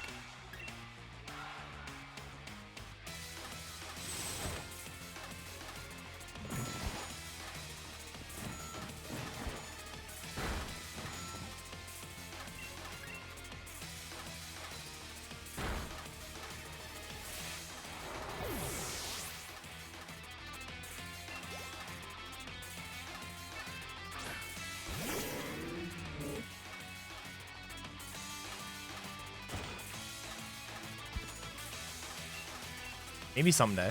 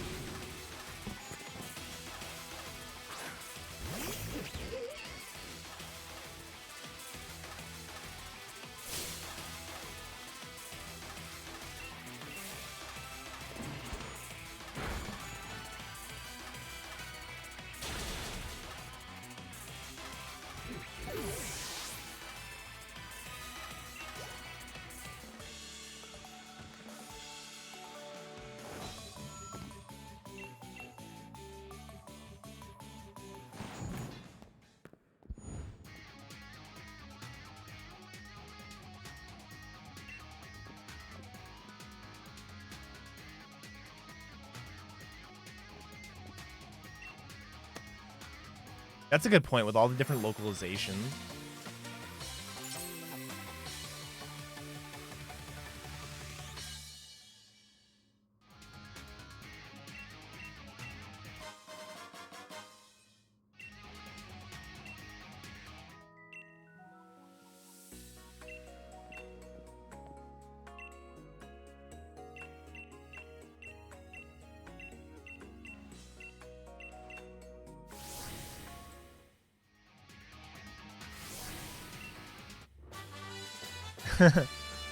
I put way too much time into Let's Go.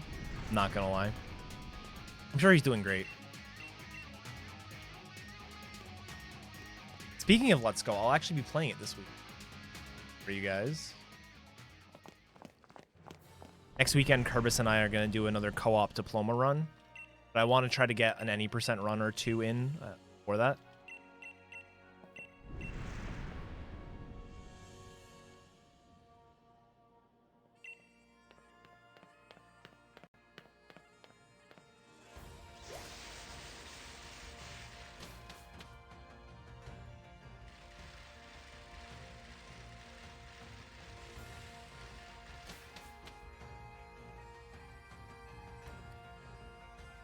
It might just be Friday that I do a run.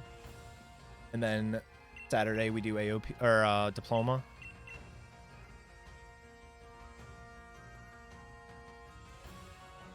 But still.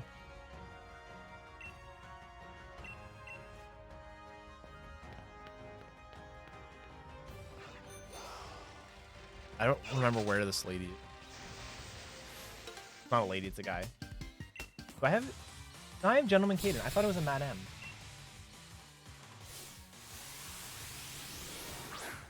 That's me, right?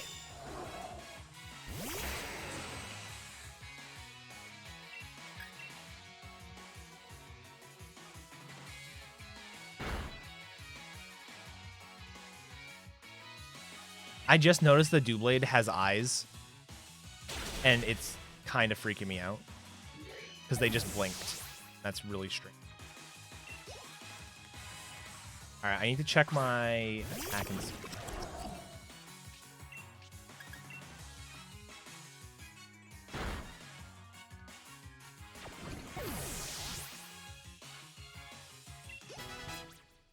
$169,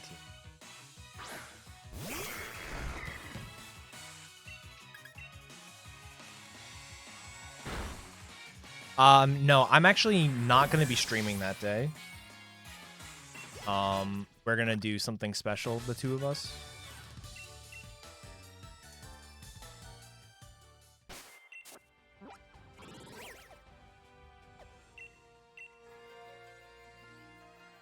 Oh, around the original day? We could do that.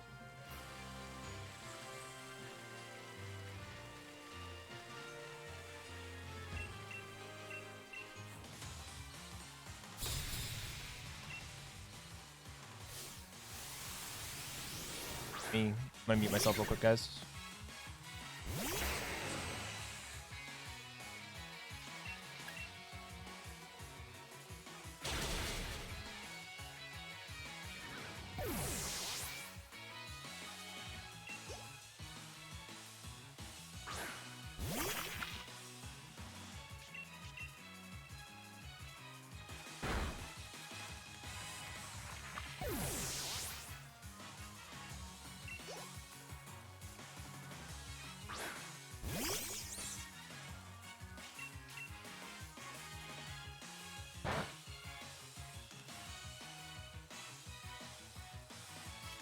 All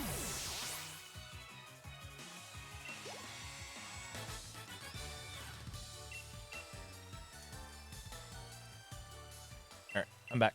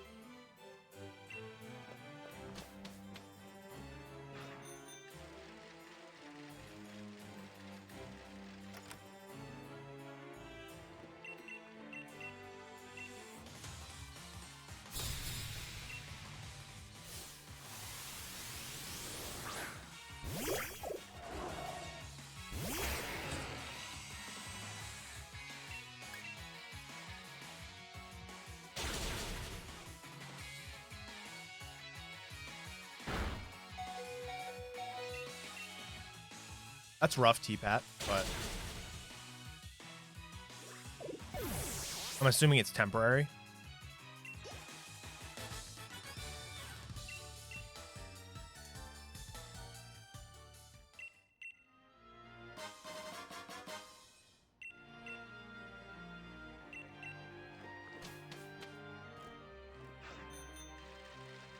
I didn't have to get on the bike.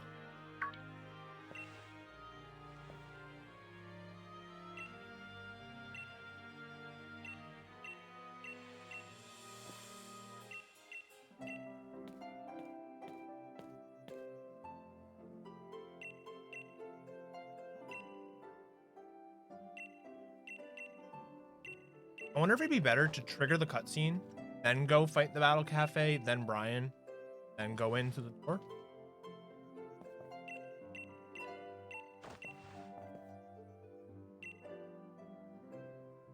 I don't know.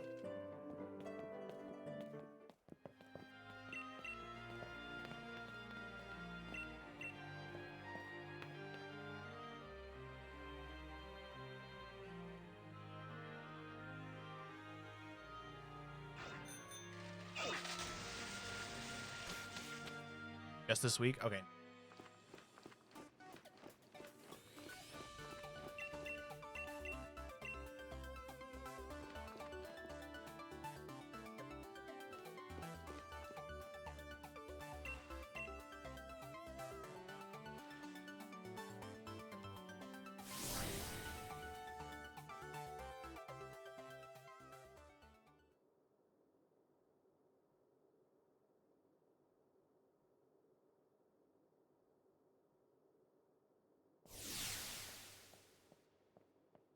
Oh yeah, no, it wouldn't even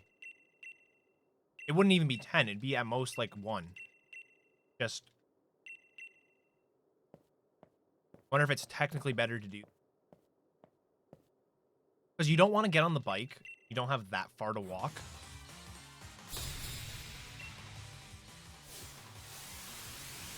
Yeah, I don't know.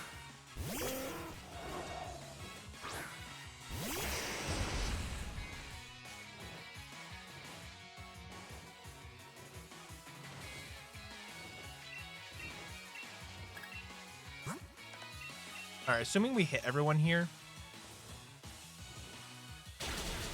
Sliggoo wasn't a range. That was the exciting part. I'll just heal whatever gets hit.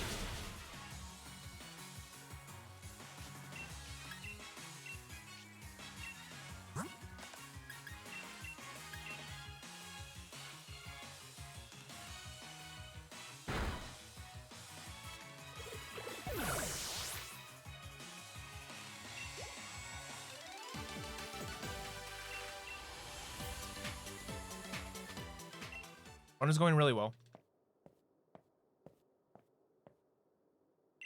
We've really only had 2 bits of bad luck. And one of them wasn't even bad. Well, it was unintentional bad luck. The other one.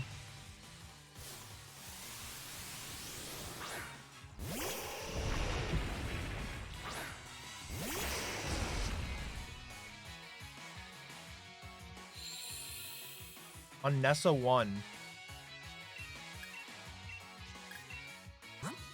I technically messed up, but what I did still had an 11 and 16 chance of working.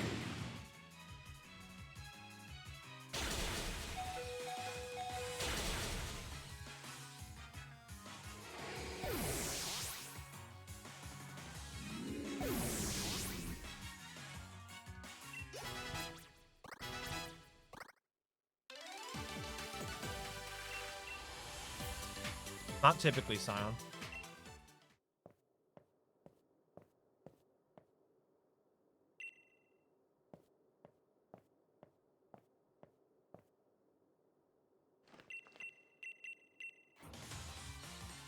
But yes, hurricanes actually do hit the East.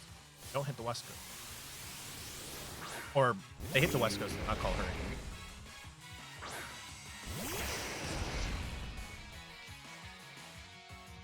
Like typhoon, they hit the West. Something weird like that.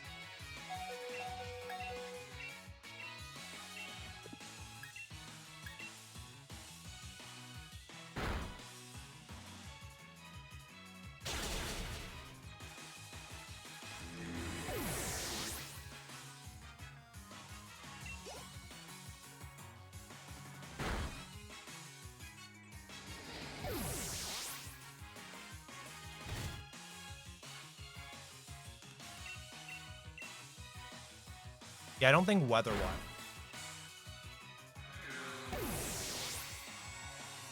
National emergency.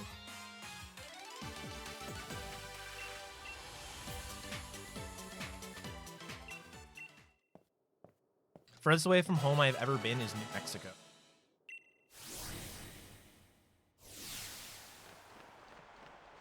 I live in Massachusetts. Reference.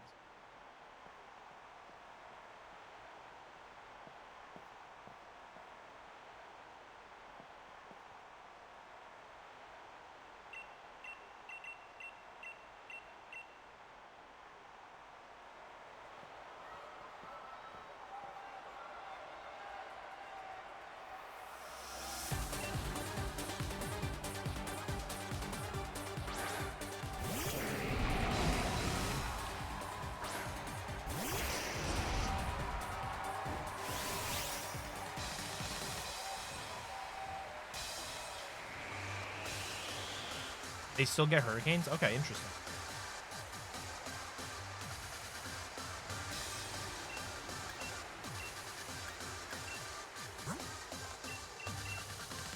The sandstorm lag kind of fucked me up.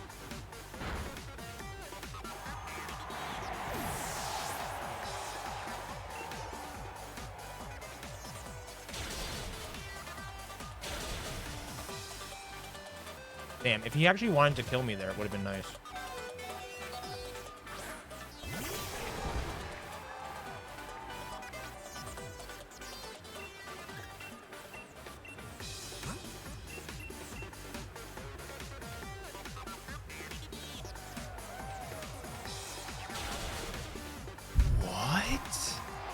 Sandaconda can use protect? What? Blown away, dude. Blown away.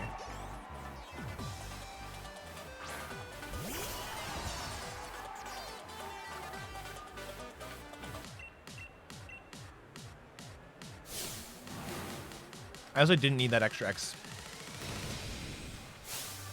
I don't know why I used it.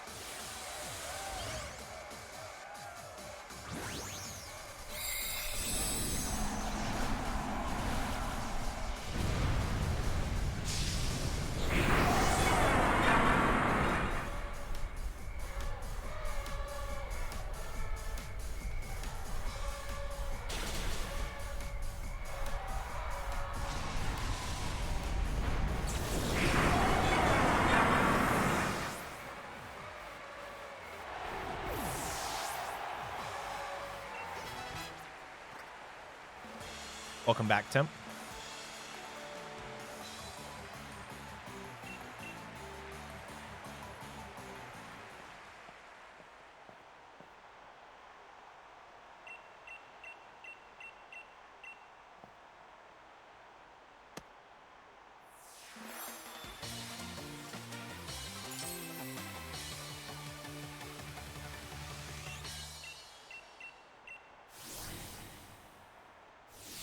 Yeah, every split I save time on will be a gold split. I think we've had one non-gold split this entire run.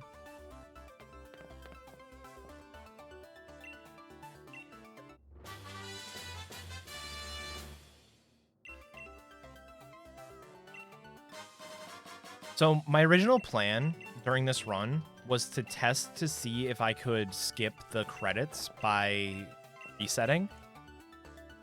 However, I don't think that's a good idea. Because if it doesn't,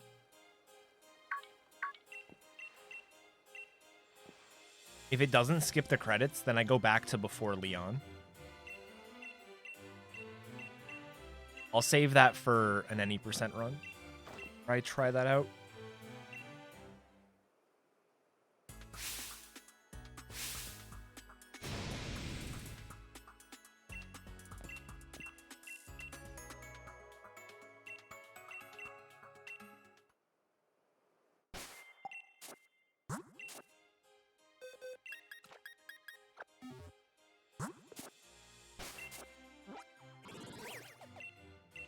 What's up, Zimba? How's it going?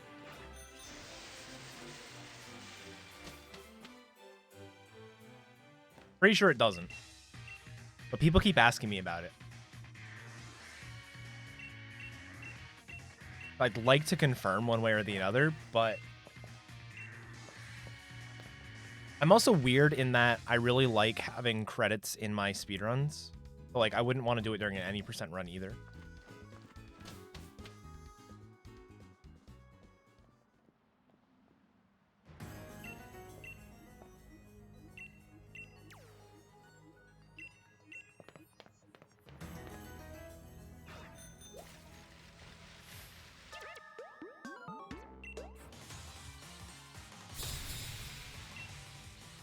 I don't know what my attack is. Probably not that.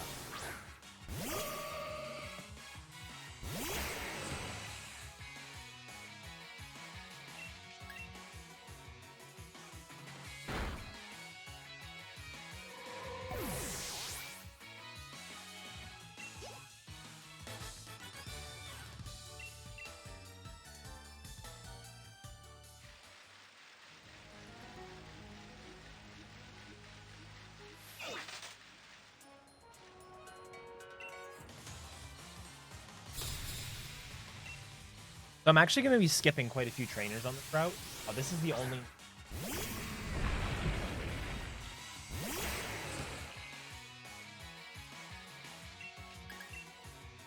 This is funny. The only move he has that does a lot of damage to us is Dig. And we can just hit him through Dig with Earthquake.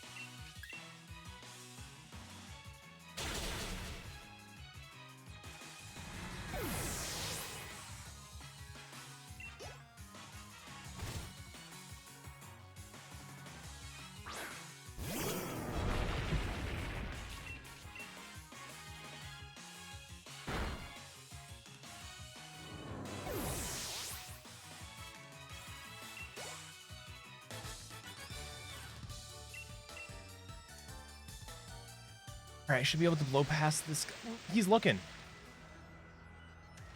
He was looking. Yeah, alright. That spooked me. We're going to save a bunch of time when we go to the Winden Stadium 2 split because I'm skipping 2 trainers that I fought.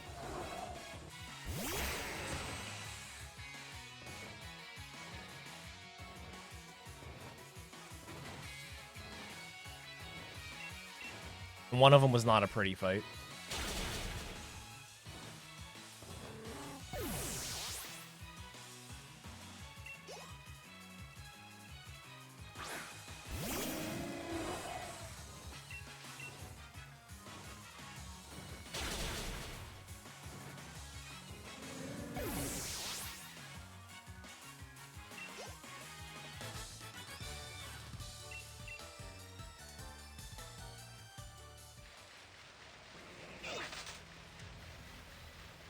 All right, I need to register the fly point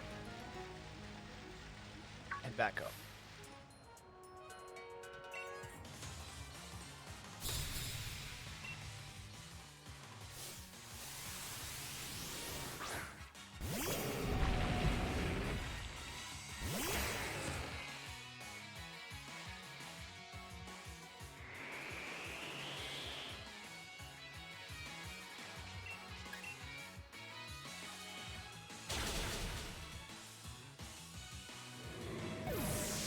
So fun fact, you guys were curious, in my opinion, one of the most iconic trainer classes in the entire game, the hiker, has only 2 instances. Just fought both of them within the last 3 trainers.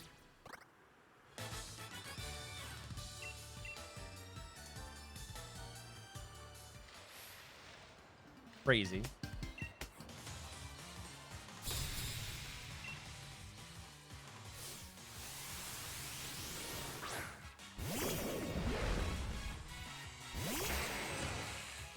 I don't know, just because it's one of those trainers that's like everywhere.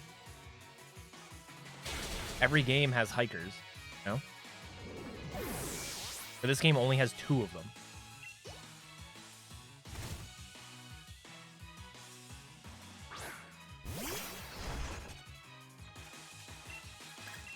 There's only like 2 youngsters in this game.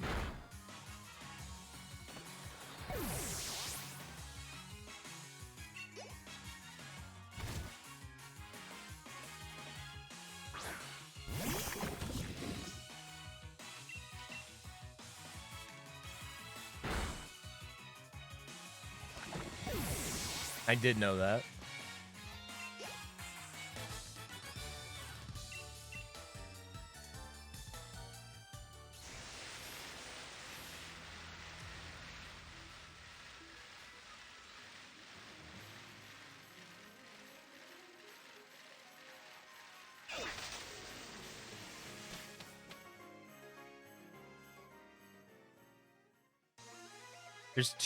There's a couple of school kids. So I wonder if like school kid and youngster combined probably matches a typical Pokemon game. Same thing with like hiker and worker, because usually hikers are in like caves and tunnels and stuff.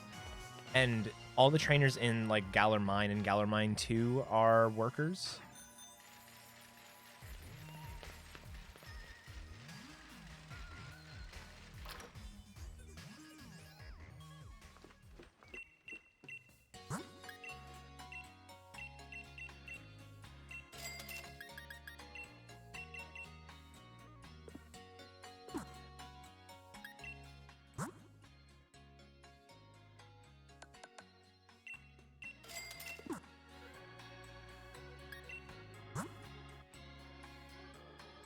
Why did I have so little money? Happy Mother's Day.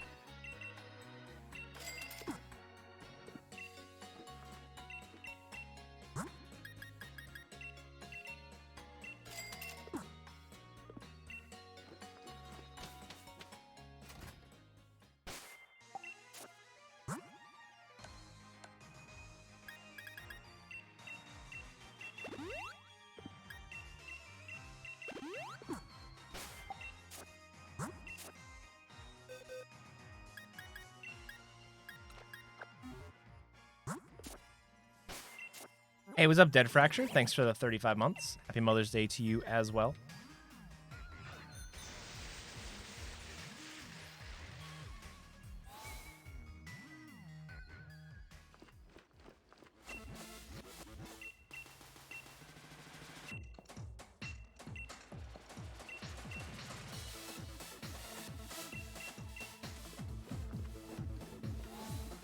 I don't think the extra attack is...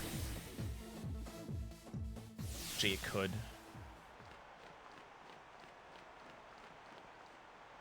Specifically think...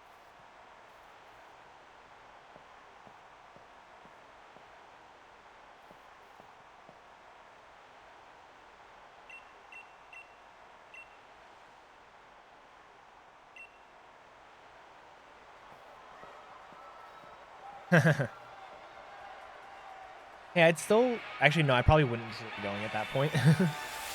This run should be done by then.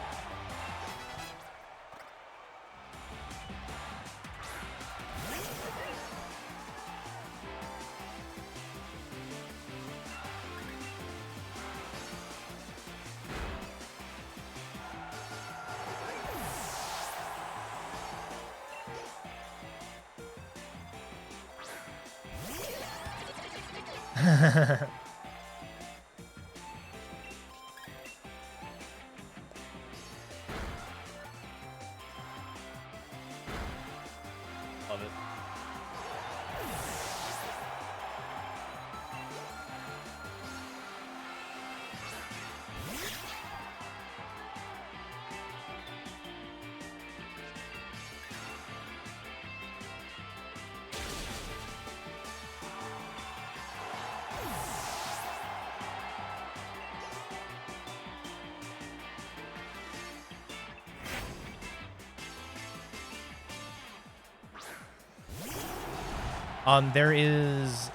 There are two lasses in it. One on Route 2 and one on Route 3. There's a couple of schoolgirls as well, I think. Kind of last. Yeah, there's only two lasses.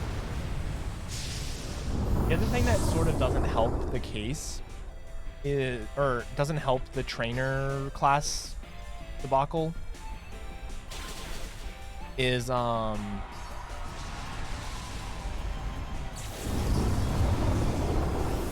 gym trainer. Like it used to be in gyms you had youngsters and junior trainer and hikers and stuff, but now it's all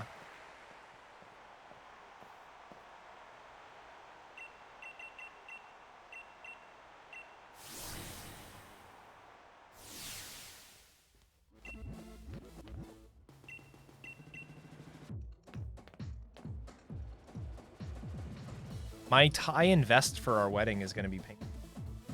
A very pale pink, but pink nonetheless.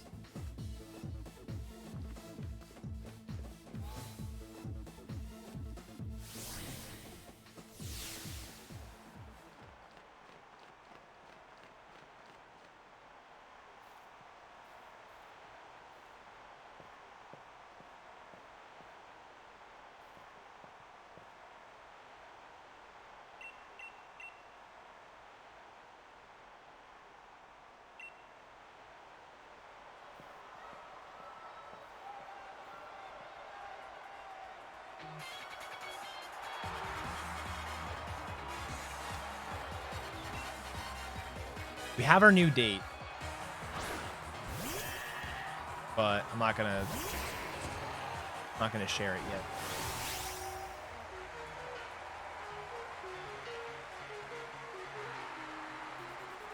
I didn't see what my attack was on the level up. Completely forgot to look. I can skip I'd be able to skip a swords dance. I got paralyzed anyway.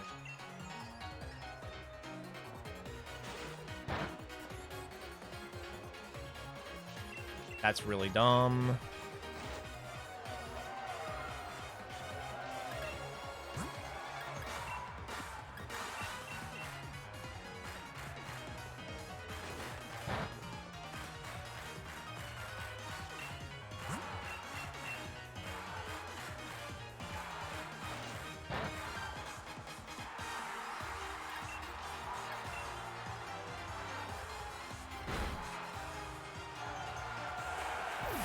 Awful fight. Not even over yet.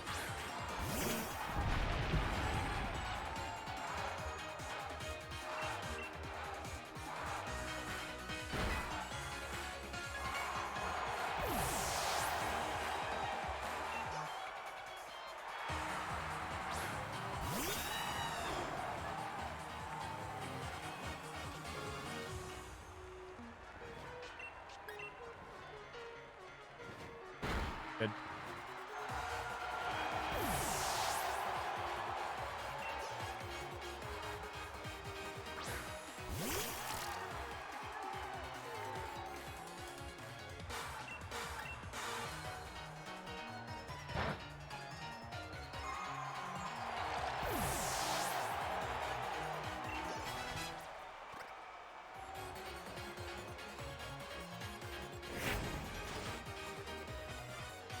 Alright, I want to check my speedrun level up.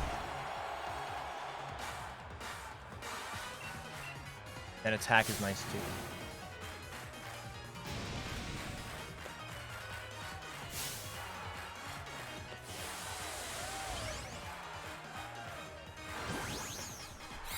I did not see it, no.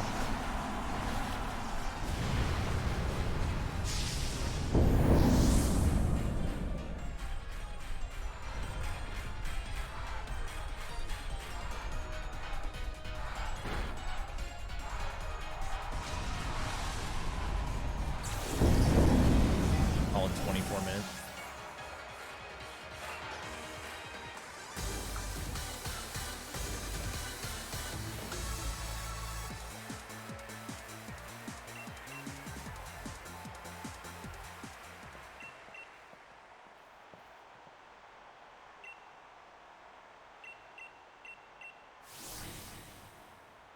Oh my god, that's awesome. How did the run end up? I didn't see it on Twitter, so I'm assuming it died somewhere.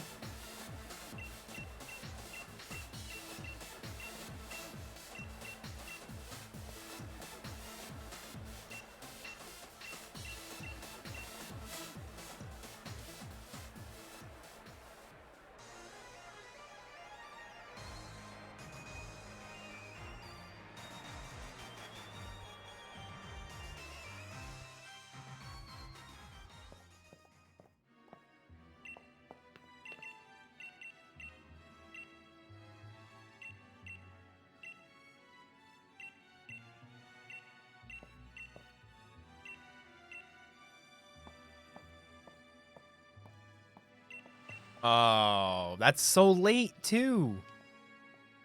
It's not even like he died in Rock Tunnel after having such a good surge time. That sucks.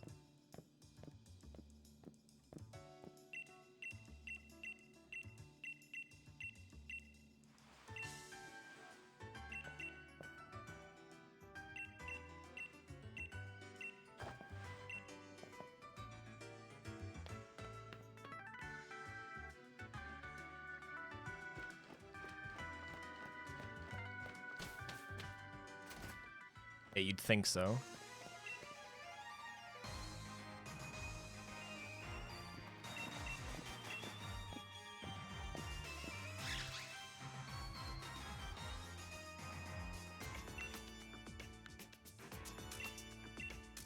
My splits through here are going to be kind of misleading until I beat Leon.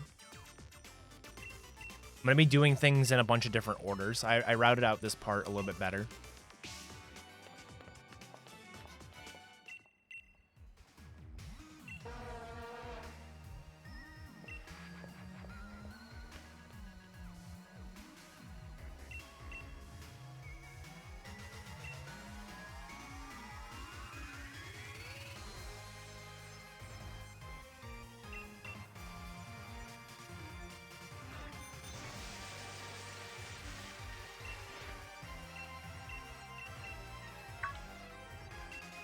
Yeah, it does happen, though.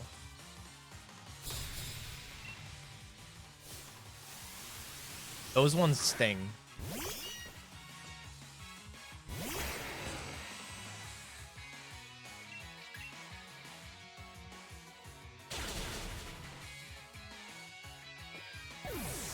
Runs where you mess up and kill it.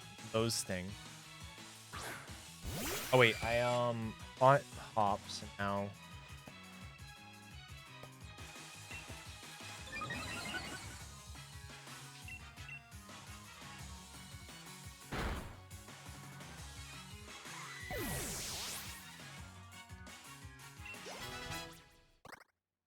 .200 attack and 160.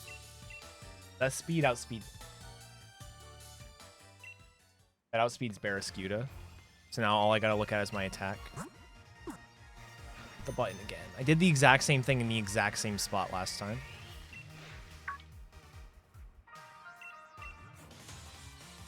So this is where things start to get different. I went up and fought the Rotom guy at this point, where it's actually better for me to do it later.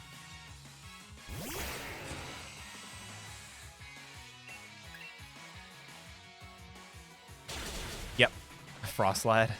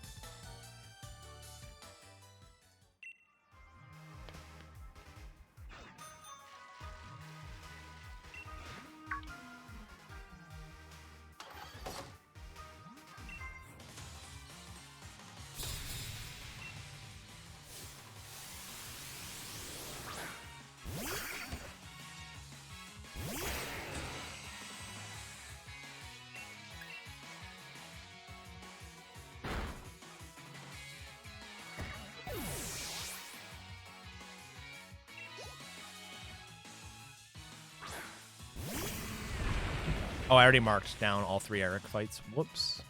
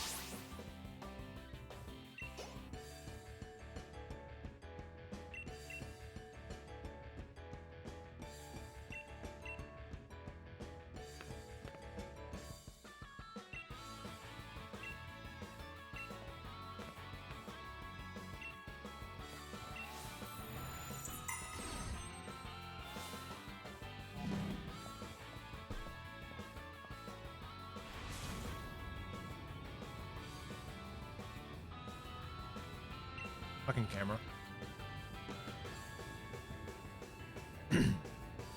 Part of the game is very weird. I really like the music. The music doesn't fit the moment at all.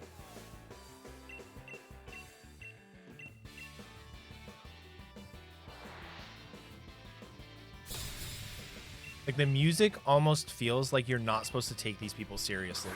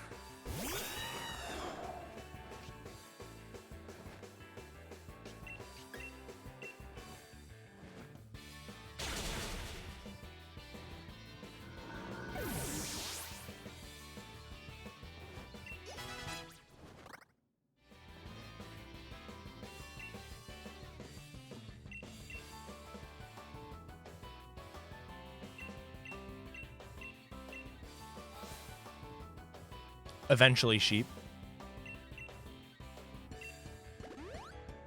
Probably I wouldn't come back right away. Unless I was already like playing Let's Go Pikachu or something.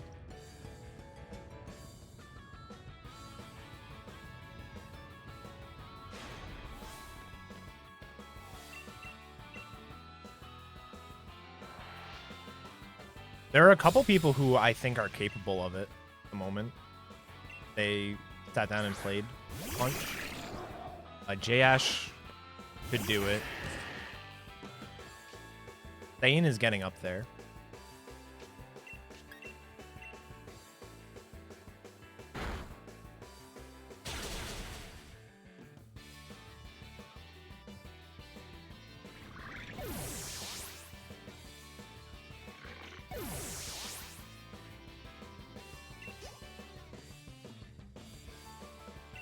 Kerbis doesn't like the Eevee run, if I remember right.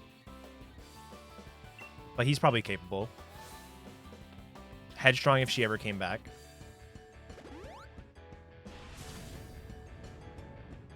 Headstrong's an interesting one because she was like big in the beginning of Let's Go.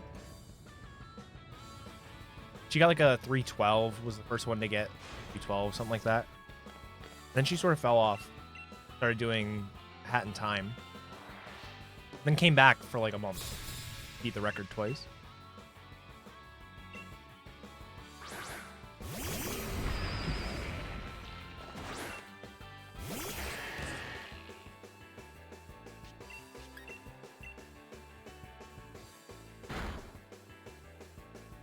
I don't understand this double. I think Hop has a different double every time. Because the first one lived at 9 health. The second one lived at like 60 health. And the third one died. I can't... Nothing I can do to explain that.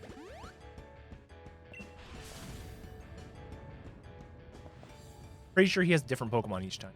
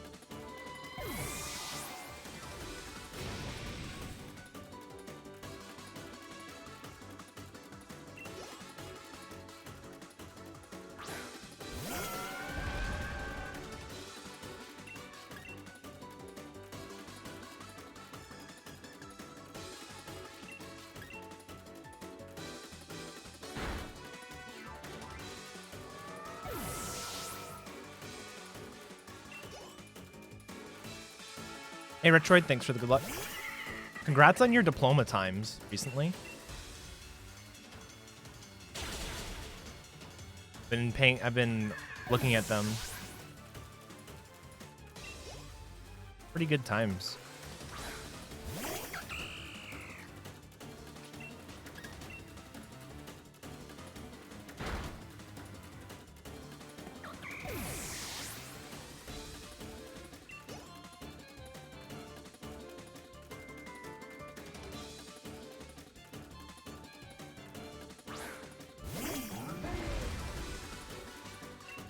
Yeah, Pincer sucks.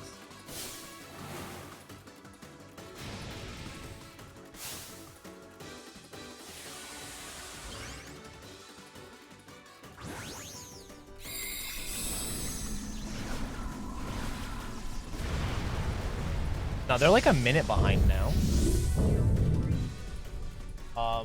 Haven't approved their most recent run hasn't been. Wait, I did.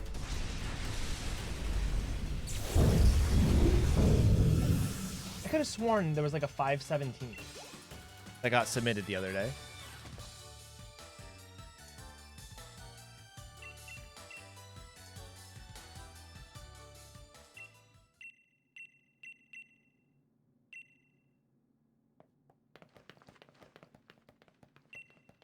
Oh, okay.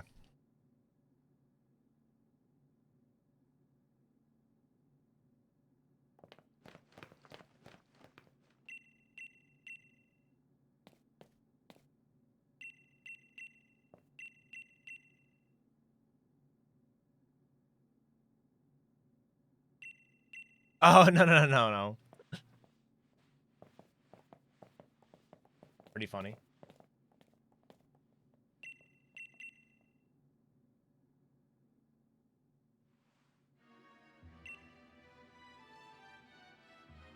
Early scholarship minute.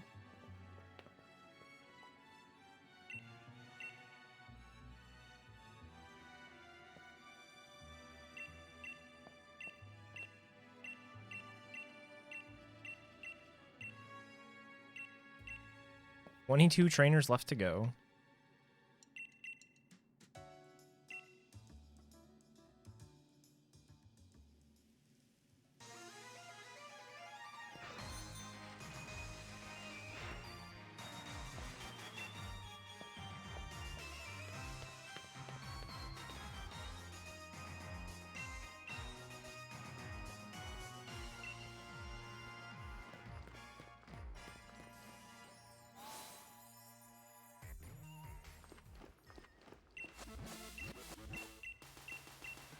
Correct.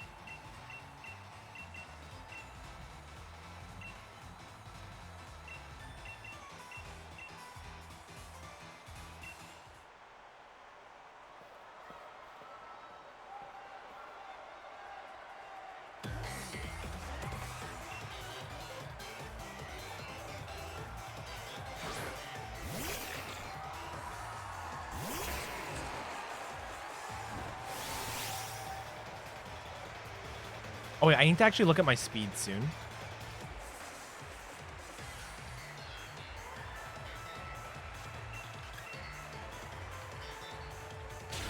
There's kind of a cool strat.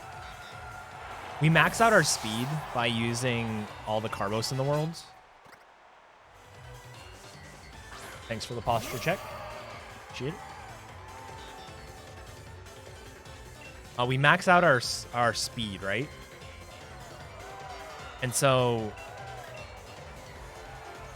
the Alistair fight when you get hit by Rock Tomb.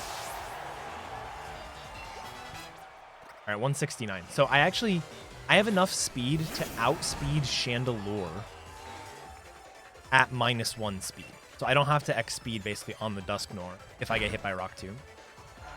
That's what I wanted to check.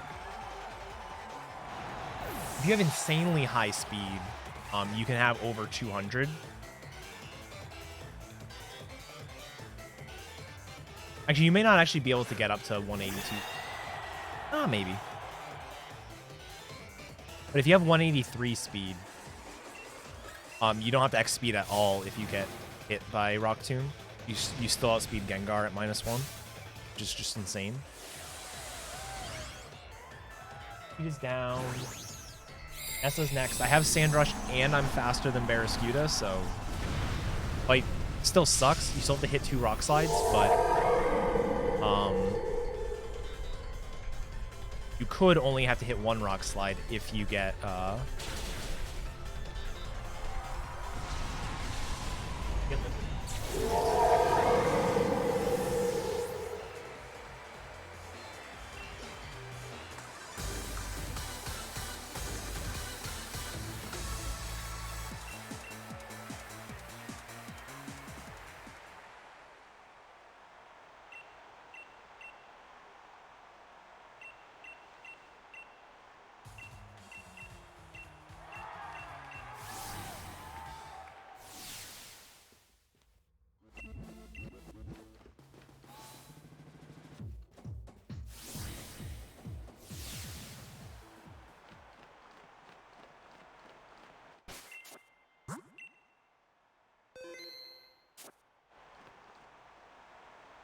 it'll be slightly faster if I die to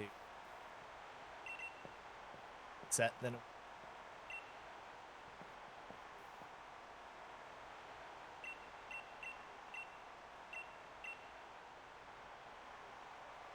Dude, this stream did nothing to wake me up.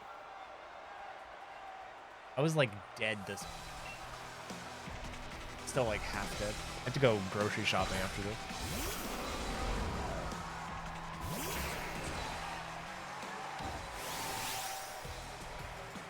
What's up, Baffin?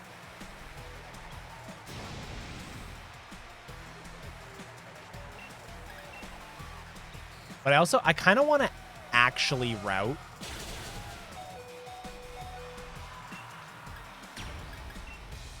I kind of want to actually route all trainers in Omega Ruby now. Like, I sort of just did it half-assed, like. But with how much fun I had routing it in this game, I don't want to truly route it.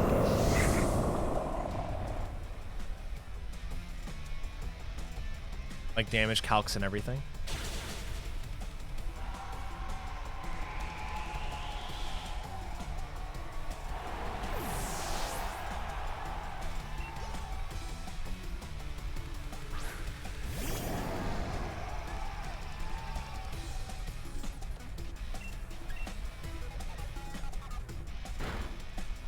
I want to do Oras Rando too. I've got my 3DS is already set up to do it. I just have to like relook up how to do the randomizer itself.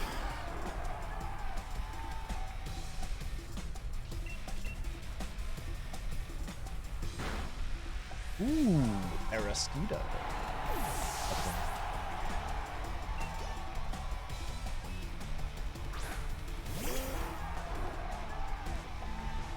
Let's Go All Trainers was sad because it was like, I feel like it didn't even take that long. Although, I guess All Trainers in this is kind of sad because it doesn't even take that long, so shouldn't really be complaining. Oh my god, you go back up to fucking... Urgh! Oh yeah, I mean, he's got a great video on how to do it.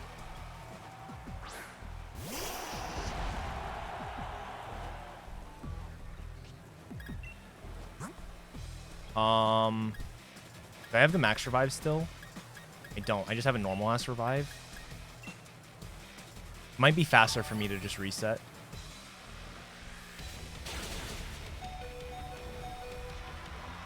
Hold on.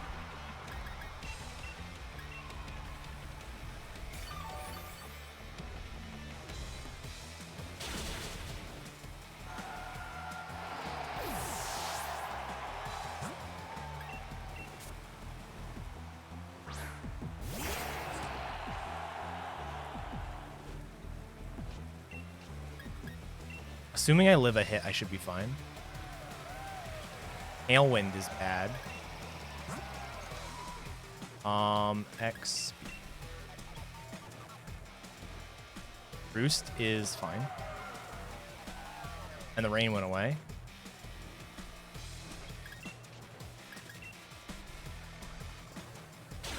Alright. I forget that the Dynamax, like, after you Dynamax, you, the cursor moves back to the top, no matter what.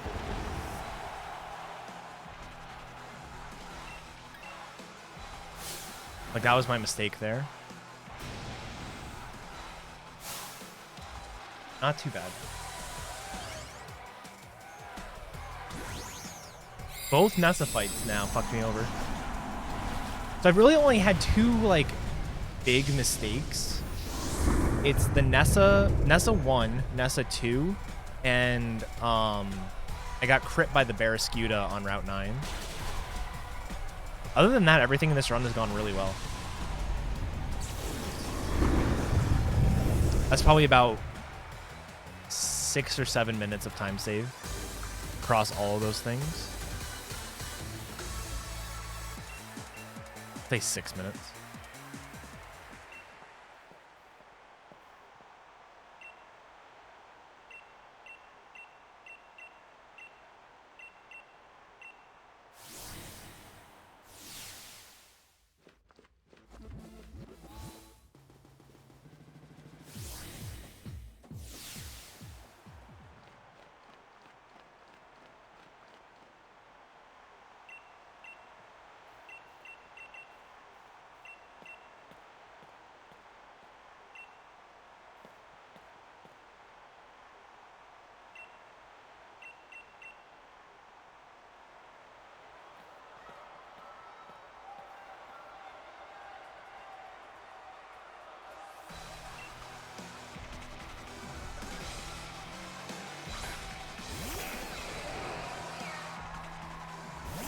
So like I said, if I get hit by Rock Tomb, which last run he didn't even go for Rock Tomb, but if I get hit by Rock Tomb, I don't have to X speed on Dusknoir because I'll outspeed Chandelure still at -1.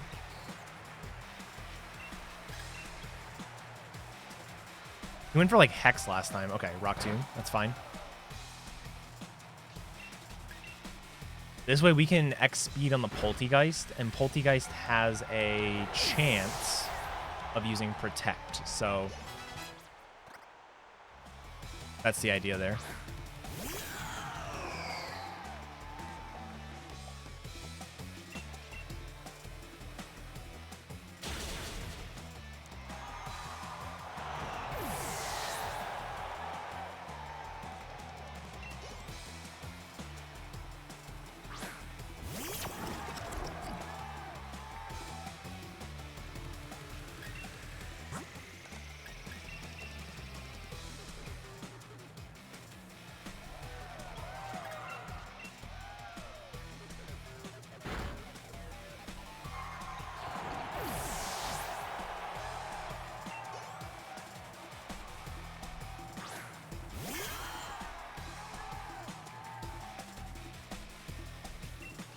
I'm gonna mark Alistair now.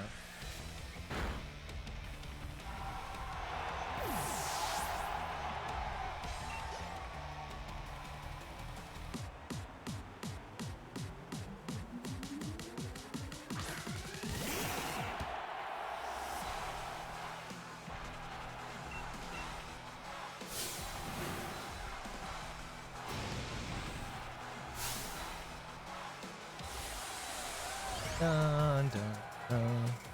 Dun, dun, dun, dun.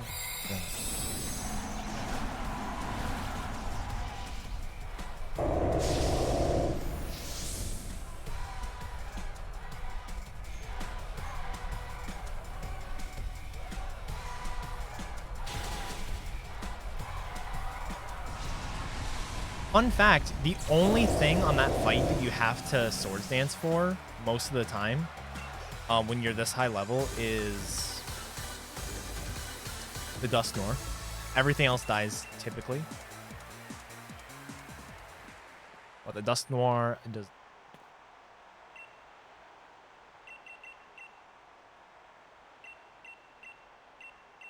Same thing on this next fight. There's only one thing that doesn't die, typically at +0, and it is the Flygon. Flygon basically never dies.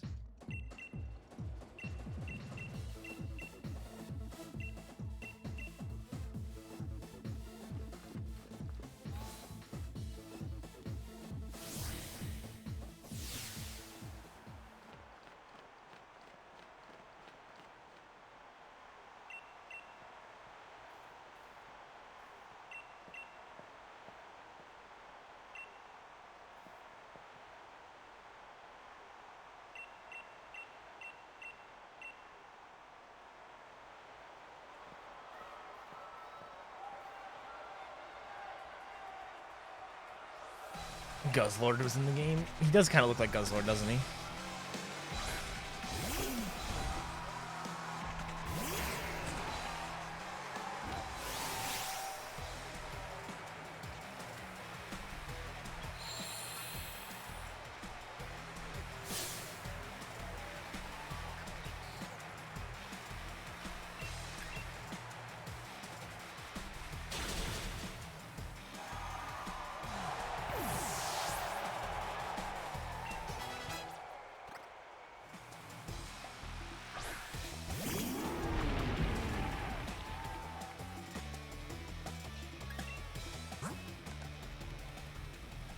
Oh wait, what am I doing?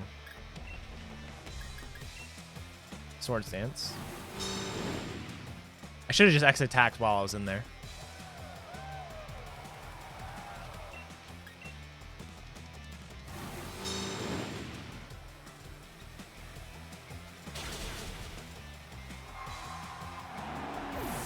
Whatever, I'm gonna lose some time on this split between Nessa and then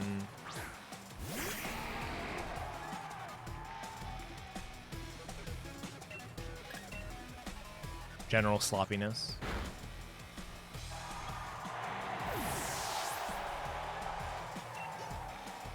And then as long as I mash, well, as long as I pick Earthquake and then mash A. There we go.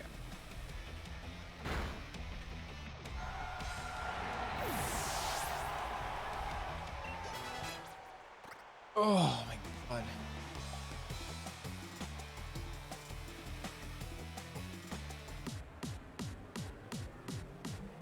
Thanks for the good luck, Momo. See you later. Have a good rest of your day.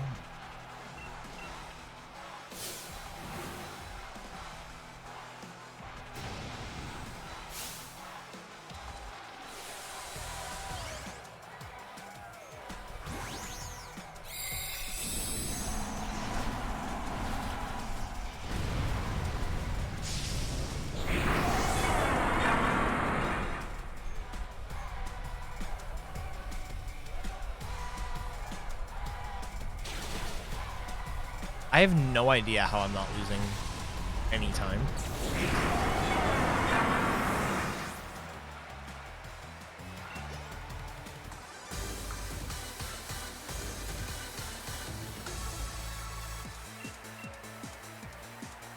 Actually, I had to do the Sand Force. That just shows you how much worse the Sand Force Nessa fight is.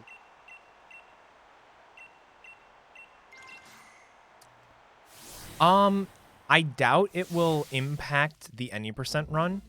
The only way it will really impact the any percent run is if, like, the Pokemon that they add are available in the main game.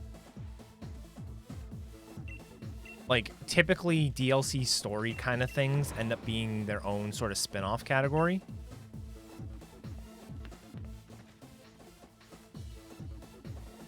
But if, like, for example, I'm not saying this is going to be true. I don't even know if this Pokemon's in there. For example, let's say you can catch a, I don't know, a Garchomp in the wild area at level 40, you know? But, like, stuff like that could potentially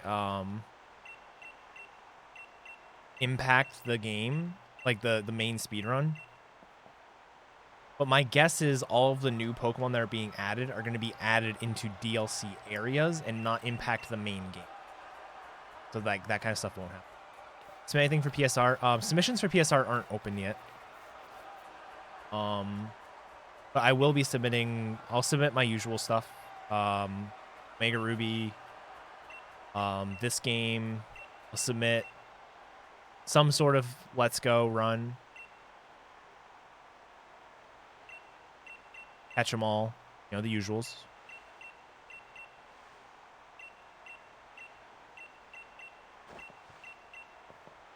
Well, the question is, would the new Pokemon take the place of old Pokemon in the raids?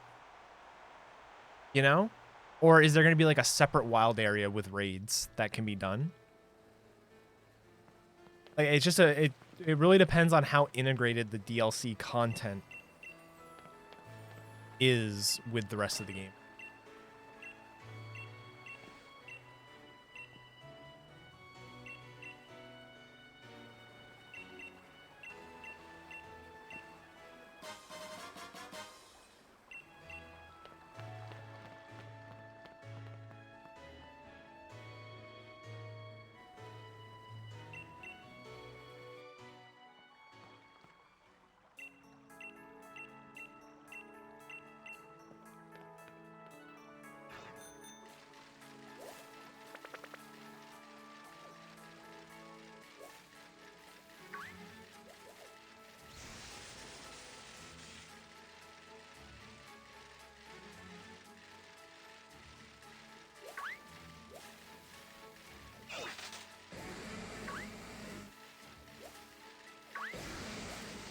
Good shit.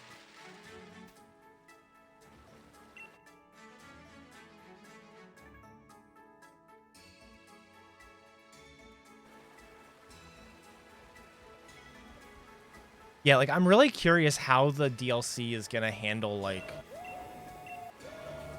if it's available.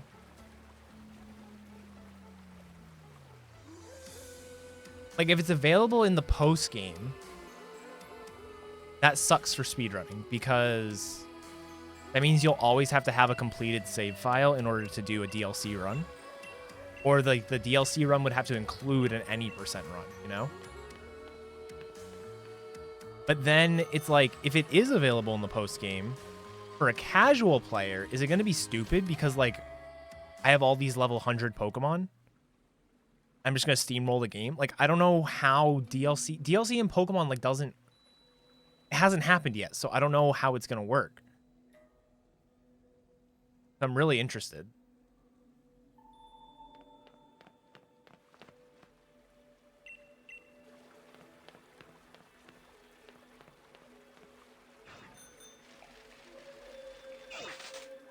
Like, what would be really cool and would kind of, in a way, be ideal is if the game, like, almost gives you a new starter.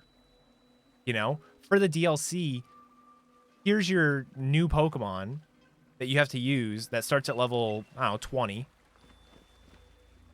And, like, you can catch Pokemon while you're there and stuff like that. I don't know. DLC's coming out next month sometime, supposedly. Assuming it doesn't get delayed because of COVID stuff.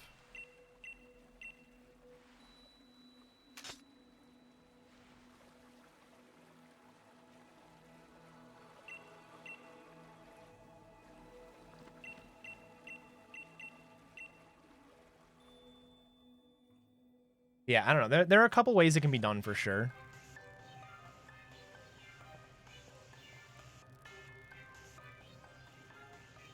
Just have to wait and see. Okay. So, I just remembered something. So, up until this point, there are like 4 or 5 trainers that I've skipped that my PB had already done. So, I'm not truly 28 minutes ahead. I'm more like 20... Let's say 20 minutes ahead, okay? However, I'm about to fight a lot of those trainers that I skipped in that Winden revisit Well, basically before I fight Leon, I'm gonna face most of the trainers that I had already skipped. So my champion split, or I think it's called Winden Stadium Revisit. My Winden Stadium Revisit.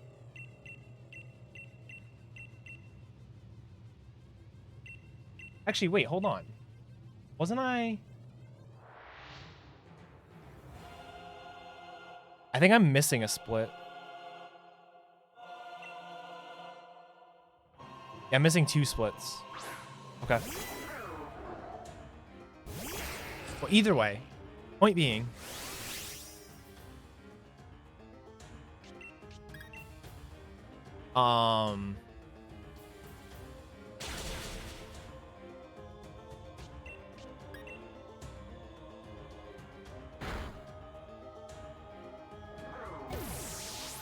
the champion split, the Winden Stadium revisit, will be an accurate-ish representation of how the run is going.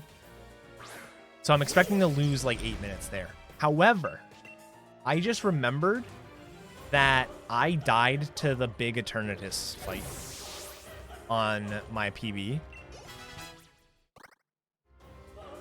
I literally died.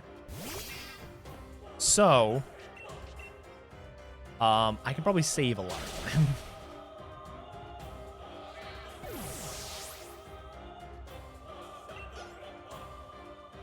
I mean, I killed all my teammates, and I died. What's up, Drogon? I'm doing all right. How about yourself?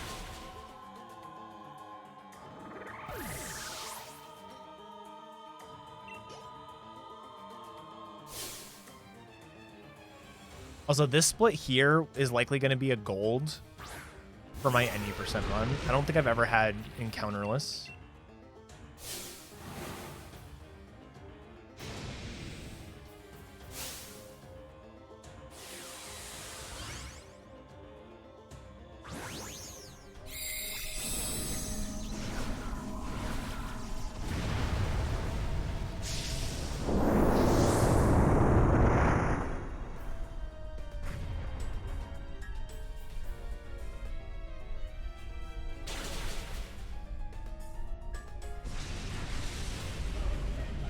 It's okay. This will be uploaded to YouTube probably tomorrow at some point.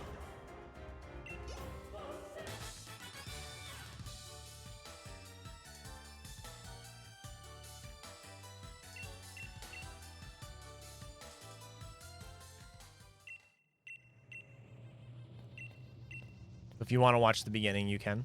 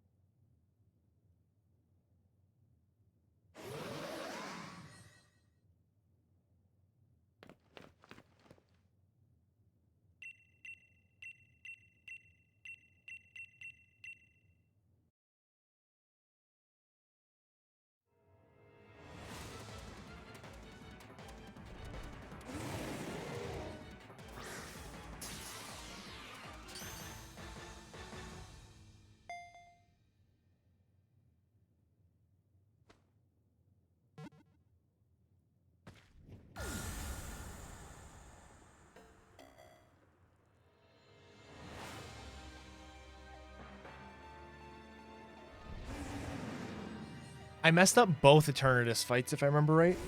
I messed this one up. I was just mashing A. So we were trying to figure out... This is the point where I was like, oh, we have like 12 trainers left or something dumb like that. And I was like, wait, that's wrong. And like we were like trying to figure out how many trainers there actually were in the game. That was during this entire section. This is fine as long as I don't get burned.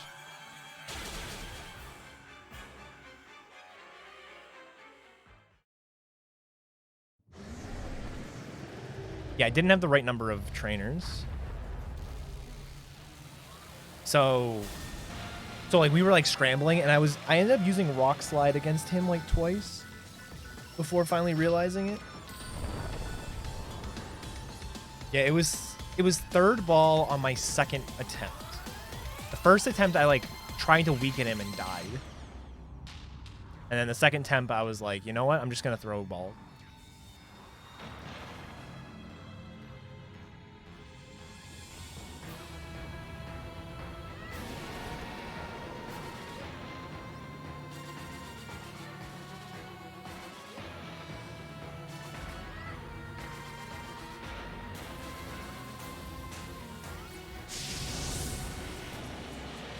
Earthquake hits a lot of Pokemon that doesn't look like it should. Earthquake hits Magnemite.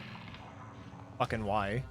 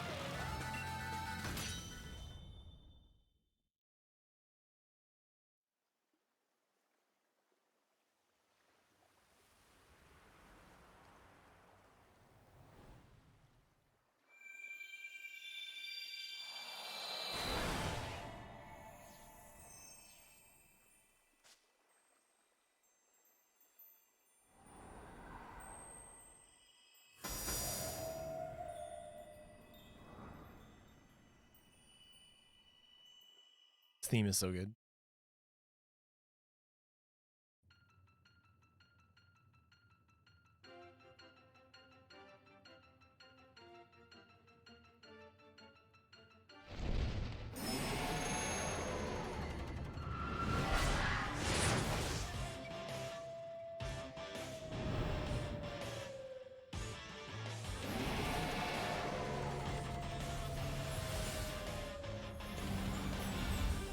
Yeah, exactly. Dead Fracture.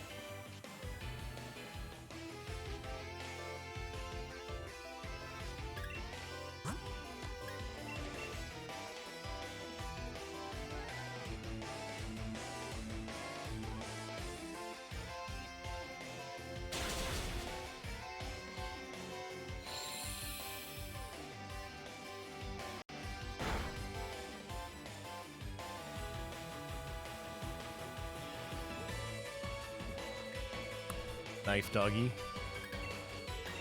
Dude, we did it. We used Smart Strike, not Earthquake. We didn't demolish our teammate. I'm faster than the Eternatus, dude! I gotta move off before Nullify. Hell yeah!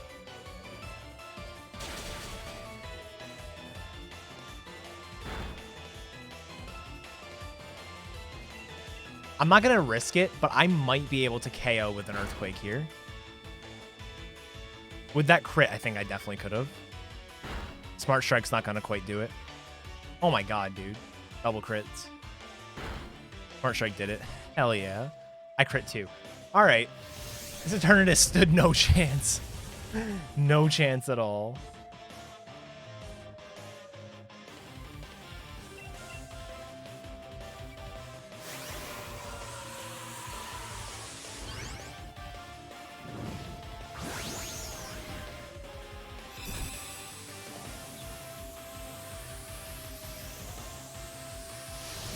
It's always dirty whenever a electric Pokemon has Levitate. Like, it's its only weakness, and you just took it away.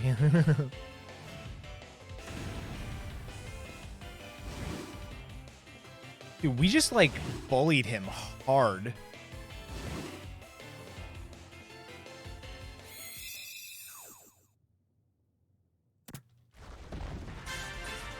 Yeah, Electros. Or Electros, however you say it. I knew how to say it, but I read it instead of, like, using my memory. And messed it up. I think that one's called Eternatus 3 in the game. Boom. Boom.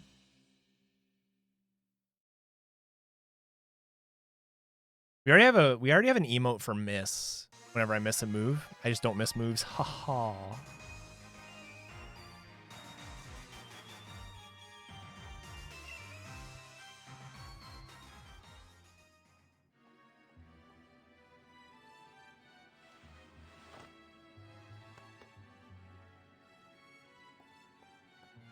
All right, I personally think my routing for this section was really good.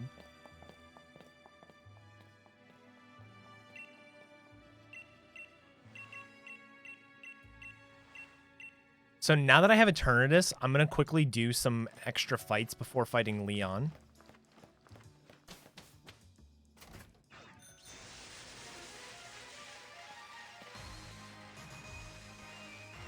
All right, this is a little bit further away than I thought it was. Well, not terrible. Maybe it's faster to fly there. Yep. It's pretty crazy, Josh. The funny thing is, to do everything that's required through the post-game takes about 5 hours, so it's less than 2 hours of extra stuff.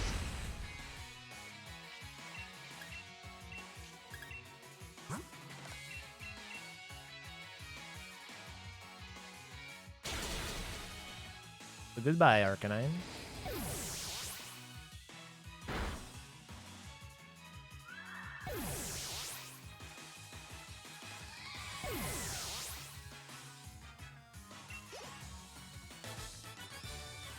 I do have some notes I'm working on for this. I have to... Me doing this was basically a test of the notes. So I should be able to share them pretty soon. All right, so first things first, we're going to... Wait, I definitely picked them up. Where are they? Oh.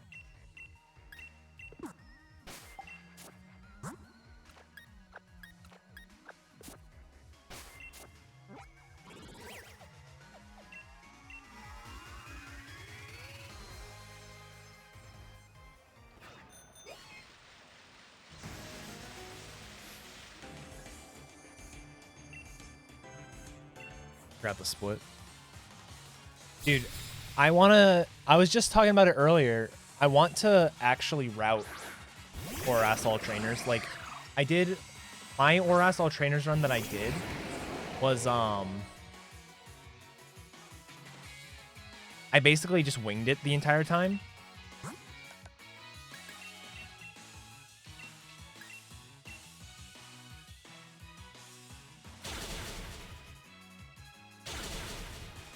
Yeah, so I think Cruel pointed out trainers that I missed.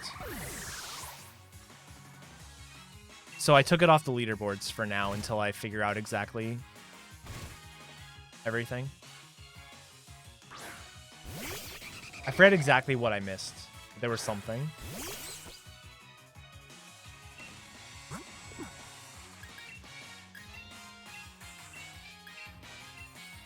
Smart Strike probably kills the Noivern.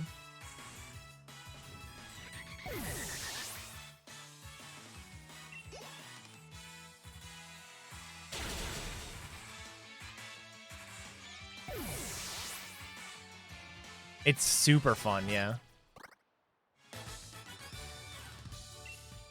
It's got all the water routes on the bottom too, with like the currents and everything that you have to figure out. Like what's the best way to go through there to actually hit all the trainers? Kind of fun. Yeah, Swampert all the way through is great. It was like level 85 or something dumb at the end.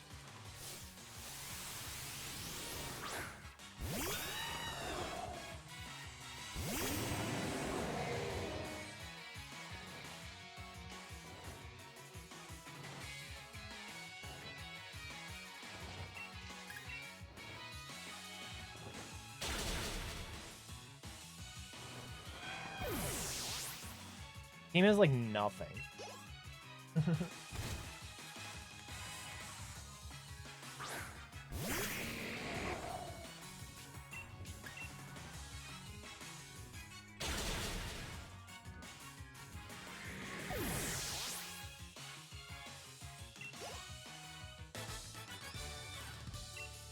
Yep, exactly.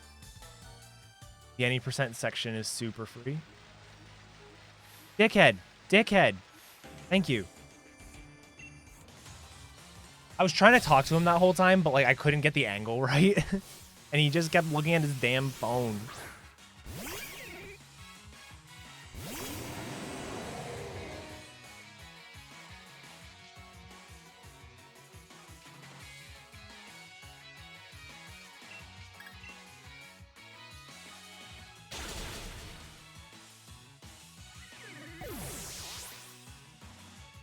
Route 9 is the only route in this game that actually has complexity to it.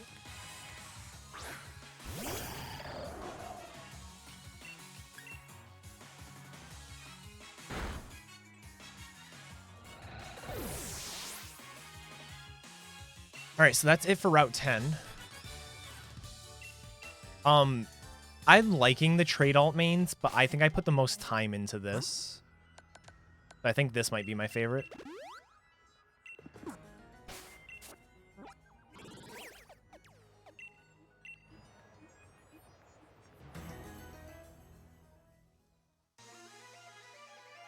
Oh wait, I'm still on the bike.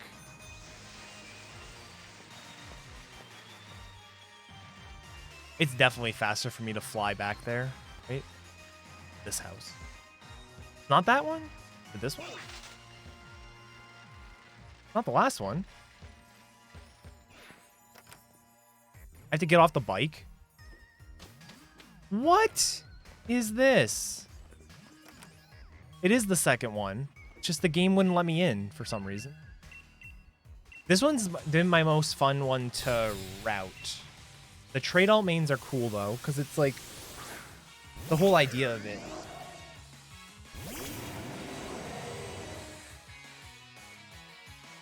Alright, so the problem with this fight is I technically don't know which ones have...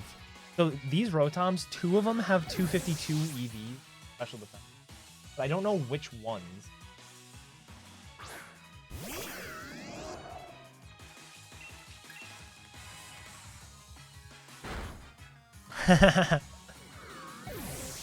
Exactly.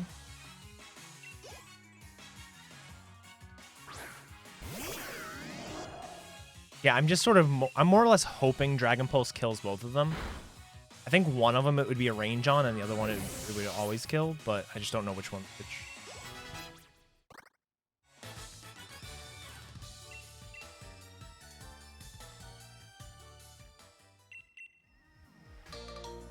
Oh, done. So I'm done with people in Winden.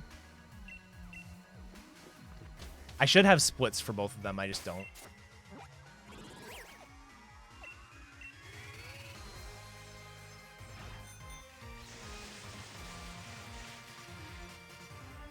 Emerald Bike is the best one to watch people do well. I've grown partial to this bike. Like, now that I've figured out basically how it works, I really like this one.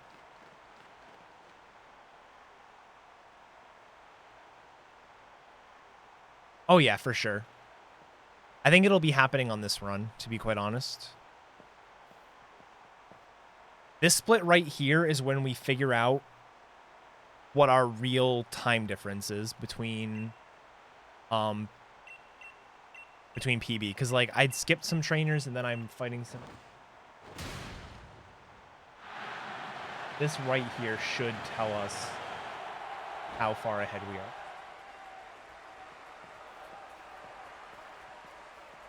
And then I still have 2 trainers that I need to fight that I think I already fought on my PB, but I actually have a strategy for Morimoto now, where I didn't before, and I struggled hard on it.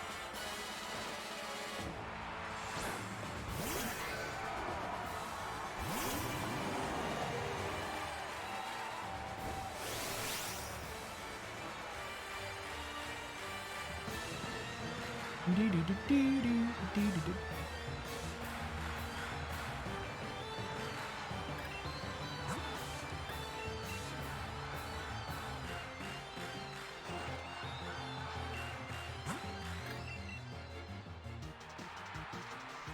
don't need to buy nearly that many X speed, I guess.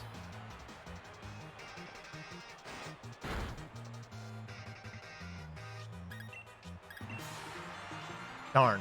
I was thinking maybe the special defense drop was going to make him not want to King Shield that turn, but...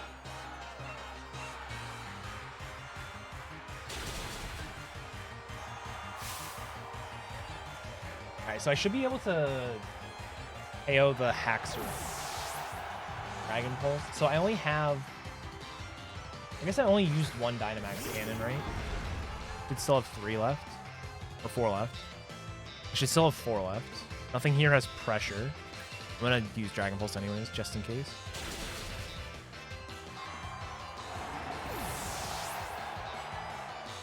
Music in this game is very good.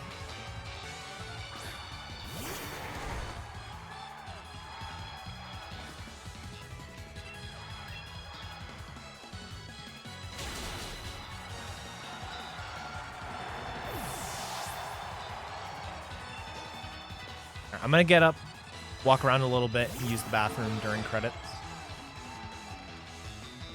Suggest you guys all do the same.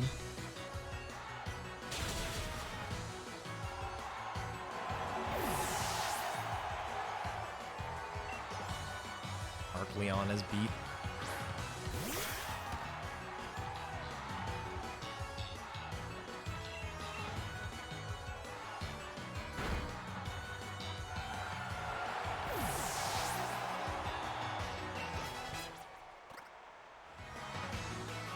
Good time to make dinner?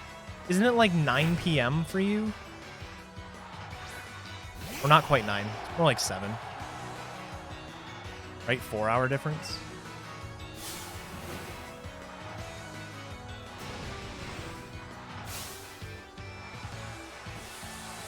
8 p.m.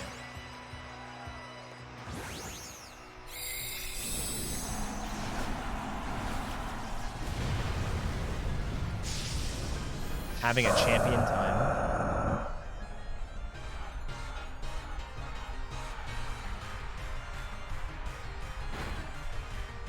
So yeah, see, I'm really not even losing that much time. It's not that early for dinner, no. It's a little late. Although, I say that, growing up, we always had dinner at like 8 o'clock.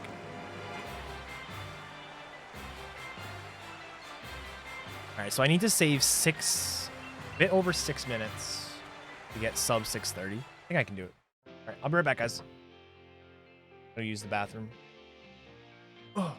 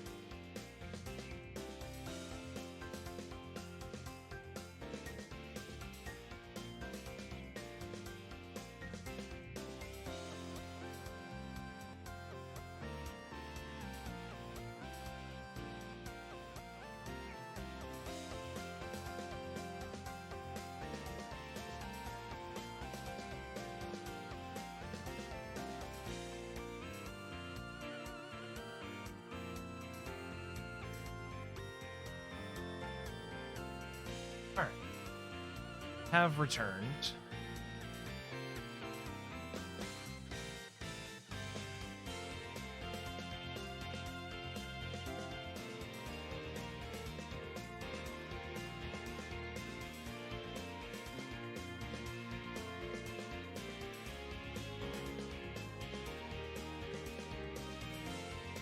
Dinner around here is usually like 5:30 or 6.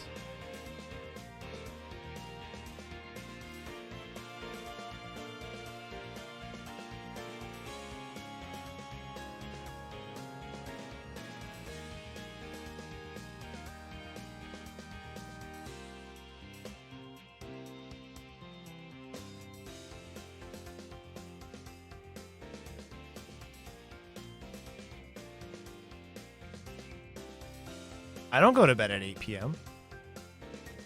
I usually have a snack after dinner, but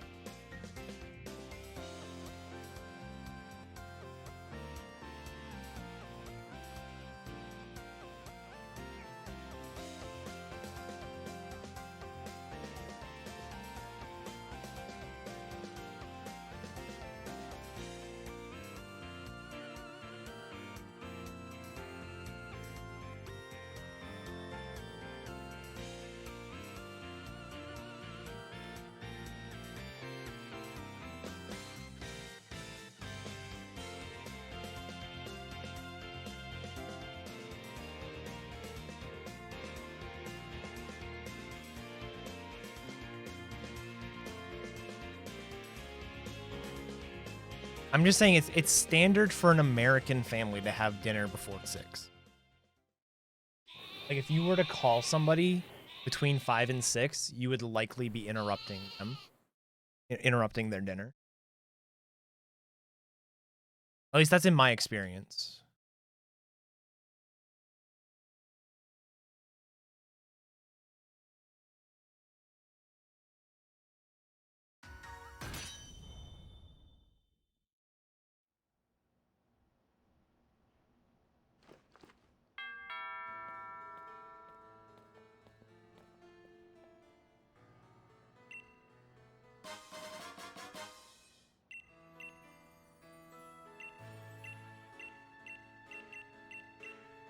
When I was growing up, we always ate dinner at 8. Because my mom worked at the town hall.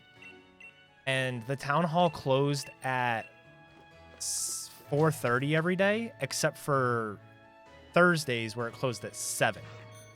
So she would always work until 4:30 on most days and then 7 on Thursdays. And I don't agree with that game. And so in order to just keep our like normal schedules, we always ate at 8. But like all my friends would have dinner before 6.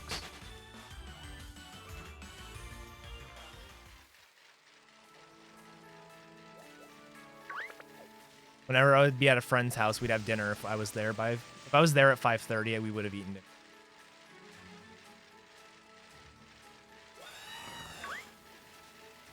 God, Corviknight's fucking mad.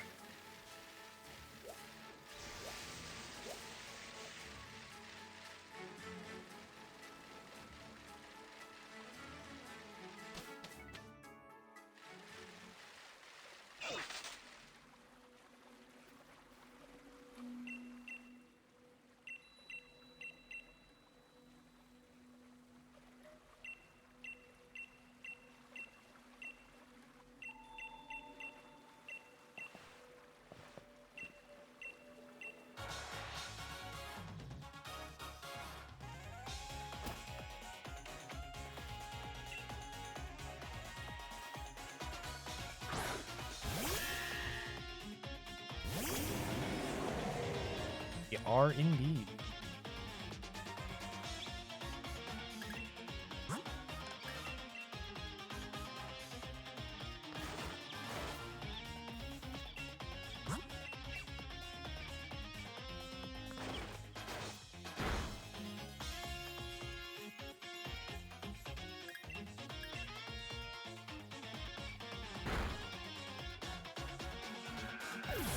Yep, I remember. I even have that written down in the...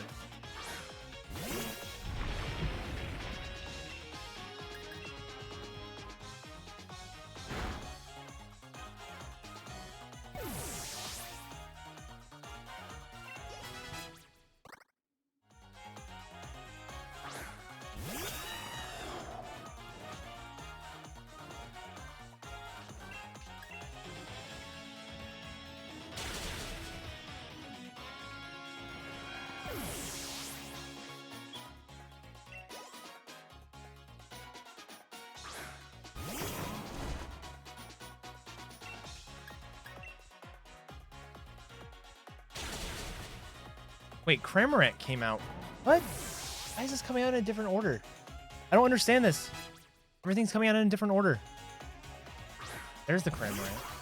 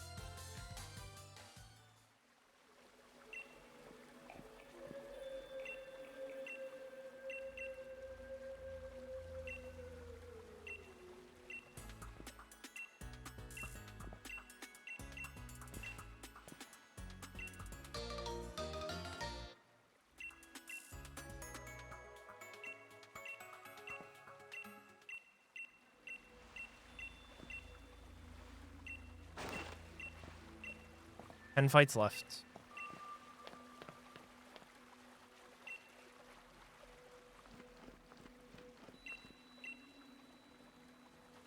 Flex on mom in honor of Mother's Day after the run.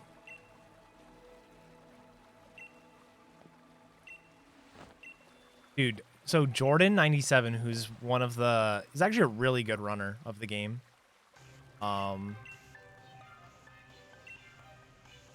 Did an all obtainables run yesterday. Was it yesterday? Was it day before? I forget exactly when it was. I think it was yesterday. And he did his all obtainables run in this. It was 17 hours and like 43 minutes. He only missed my time by like 6 minutes, which I feel kind of bad about. But instead of ending the run when he caught the last Pokemon, he went and bought the Arcanine shirt, flexed on mom, and submitted it as a flex on mom PB. So it literally the second to last place time is 17 minutes and 42 seconds. The next place time is 17 hours.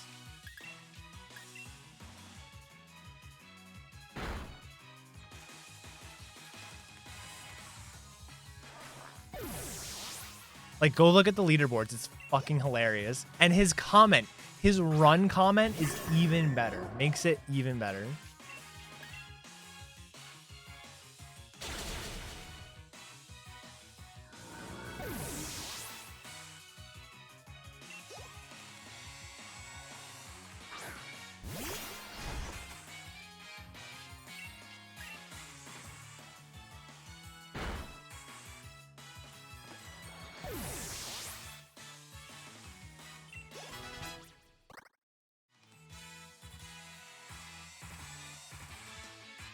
Just look at that.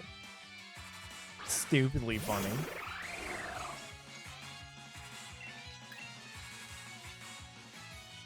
So when are we adding millisecond?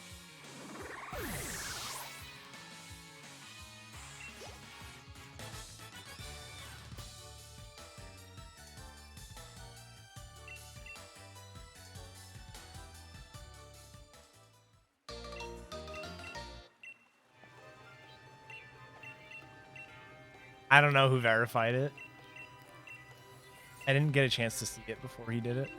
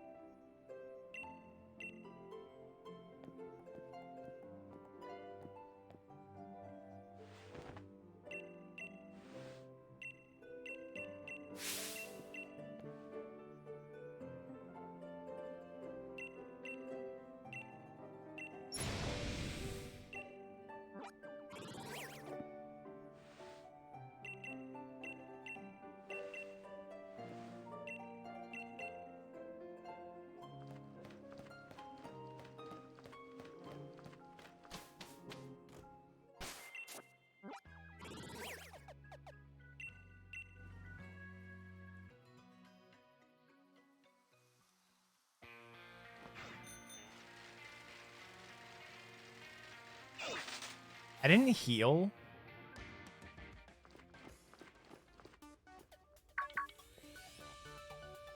Hopefully this doesn't matter. I'll heal after this.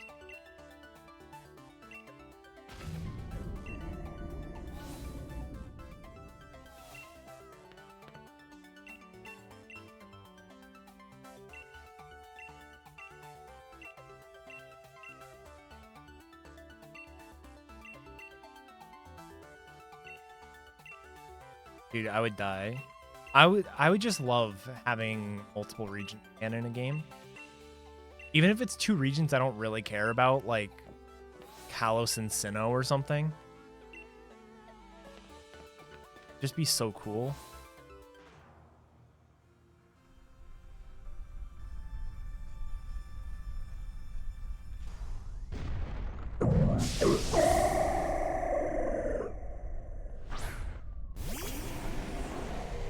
It's not that I don't like the Sinnoh region, it's that I don't have any attachment to it. Like, Kanto was my first region, Johto was my, like, was a big part of everything, because I probably spent the most time playing Gold, Silver when I was a kid.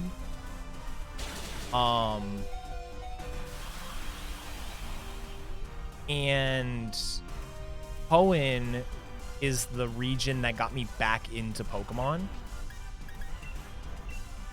So, like, I have an attachment to all 3 of those regions. And then Galar, to some extent, I have an attachment to just because I've played so much of this game. This is the Pokemon game I think casually I've played the most of in the last 15 years.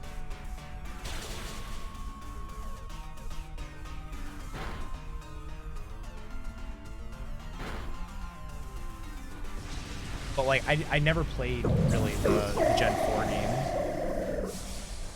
Yeah.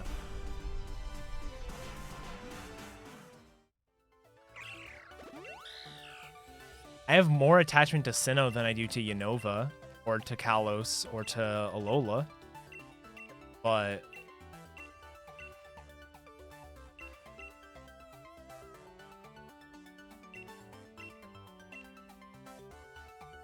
I played, so my journey with Pokemon was basically, I got Red and Blue when it first came out. I got Gold and Silver when it first came out. I did not get Ruby or Sapphire. And I basically stopped playing Pokemon until college. In college, I tried playing Platinum when Black came out. I tried playing Platinum. I got about 2 badges in and gave up. Then I tried playing Black when Black 2 White 2 came out. Again, got about 2 badges in and gave up. Then in 2013, I found speedrunning. And I started speedrunning Pokemon. And then in 2014, I got a 3DS and Omega Ruby. And I played the hell out of that. So, like, Hoenn was, like, what got me back into Pokemon.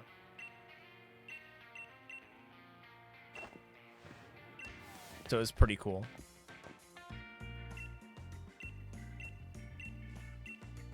How did I get into speedrunning? I don't even remember how I found Speed Demo's Archive. I found Speed Demo's Archive a long time ago.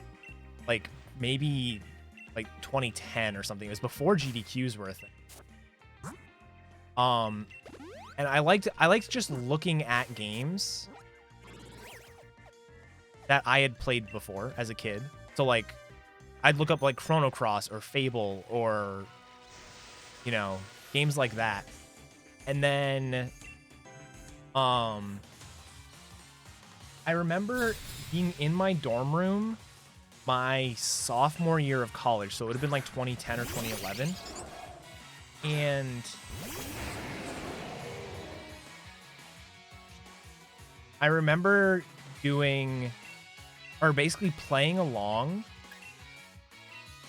with the Pokemon Blue run on Speed Demo's Archive while playing on emulator. And it was, like, super cool and super fun. And then I don't remember much about like my speedrunning. I don't remember much about speedrunning after that. However, oh wait, I was supposed to split there. Forgot that was an actual train. In 2013, I remember watching AGDQ. Because I remember watching Worster's gold run. He did a gold glitched run that basically it like failed because he needed, it was like a really weird route. It was a really cool route. Definitely worth a watch, but the run was very strange. He ended up, and he did like a yellow any % run after that, which my donation got read during. And then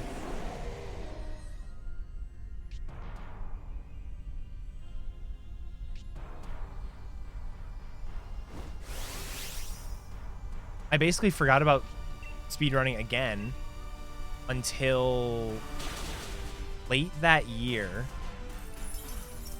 In September, I was without job. I didn't like lose my job or anything. It was, I worked at the university and I could no longer work when I wasn't a student anymore.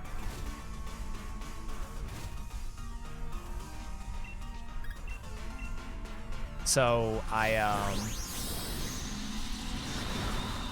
found something to kill time, basically, which was speedrunning Pokemon. And then I just sort of stuck with it ever since.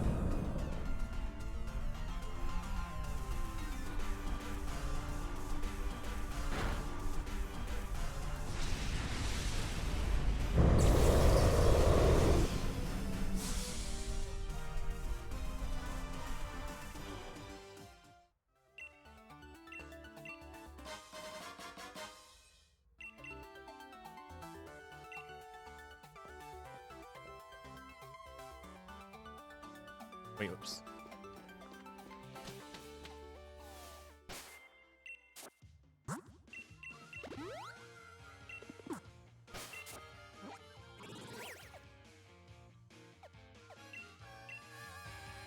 I don't even know what I was expecting.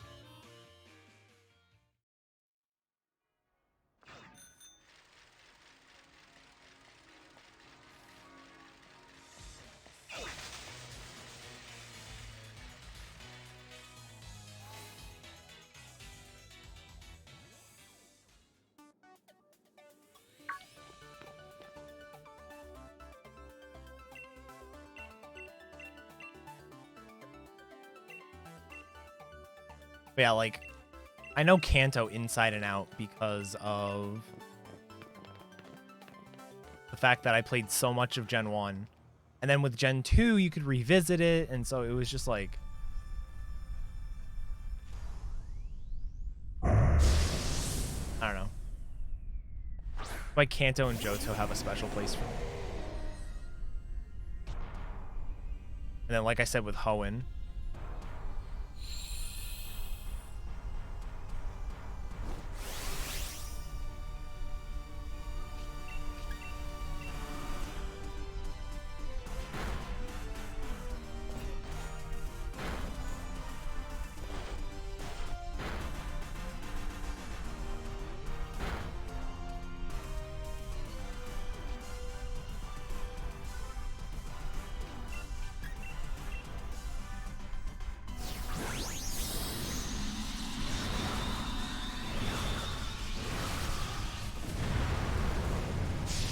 I disagree.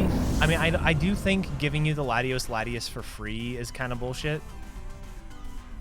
But, I mean, none of the gym leaders were all that nerfed, and I don't know. I thought it was a good game. It's the legendary. Giving you the legendary early was kind of crap.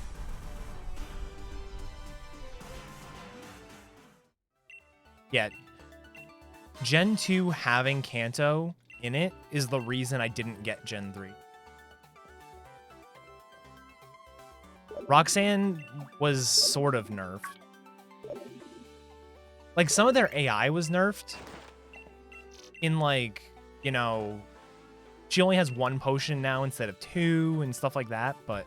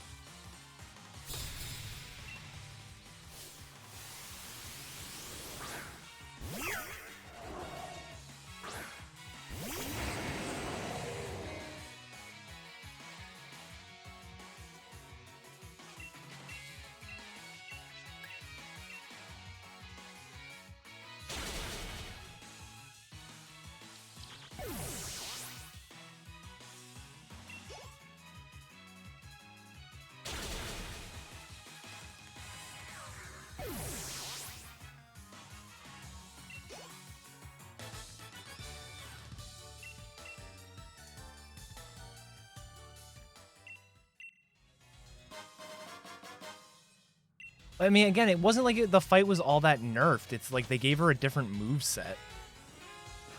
Like, the nose pass just has a different move set.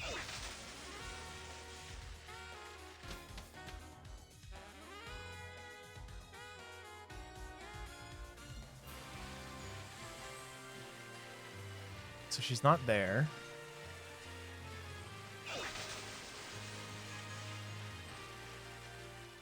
Not there.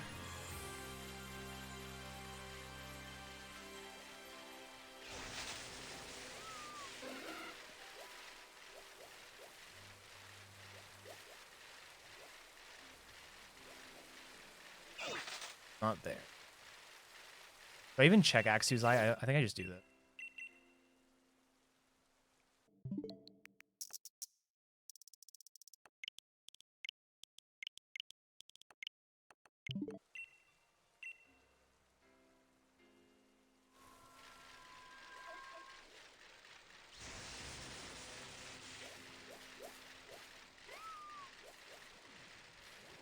All right. See you later, Alex.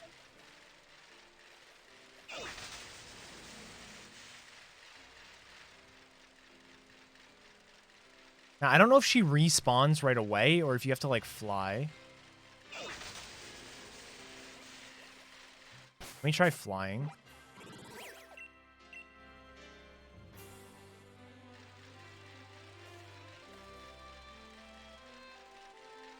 And these aren't the only places that she can exist either.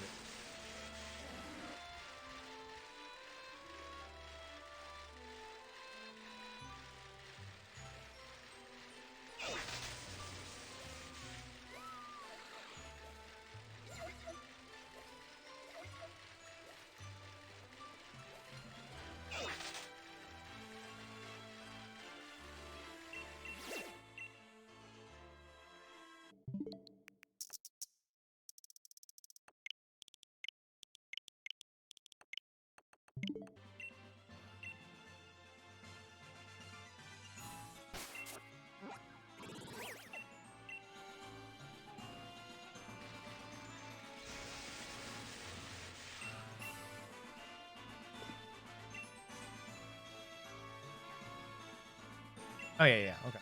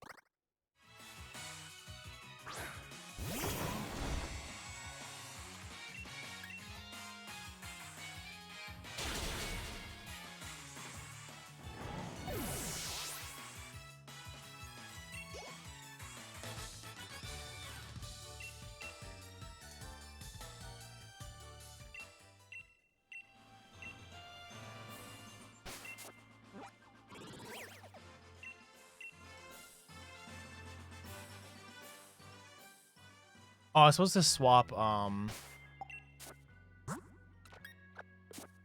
Arcanine to the front.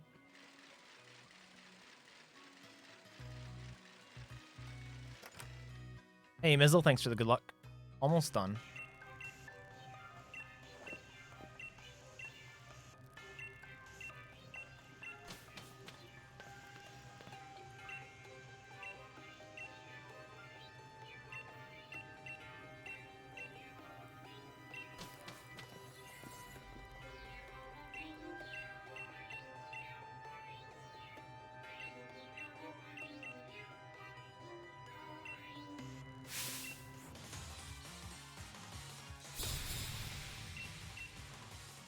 So the worst part about this fight is Bronzong isn't even guaranteed to. Shit. I need double. Yes, double. You're the best. I think they're stupid. I think their characters are fine. I just wish their character designs were different.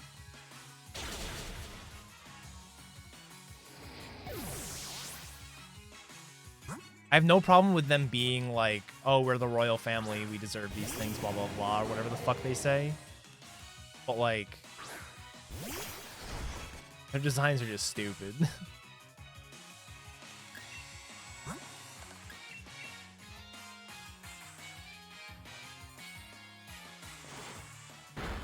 Get close combated, nerd.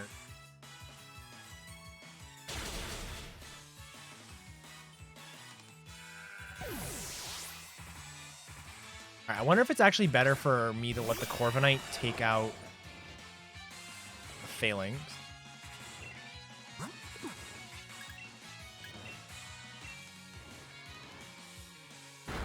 Because it definitely will.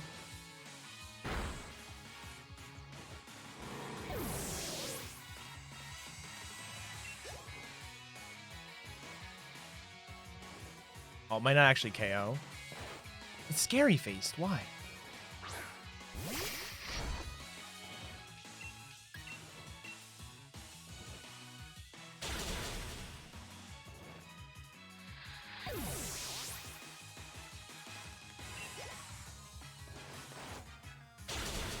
Good.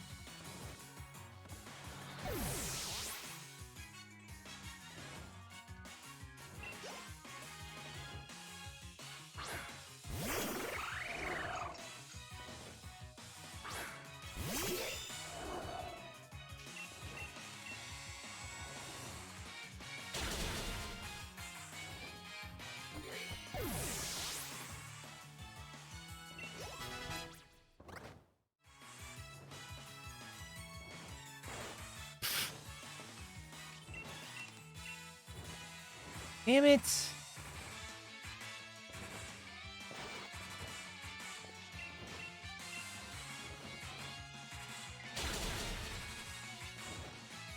All right, cool.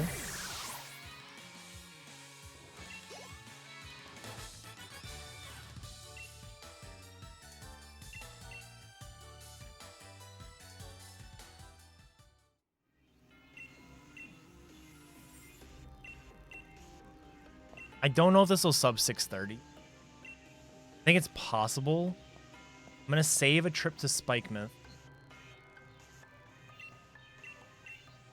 If I beat Morimoto first try,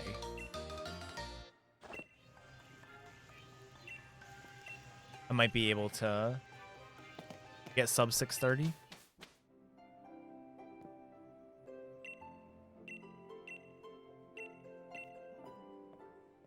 It's just crazy to me that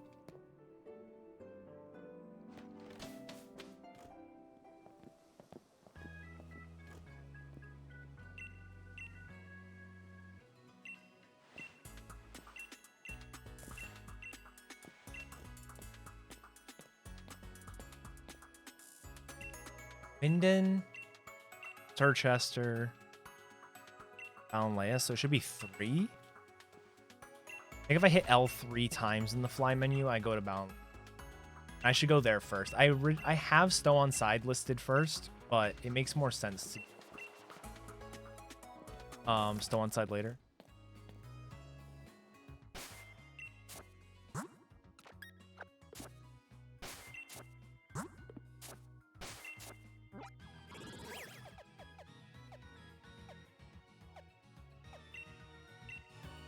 I don't know how many that was.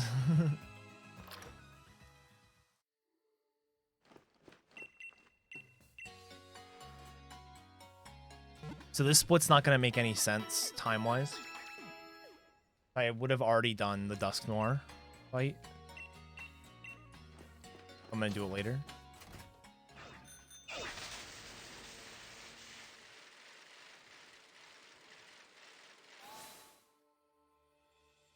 My plan is to go Bound Leia to Sir Chester.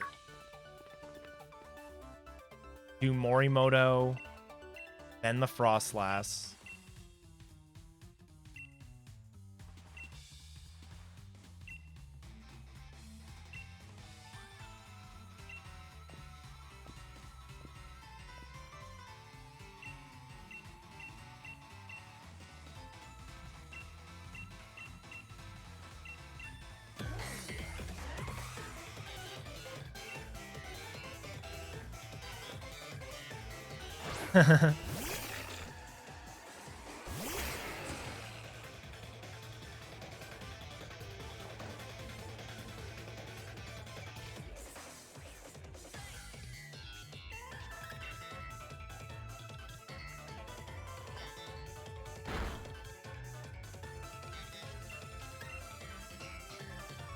Tinkerbead.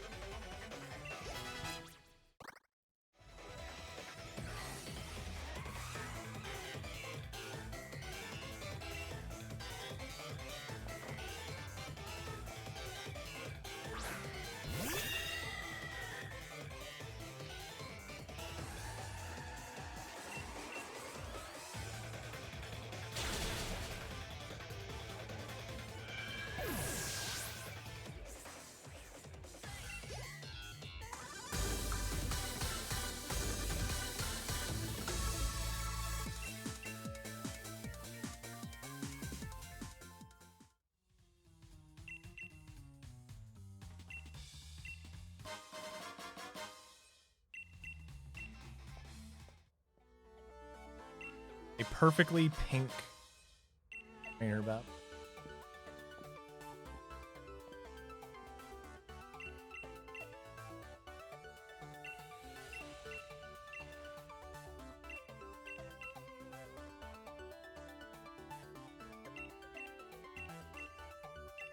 Let's up the tempo.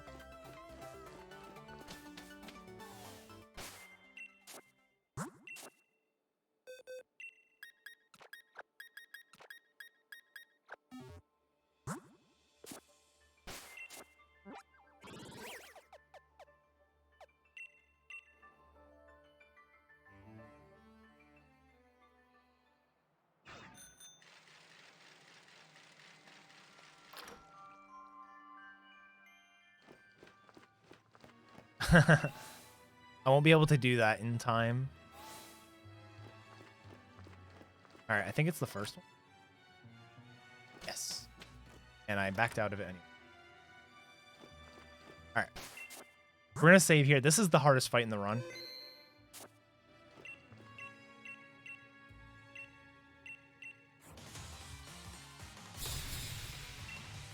I think I have a good way to beat it, but not by any means guarantee.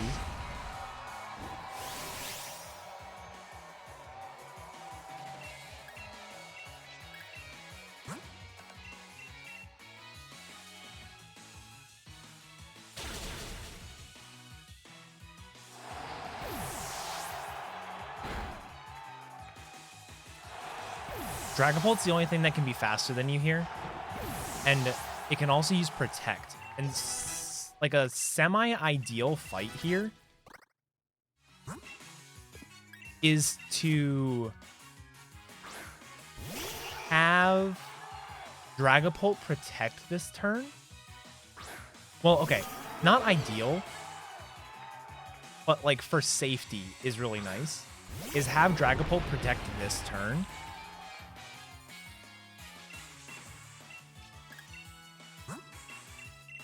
Because that means use Dragon Dart.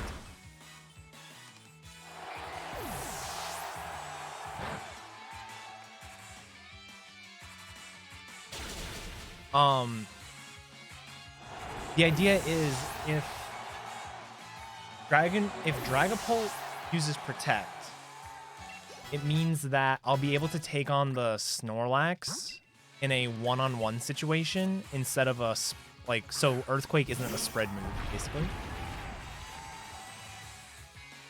Because depending on the Dynamax level of Snorlax, this may not kill.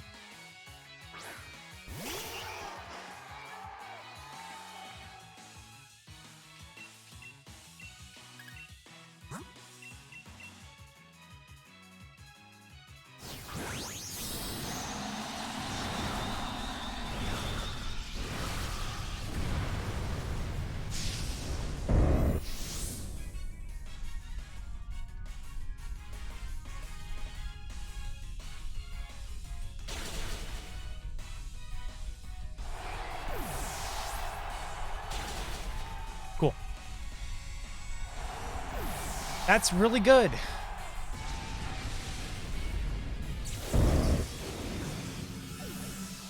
Hitting that in one hit. Really good.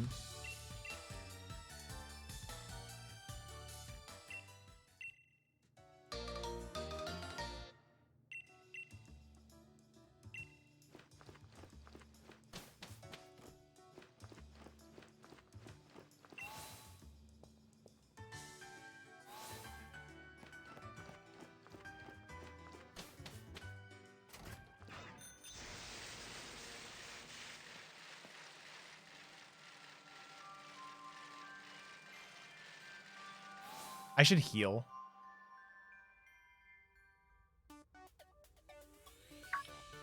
Wait, I'm basically at full health. No, I got Dragon Darted. I'm gonna mash B. Hopefully I can not go into the battle right away. Shit. Well, it does less than half to me, and I do more than half to him. I also go first. I think I'll be fine.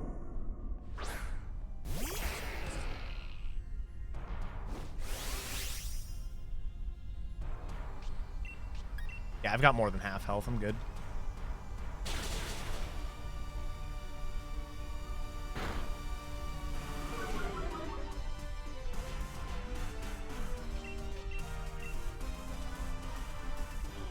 Probably like 10 minutes longer.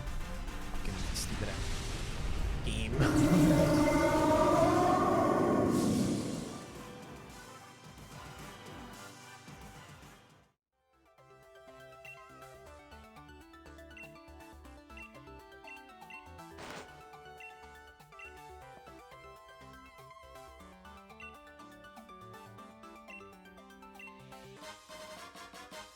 Nah, it was a joke. I don't know how much longer. It really depends on how long the actual DLC itself is. Got 2 more to go. I gotta go to Stone Side first. We also want to full restore Excadrill.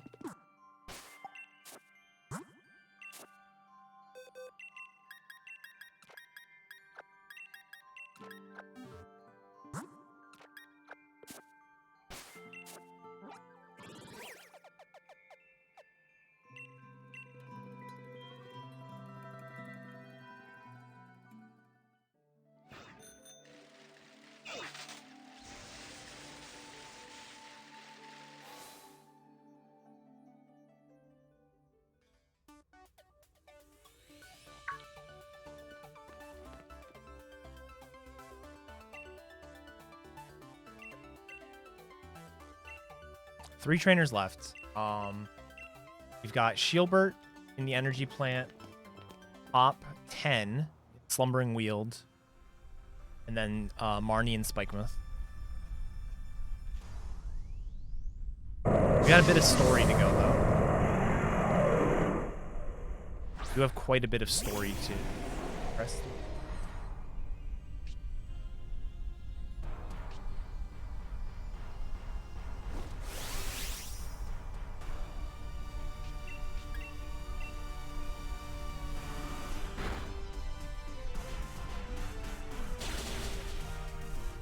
His Ice Punch.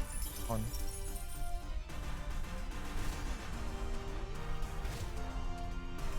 Yeah, like, I almost, what I would do if I were them, and that's a very bold statement because I'm on them, is I would have some way of level setting everybody at the same level. Whether it be by being like, here's a new starter, or not even like a new starter, but like a new like partner Pokemon, and like you're gonna catch Pokemon as you go. So it's almost like it's its own standalone game.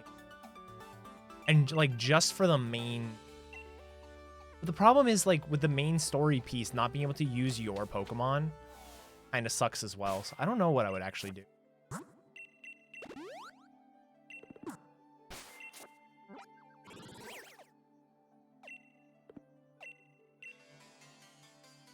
Yeah, they're giving you the cub food, but like I don't know. I just don't know.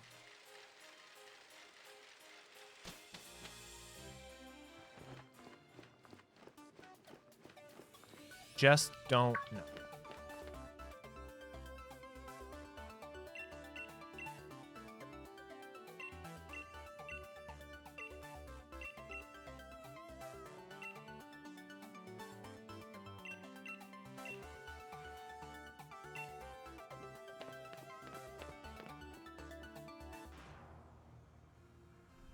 I'm going to lose a little bit of time on this split because fighting the Dusknoir. Normally I would not have fought the Dusknoir.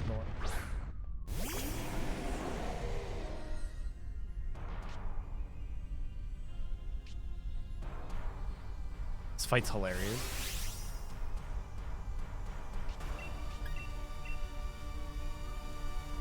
Up.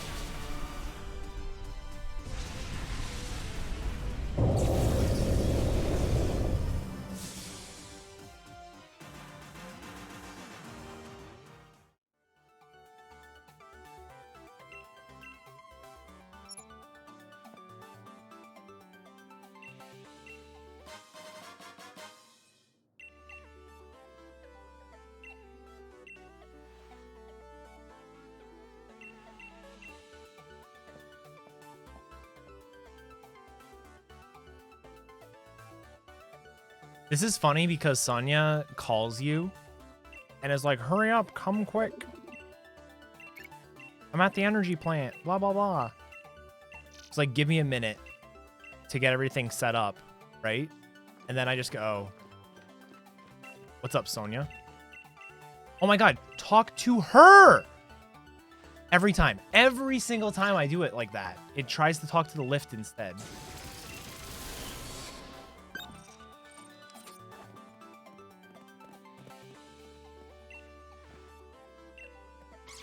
I hate everything.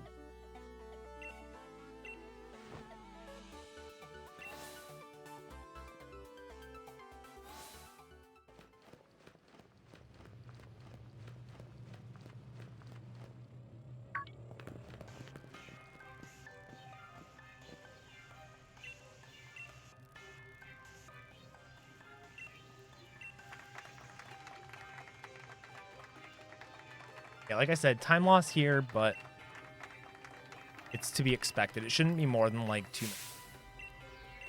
It's the time I'm losing here. I saved on the Balinlia Stadium revisit, like 2 above the split, so about 2 minutes worth of time I should lose. If I lose less than a minute 51, then I actually saved time overall.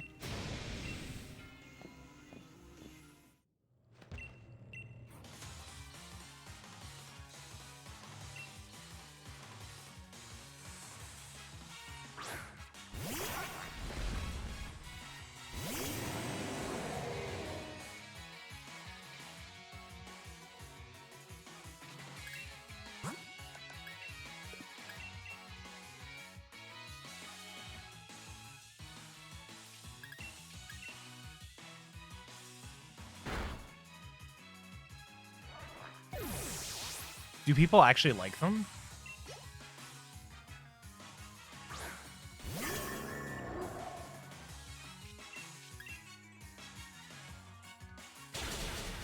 Oh, in the game? Because they're like royalty and they're celebrities or something like that. The game sort of explains it.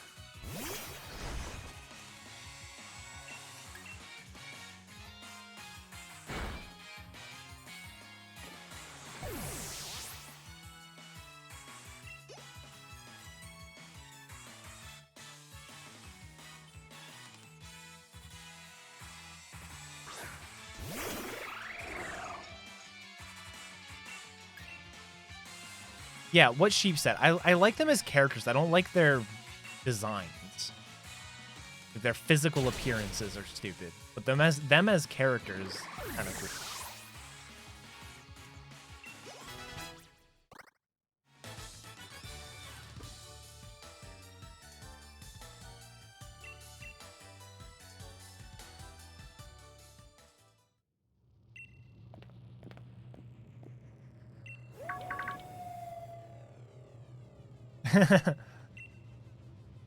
You're not wrong.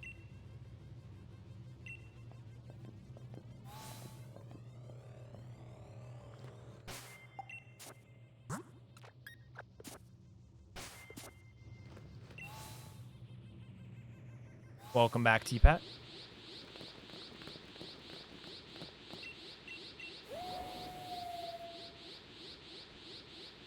So it's not an excellent strategy, but I have an actual strategy now for the...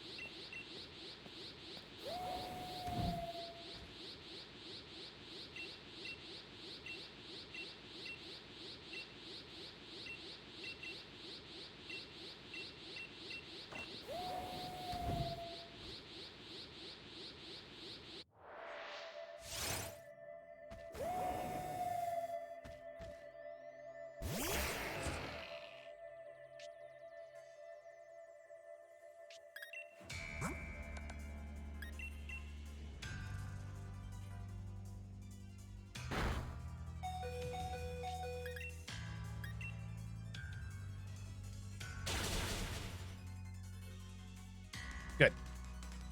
So the idea is you X speed, and then you just go for Smart Strike until you die. And then once you die, that way you're guaranteed to get one Smart Strike off, because he has Iron Head as well.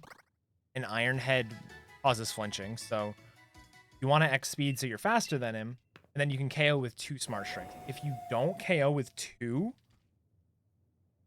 your best bet is honestly to like max revive, is to switch to Eternatus, max revive, and then do the same thing again. Die. But that was actually really good.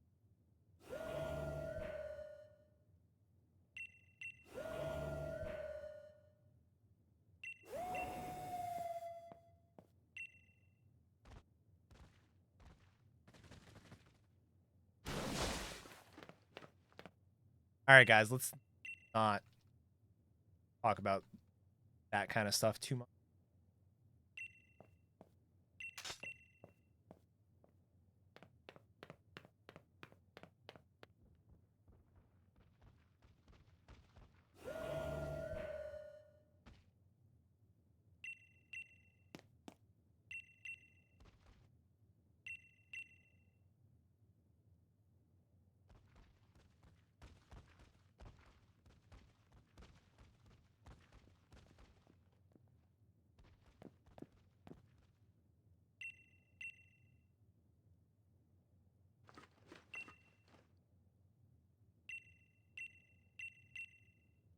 All right, having Excadrill out front is really.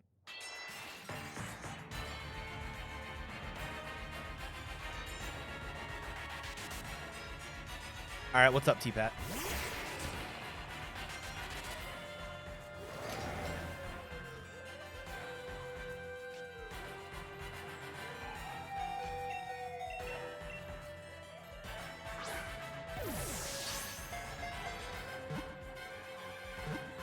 Yeah, sort of like Protectors of the Region.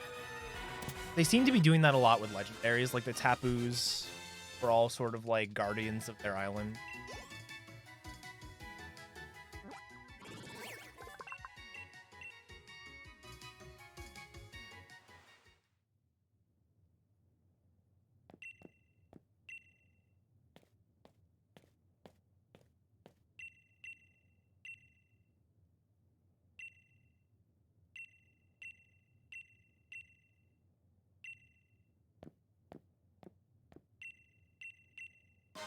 90% was Chansey, but the 10% was Jigglypuff. Thunderbolt, Megahorn, and Thrash. Holy moly.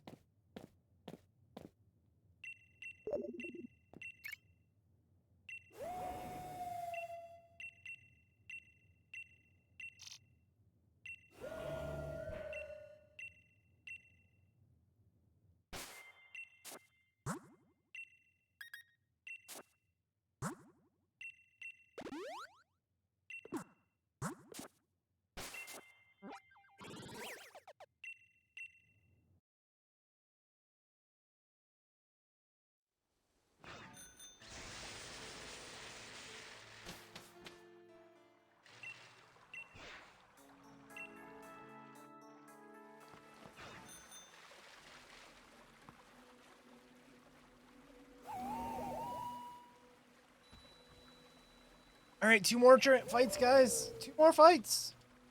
Ah.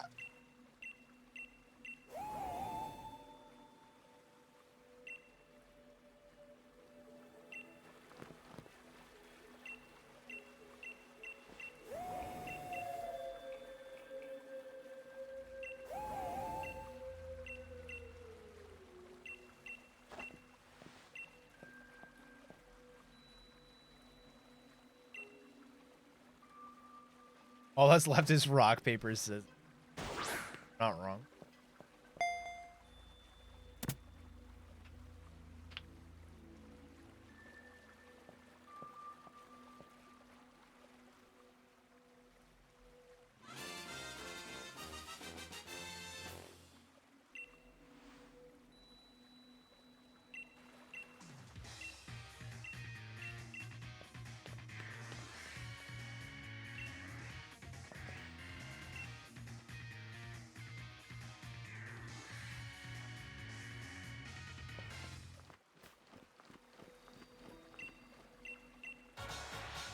Oh.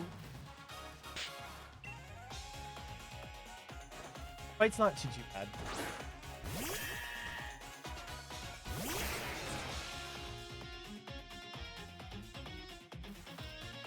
Corviknight does like to not.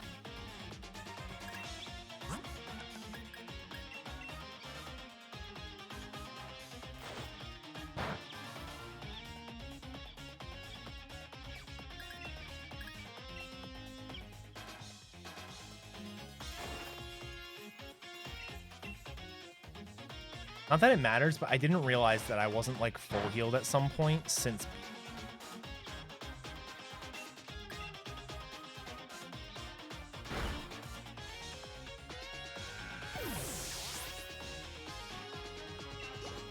That's kind of scary.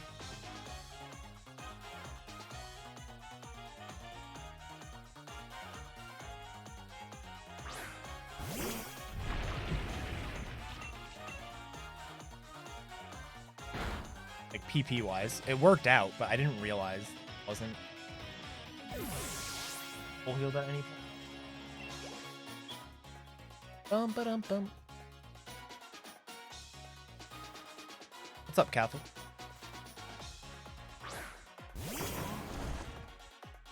Dude, it came out in a different order again.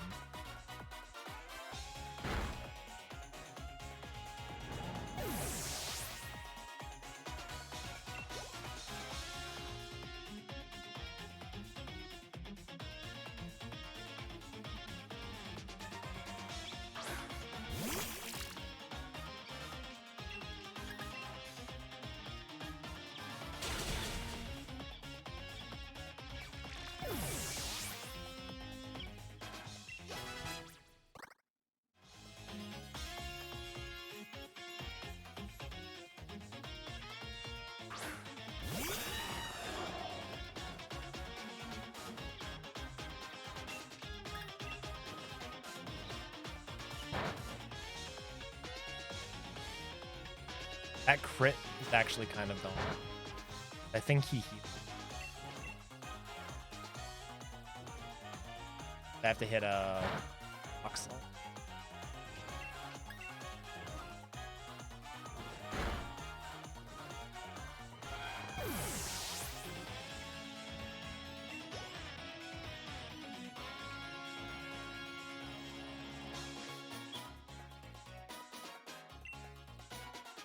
What's up, Matt? How's it going? We are almost done with our run.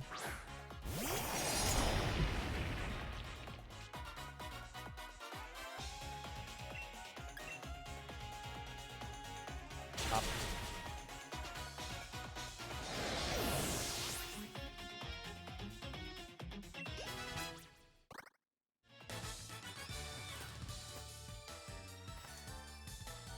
I got one more fight anyways.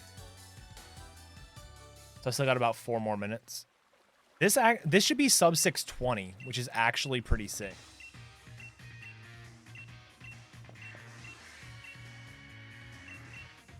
$6:15 is certainly doable. I lost 6 minutes to deaths alone.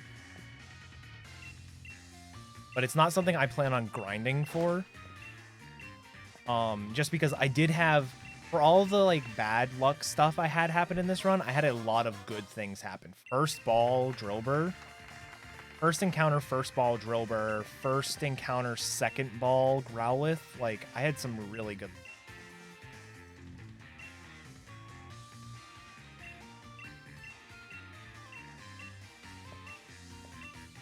If only that could happen at any percent. You know something? You're not wrong.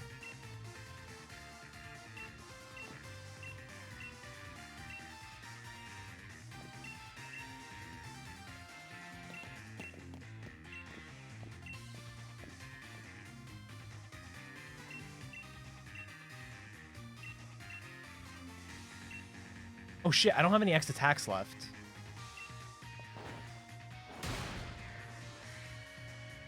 I could actually use 1 X attack on this. I don't have one. I might waste a turn by getting fake out.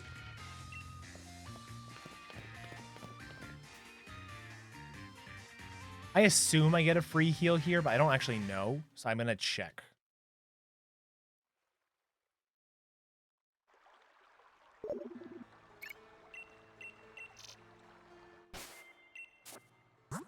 I don't! Dude, assholes.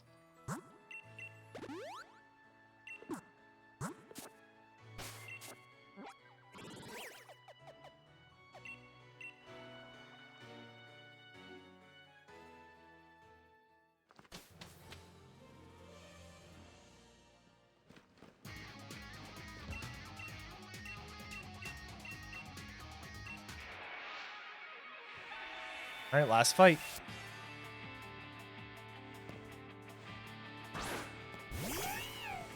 So the live part has fake out, which is why the X attack would be nice. Oh my god! I don't have any PP remaining.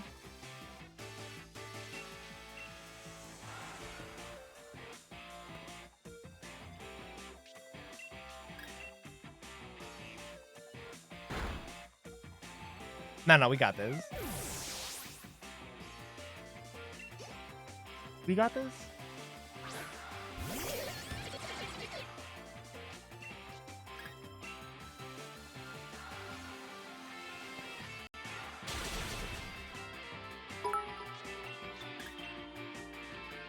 For the luck. Oh no, he lived! Thanks, chicken. Appreciate it.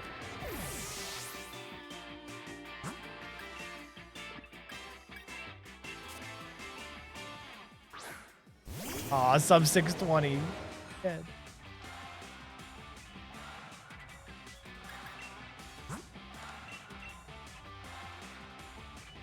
Most likely. You have Earthquake? Why?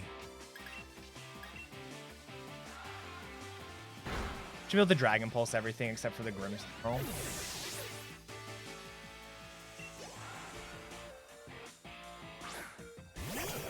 Thanks for the 200 bits though, chicken. I might be able to cross poison the Grimmsnarl actually.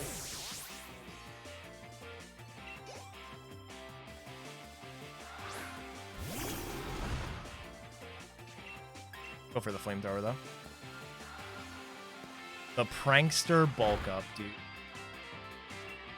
Wow. Wow, what trash.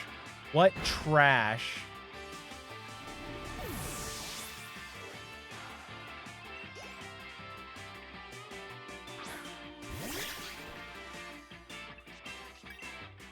Because the Excadrill can do better in it. No! Dude, this crit the crit literally cost me sub 620, I bet.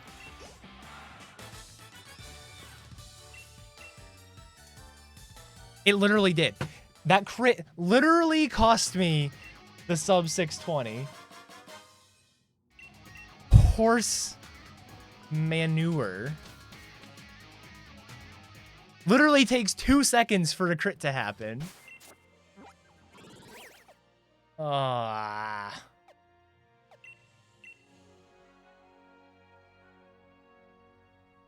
Unreal, dude.